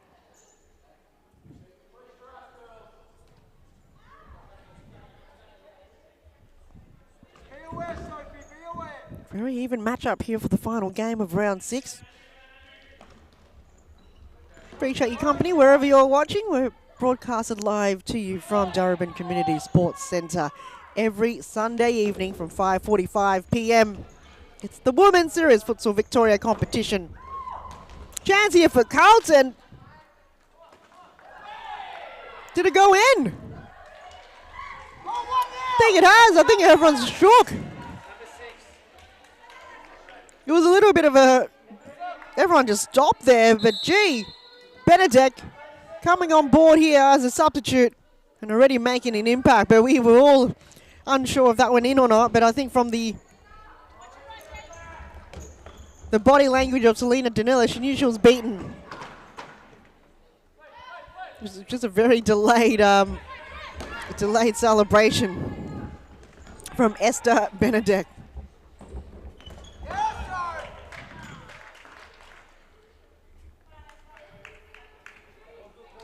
Villalta Rocker will reset the ball here for Carlton Hart, just right in front of your vision. Howard.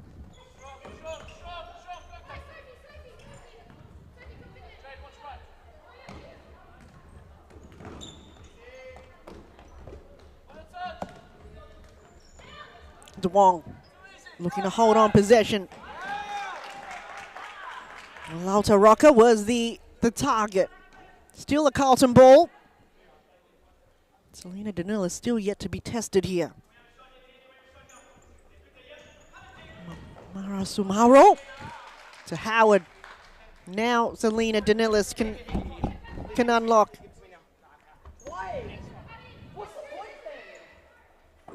Corner kick.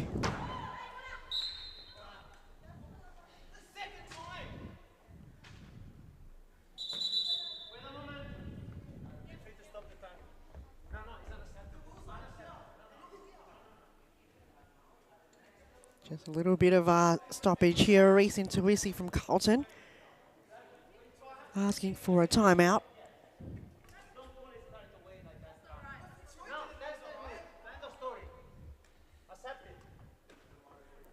Let's see if we can resume play here.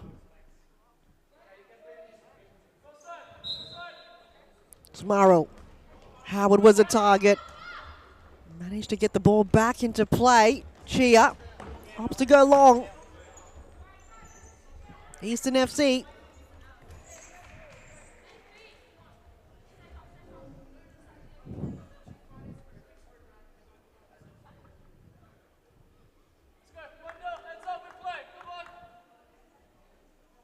Things are getting a little bit tense here in the arena, but I don't think the players are phased at all. They've got one thing on their mind, and that is to play futsal. Here's Samaro, already having a lot of possession already. Walsh has come off the bench. Duong to the center of the court. No option forward. desperate to get the ball back into possession for Carlton. Howard. And Volta Rocker loses her footing. A bit flat-footed there.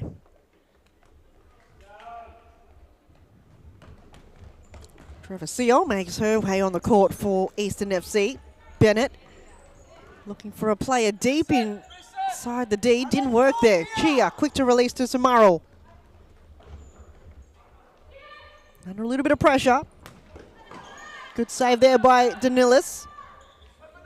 Bennett quick on the move. Howard read that well. Can she find a way through? Looks like it's hit the leg there. Sophie McCaffrey feeling the burn. Duong. Back and forth play at the moment. Haven't had any clear opportunity. Carlton had a few there, a few good moments, but since then, probably perhaps needs a little bit of a resetting in structure.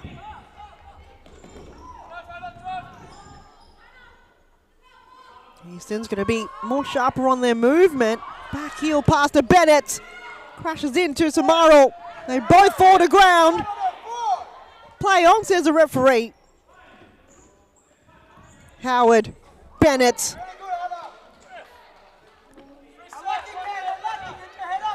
Melanie Chia directing her play. Just calm down a little bit here.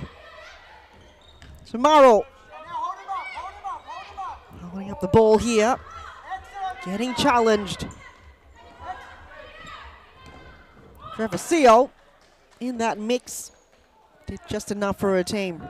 When will the first goal come? Or the first goal's already come by Carlton. When will the first goal for Eastern come? The equaliser. Nuri hasn't been on the court for quite some time. Here's a chance for Eastern.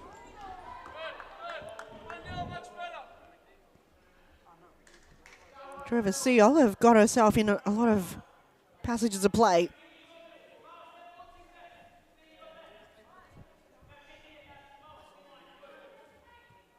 Easton, side ball, opts to go back. McCaffrey.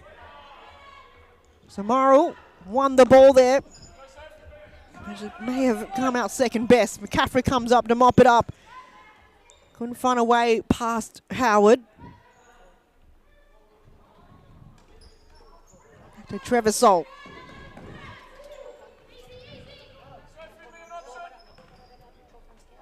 Opts to go to punch the ball anyway. And Chia.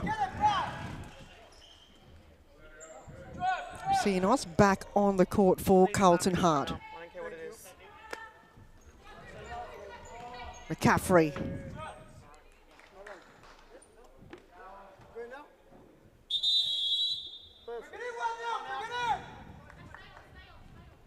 As a timeout has finally been called.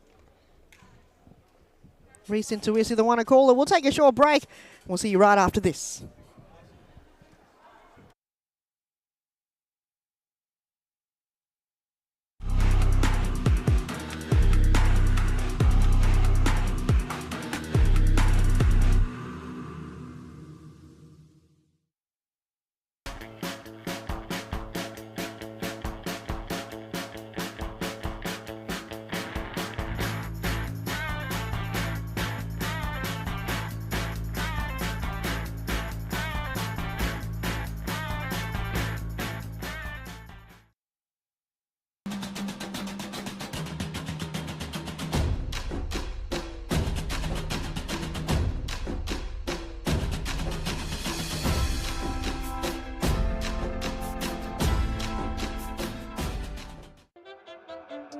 With low self-esteem, was me and my mama just us in the trauma. Hands up if you know what I mean. I see you, I feel you. I want you to know that you're not alone. I know what it's like not to have a home.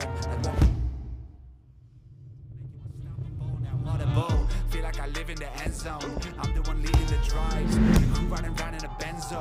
Red I'm in charge of my own fate. Left the excuses behind. Now I'm the illest violinist alive. I took the pain and I thrive, but look at me now.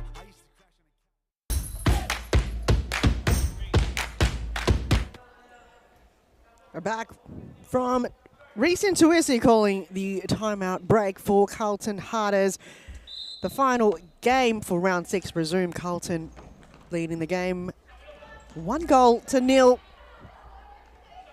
Eastern FC, and they come back. That was a prime opportunity there.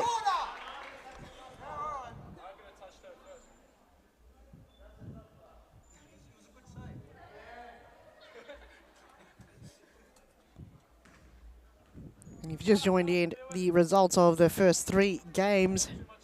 First game of tonight, Thornbury United going up against Halberg United. Oh, the upsets of the round. Thornbury was able to get their first ever win of the season. Final result for that game was 4-2 going towards Thornbury way.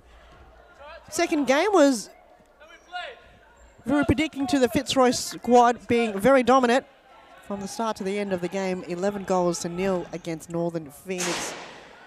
Phoenix just didn't have the numbers tonight, and that really shown on the court. And the game of the round, Melbourne IQ and Western United, 2 goals apiece, drawing. So this would be Melbourne IQ's first draw and Western United's first draw. They able to challenge top of the table, Melbourne IQ. This game currently 1-0, and it's the first half. Just about 3.5 minutes to go. Can Eastern find a way back, or will it be Carlton holding on to the lead after the halftime break? Here's Bennett. Couldn't find a teammate. McCaffrey comes in with a bit of artillery, but Racinos have won the ball for Hart. Transitions occurring now. Can they finish it off? Danilis out of her line. She's been held. No, Danilis found a way back to mop up. McCaffrey. Racinos chopped that ball away.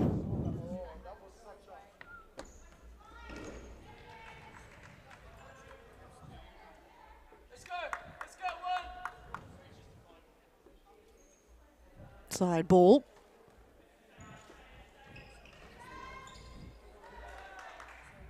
Carlton won the ball back. McCaffrey couldn't bring the ball alive there for Eastern FC. Racinos opts to go long. Benedek was the target, the goal scorer. Back to Bennett on the far side and on the left. And eventually Bennett. Final touch there towards her teammate McCaffrey, just wasn't on target. Dwong. Vukovic taking on her opponent. She can go all the way. And Danila's putting her body on the line. Quick release. Easton desperate for a goal. Good tackle there from Bianca Racinos. Couldn't get it, the ball right towards Jojo Vukovic.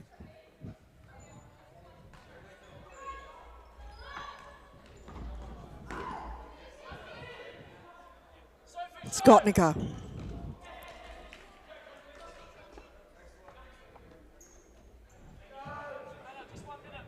A few tired legs out there. I'm sure it's going to be a well-earned half-time break. Just over a minute to go here in the first half. Carlton, can they find another goal? Will Easton hold on to it? Here's Danilis. Long ball, but it's hit the railing. Sometimes as a goalkeeper, you forget they are there because you can see the ceiling. There's quite a lot of balls stuck up there, but there's the railings of where the net to divide these two courts. Or this big court can be divided into 2 smaller courts, and there's a railing there or a line to have the netting been pulled across, and that's been causing havoc for a few goalkeepers tonight. Here's DeWong. Opts to go wide to arrive. Vukovic to Howard. Racinos! Perfect opportunity there for Carlton to get themselves in the lead by 2 goals coming into the halftime break. Danilis, once again, terrific decision making.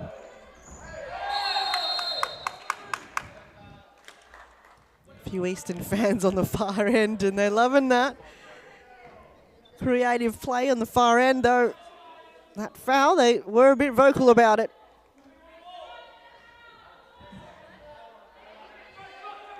Final passage of play here in the first half. This is an opportunity for Eastern, and it's just gone wide to the right.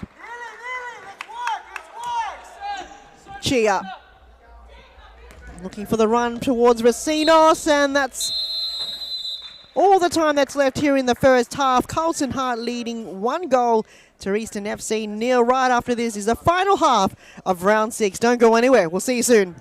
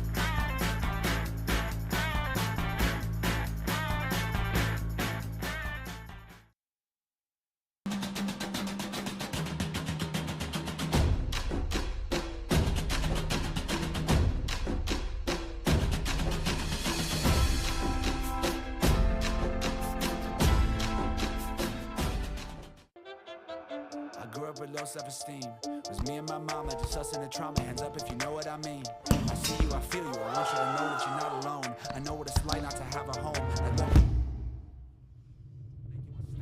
Like what a bowl. Feel like I live in the end zone. I'm the one leading the drives. The crew riding round in a benzo. Red I'm in charge of my own fate. Left the excuses behind. Now I'm the illest violinist alive. I took the pain and I thrive, but look at me now.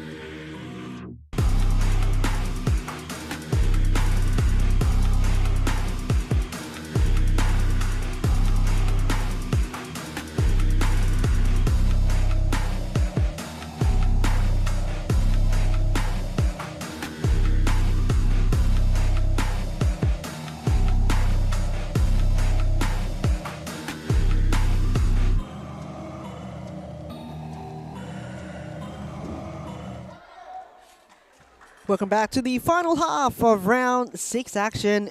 Carlton Hart leading by 1 goal against Eastern FC. They make their way back on the court.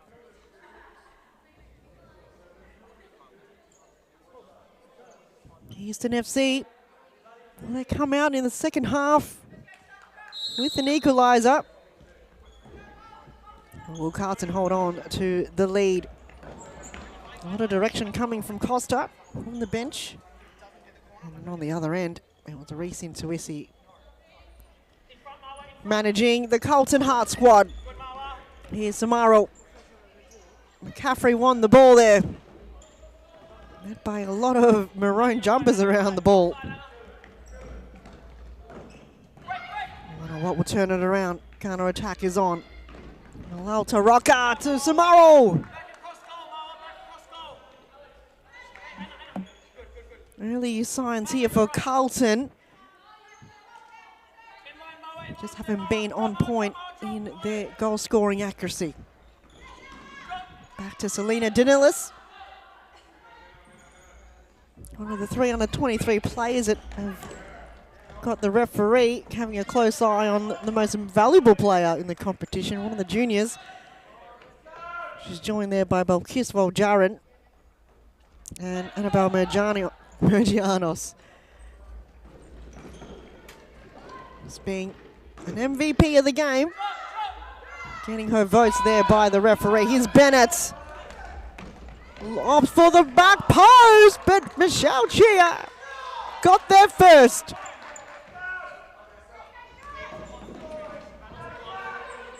Intercepted again here by Easton. The McCaffrey skip hops around Anna DeWong. It runs out of room. Appealing for a free kick. Referee says no.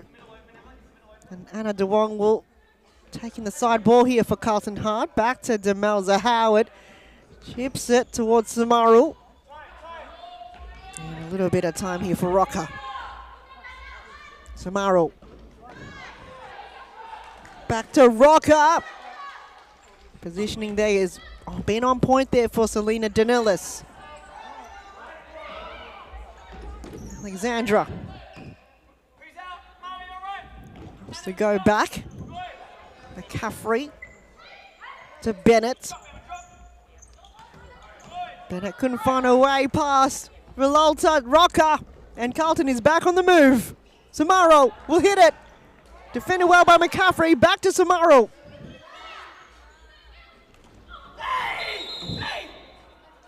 A heavy knock there. A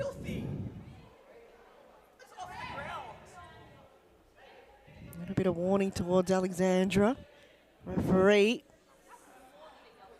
giving a yellow. Fair call.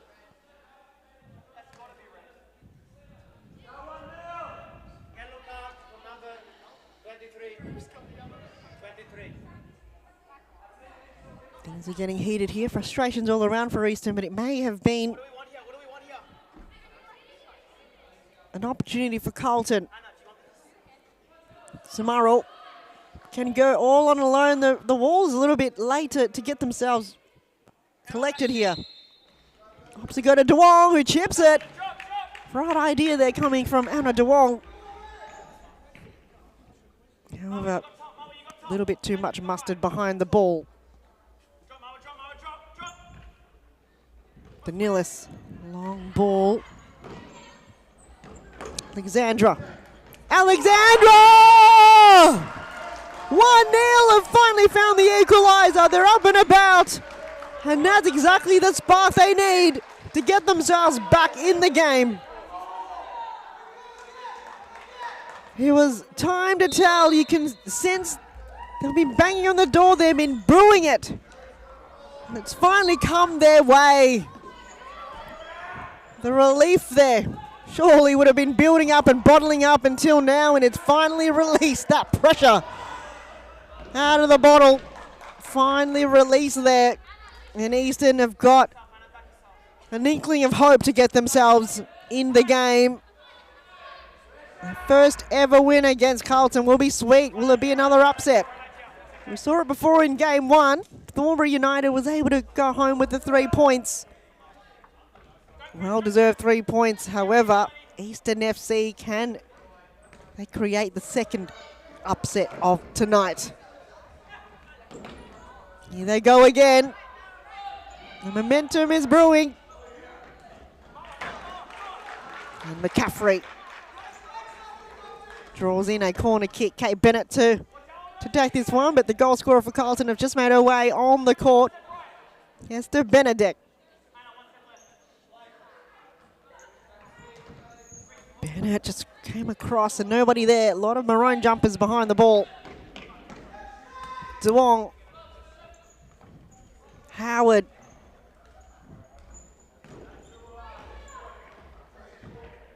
And ball just goes out of play. The normal season will resume. Eastern 1-0 will verse Thornbury United. That's a big game next week. Carlton will verse Halberg United. That's another huge one not to be missed.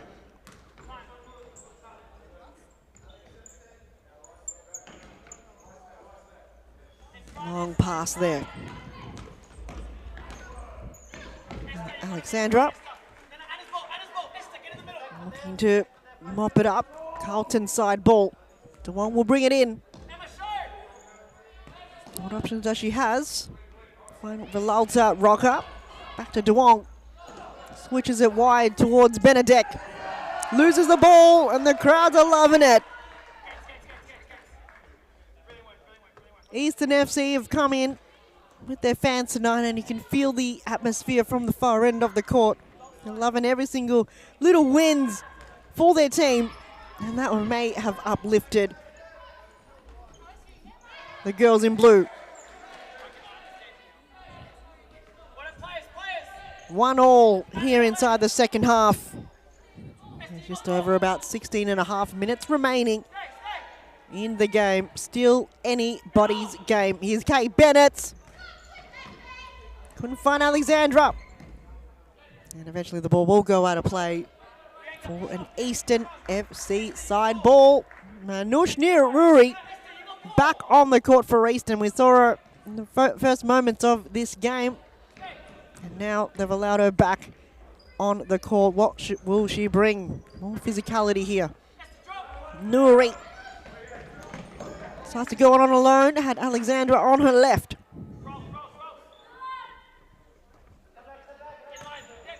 Back to McCaffrey. Under pressure there by Benedek. Bennett keeping the ball alive. Nuri trying to be creative. And the counter-attack is on here, Carlton. DeWong not skipping a beat. Well defended there by Easton. Back and forth run here. Here's Nuri. No option forward. Plays her back to Sophie McCaffrey. Good movement here coming from Easton. Oh, 1-2 was terrific. The final touch. Alexandra looking for a second. Michelle Chia stayed on her line, did not take any risk there on that occasion. And she's done a wonderful job in goals tonight, in between the sticks for Carlton Hart.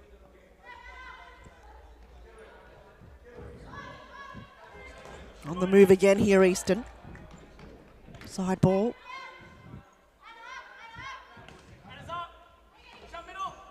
McCaffrey to Nuri.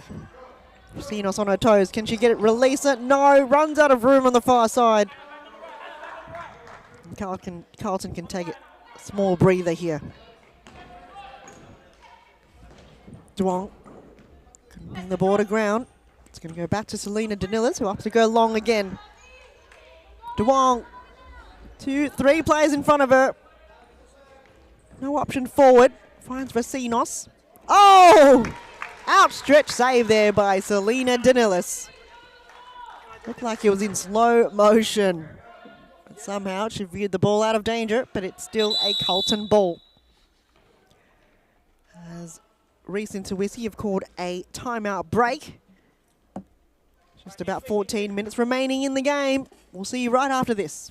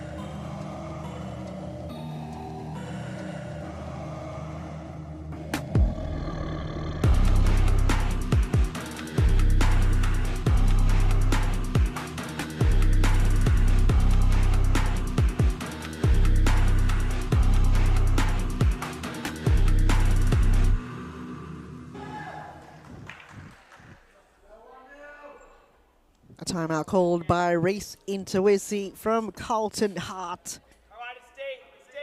This is a set piece here. Looks like Anna DeWong will be behind the ball. Can they get their team back in the lead here, Carlton?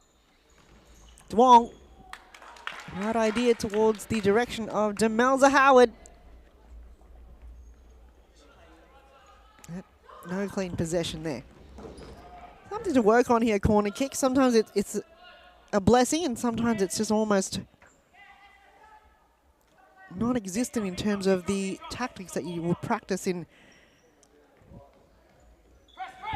training. Normally you focus more on defending your corner as opposed to trying to find a way to score goals. I haven't seen too many corner kicks resulting in a goal tonight. Chia thought about it. Opposite goes short to Howard. DeWong was a target. Did have the burners on. Quick release there, Eastern FC. Now on the move. Hugging the boundary here, McCaffrey. Can't you cut it in? Wonderful pressure coming from Benedek. Did just enough there to draw in a mistake, but it's still a corner kick here. McCaffrey!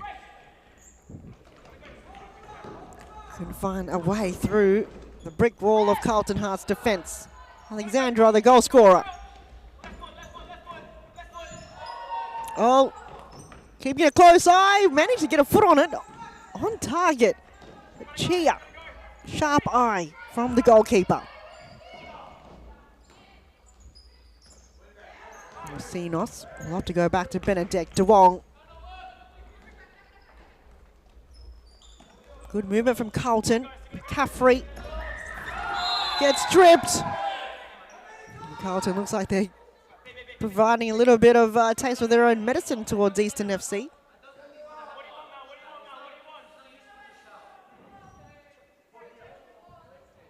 A lot of heavy tackles here. Falling on this court. Not a safe landing whatsoever.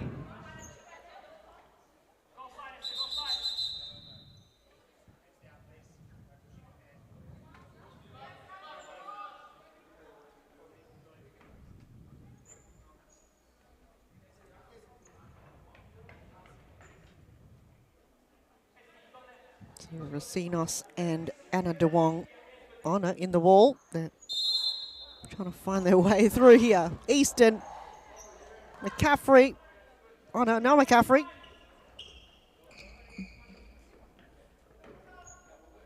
Almost a waste opportunity set piece there for Easton. Still one goal apiece here. Just over 11 minutes to go in the game. Here's a chance here for Carlton as Anna DeWong skip hops away past Selena Danilis. No, ball didn't connect. 1-1 apiece. Will it be another draw? The second one of tonight? Well, we will find a winner. Will it be Carlton, who were leading in majority of the game, or will Easton come back? McCaffrey plays it safe back to Selena Danilis.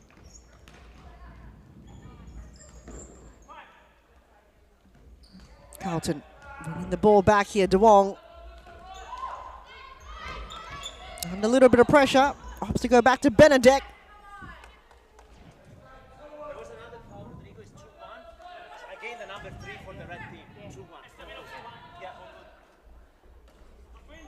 Easton. Nuri was a target. Benedek got to the ball first, but she's been surrounded there by blue jumpers. McCaffrey just cleared it away, out of danger. Final game. Appreciate your company wherever you're watching. Broadcast live to you from Darebin Community Sports Centre. Round 6 action of the Women's Series Futsal Victoria competition in collaboration with Futsal and Football Victoria. Sunday evening here at Darebin, the new home of the Women's Series Futsal. If you can make it to the game, we're here every Sunday evening, 5:45 p.m. is the kickoff time of the first game normally. Chance here for Easton, and a last moment save there from Melanie Chia. And she veered the ball away from the goal, denying Eastern FC their potential second goal to get themselves in the lead. Alexandra and a DeWong blocked that away. Still another opportunity here for Eastern. They're deep inside the attacking half of the court. Nuri, can she turn back heels? It didn't work out well. McCaffrey battles away past Vukovic. Alexandra, good touch. Under pressure, back to Nuri, can she shoot? Oh, it's been denied. Handball not called. Ball is still alive, McCaffrey. Ball spinning. It's gone up a notch here, the intensity, another gear. Time is not of the essence. They know there's not much left. Still over 8 minutes to go, but they gotta act now. Desperation.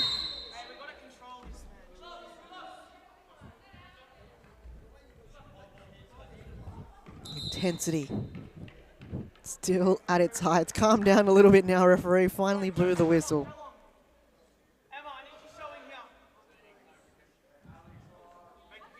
Benedek waiting for something. Nuri and referee having a little conversation there. Benedek taking too much time, no option. Lautaroka. It's been almost the theme of the night here for Carlton and for Eastern. Just unable to find their mark. Gotta be more sharper on the passes here. Giving the ball away a little bit too easily. DeWong almost gets sandwiched there.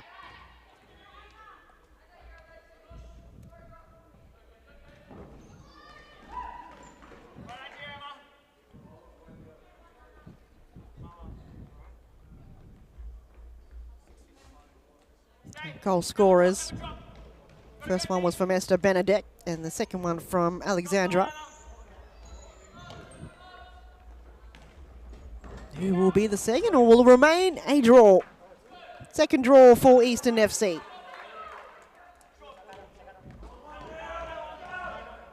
So moving on to next week's fixtures as we see Chia hit the railing. That's probably the fourth time tonight that a goalkeeper hit that railing there just in front of your vision. So Eastern will versus Thornbury. That will be the first game of the night. Carlton Hart will go up against Halberg. That's a 6:50 fixture. Northern Phoenix against Melbourne IQ, and Fitzroy will face off against Western United, the game of the round, the final game of round 7.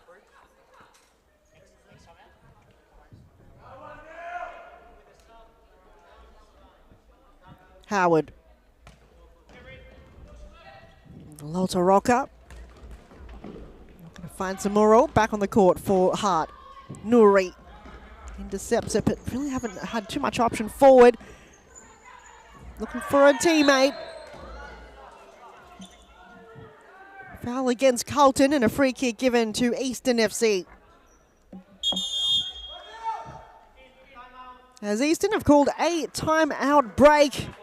Not long to go. Will something conjure through the break? Let's find out. We'll take a break in ourselves.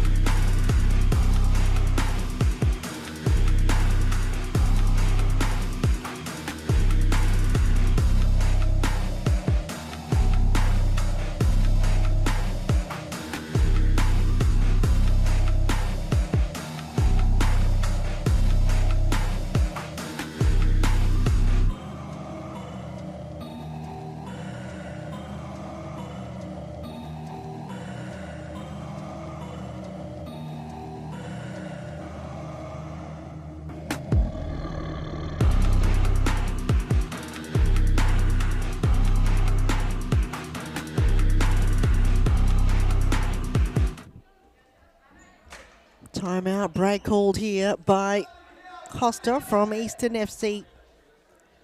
Costa Fritzis. Probably have heard him through the broadcast here being very vocal to his squad at the moment. So how's Reese Intuisi directing his players? An opportunity here.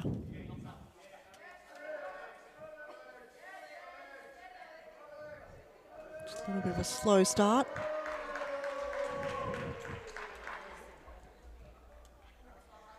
I think one player just probably needed a minute there and subbed herself off.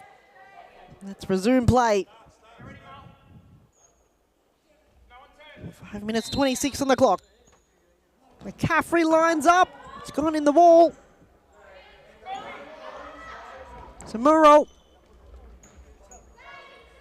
Trying to keep the ball alive here for Carlton. Did have a break there, Howard. Just an any ball. A blind ball, and she probably thought she would have left that. It's a corner kick for Eastern FC.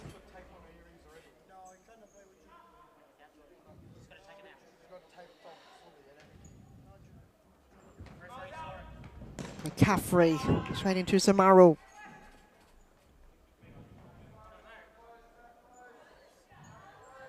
Side ball for Eastern.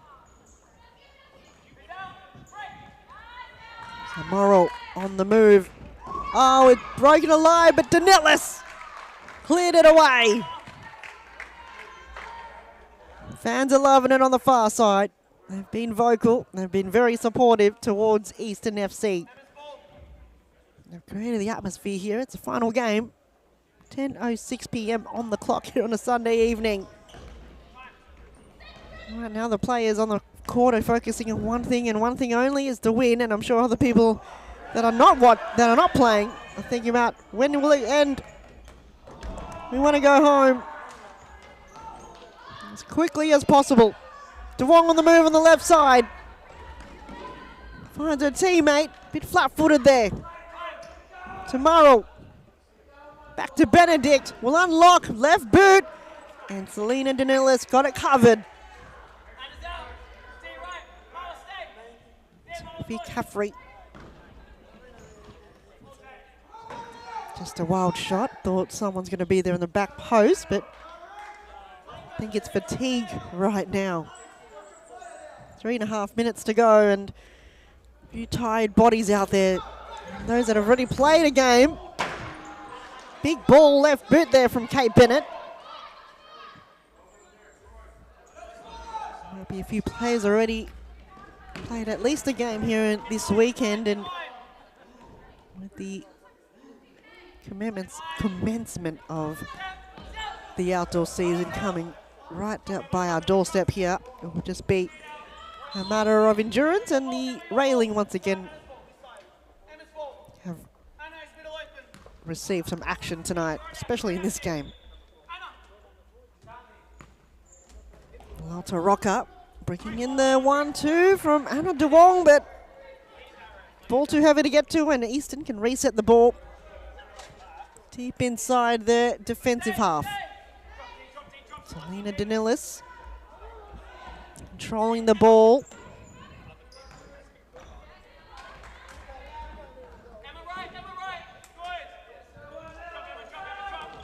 Long to go. Carlton win the ball back. And a shepherd there from Sophie McCaffrey. Draws in another foul against Eastern 1-0 FC. 1 goal apiece here. Stop clock territory underway. And Carlton has got a set piece. Howard, Samaro. I reckon Demelza Howard could hit it. No, Samaro's got it. Oh, it was back post, but DeWong lobbed it over the goal. That would have been it. I think she overcooked it, overcomplicated it. Howard with a set piece. Got to where it needed to be, but it just missed the mark. Could just be Carlton's night. They were able to get the first goal, but since then, Eastern FC has made it difficult. Samara waiting for the ball to roll towards her. Twisting, turning. Still trying to hold on to it.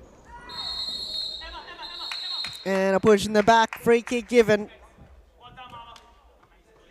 5th foul to Eastern FC.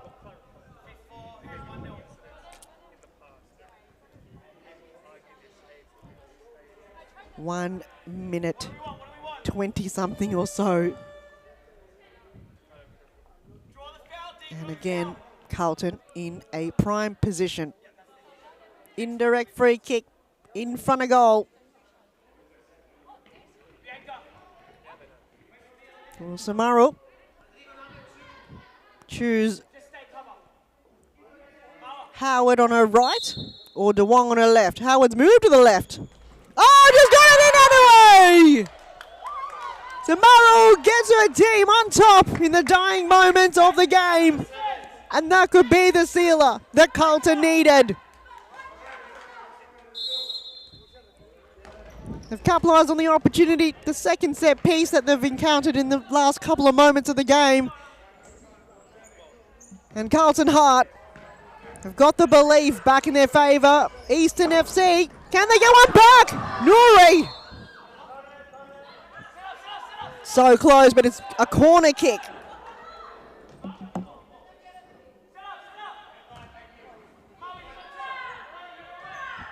Still in it here. Could be a draw.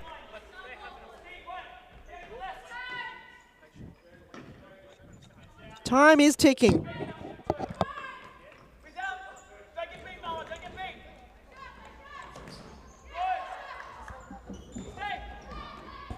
So McCaffrey have majority of the possession in the back line.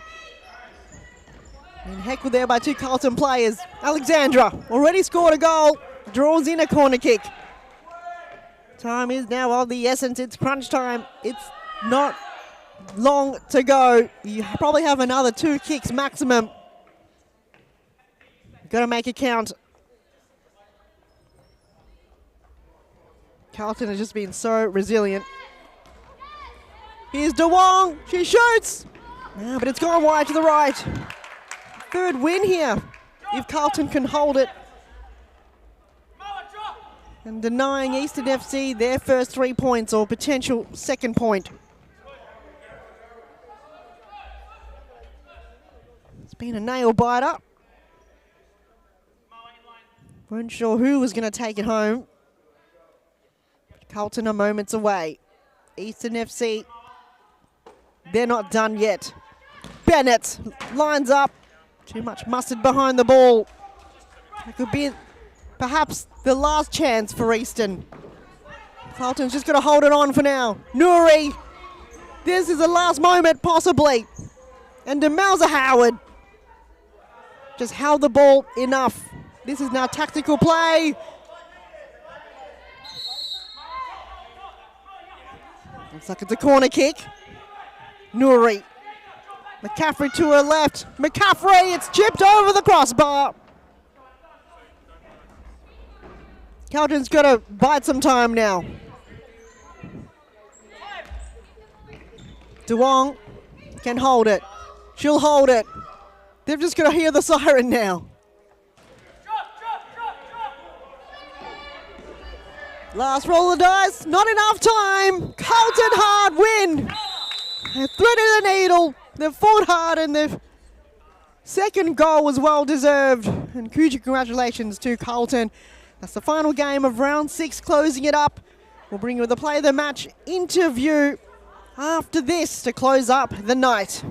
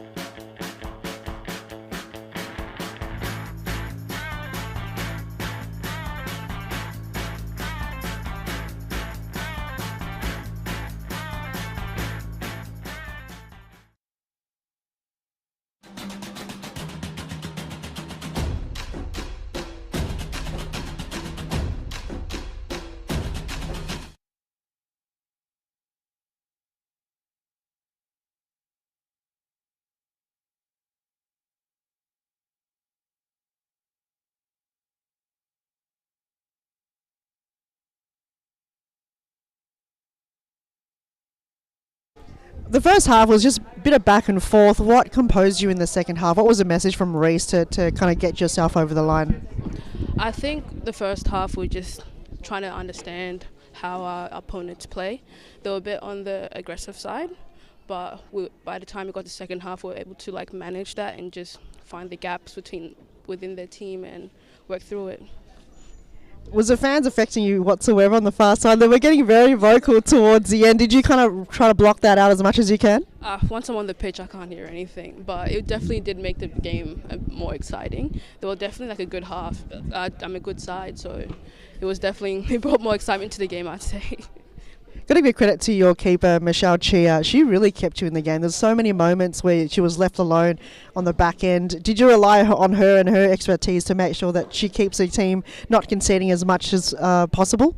Oh, 100%. She went over and beyond for the team. Like without her, we definitely would have been a couple of goals behind. She did amazing. She killed it. Yeah.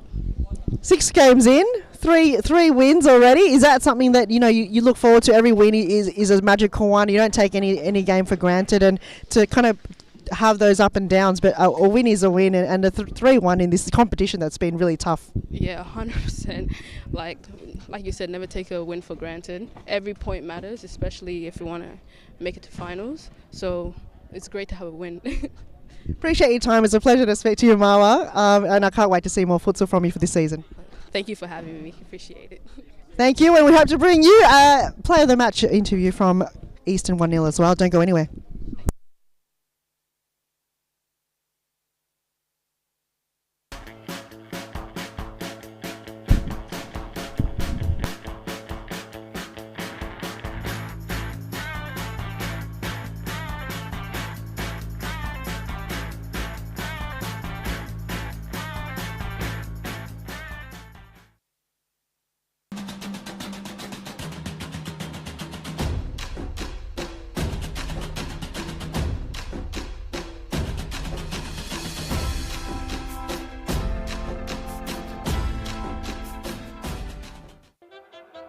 I grew up with low self-esteem. It was me and my mama, just us in the trauma. Hands up if you know what I mean. I see you, I feel you. I want you to know that you're not alone. I know what it's like not to have a home.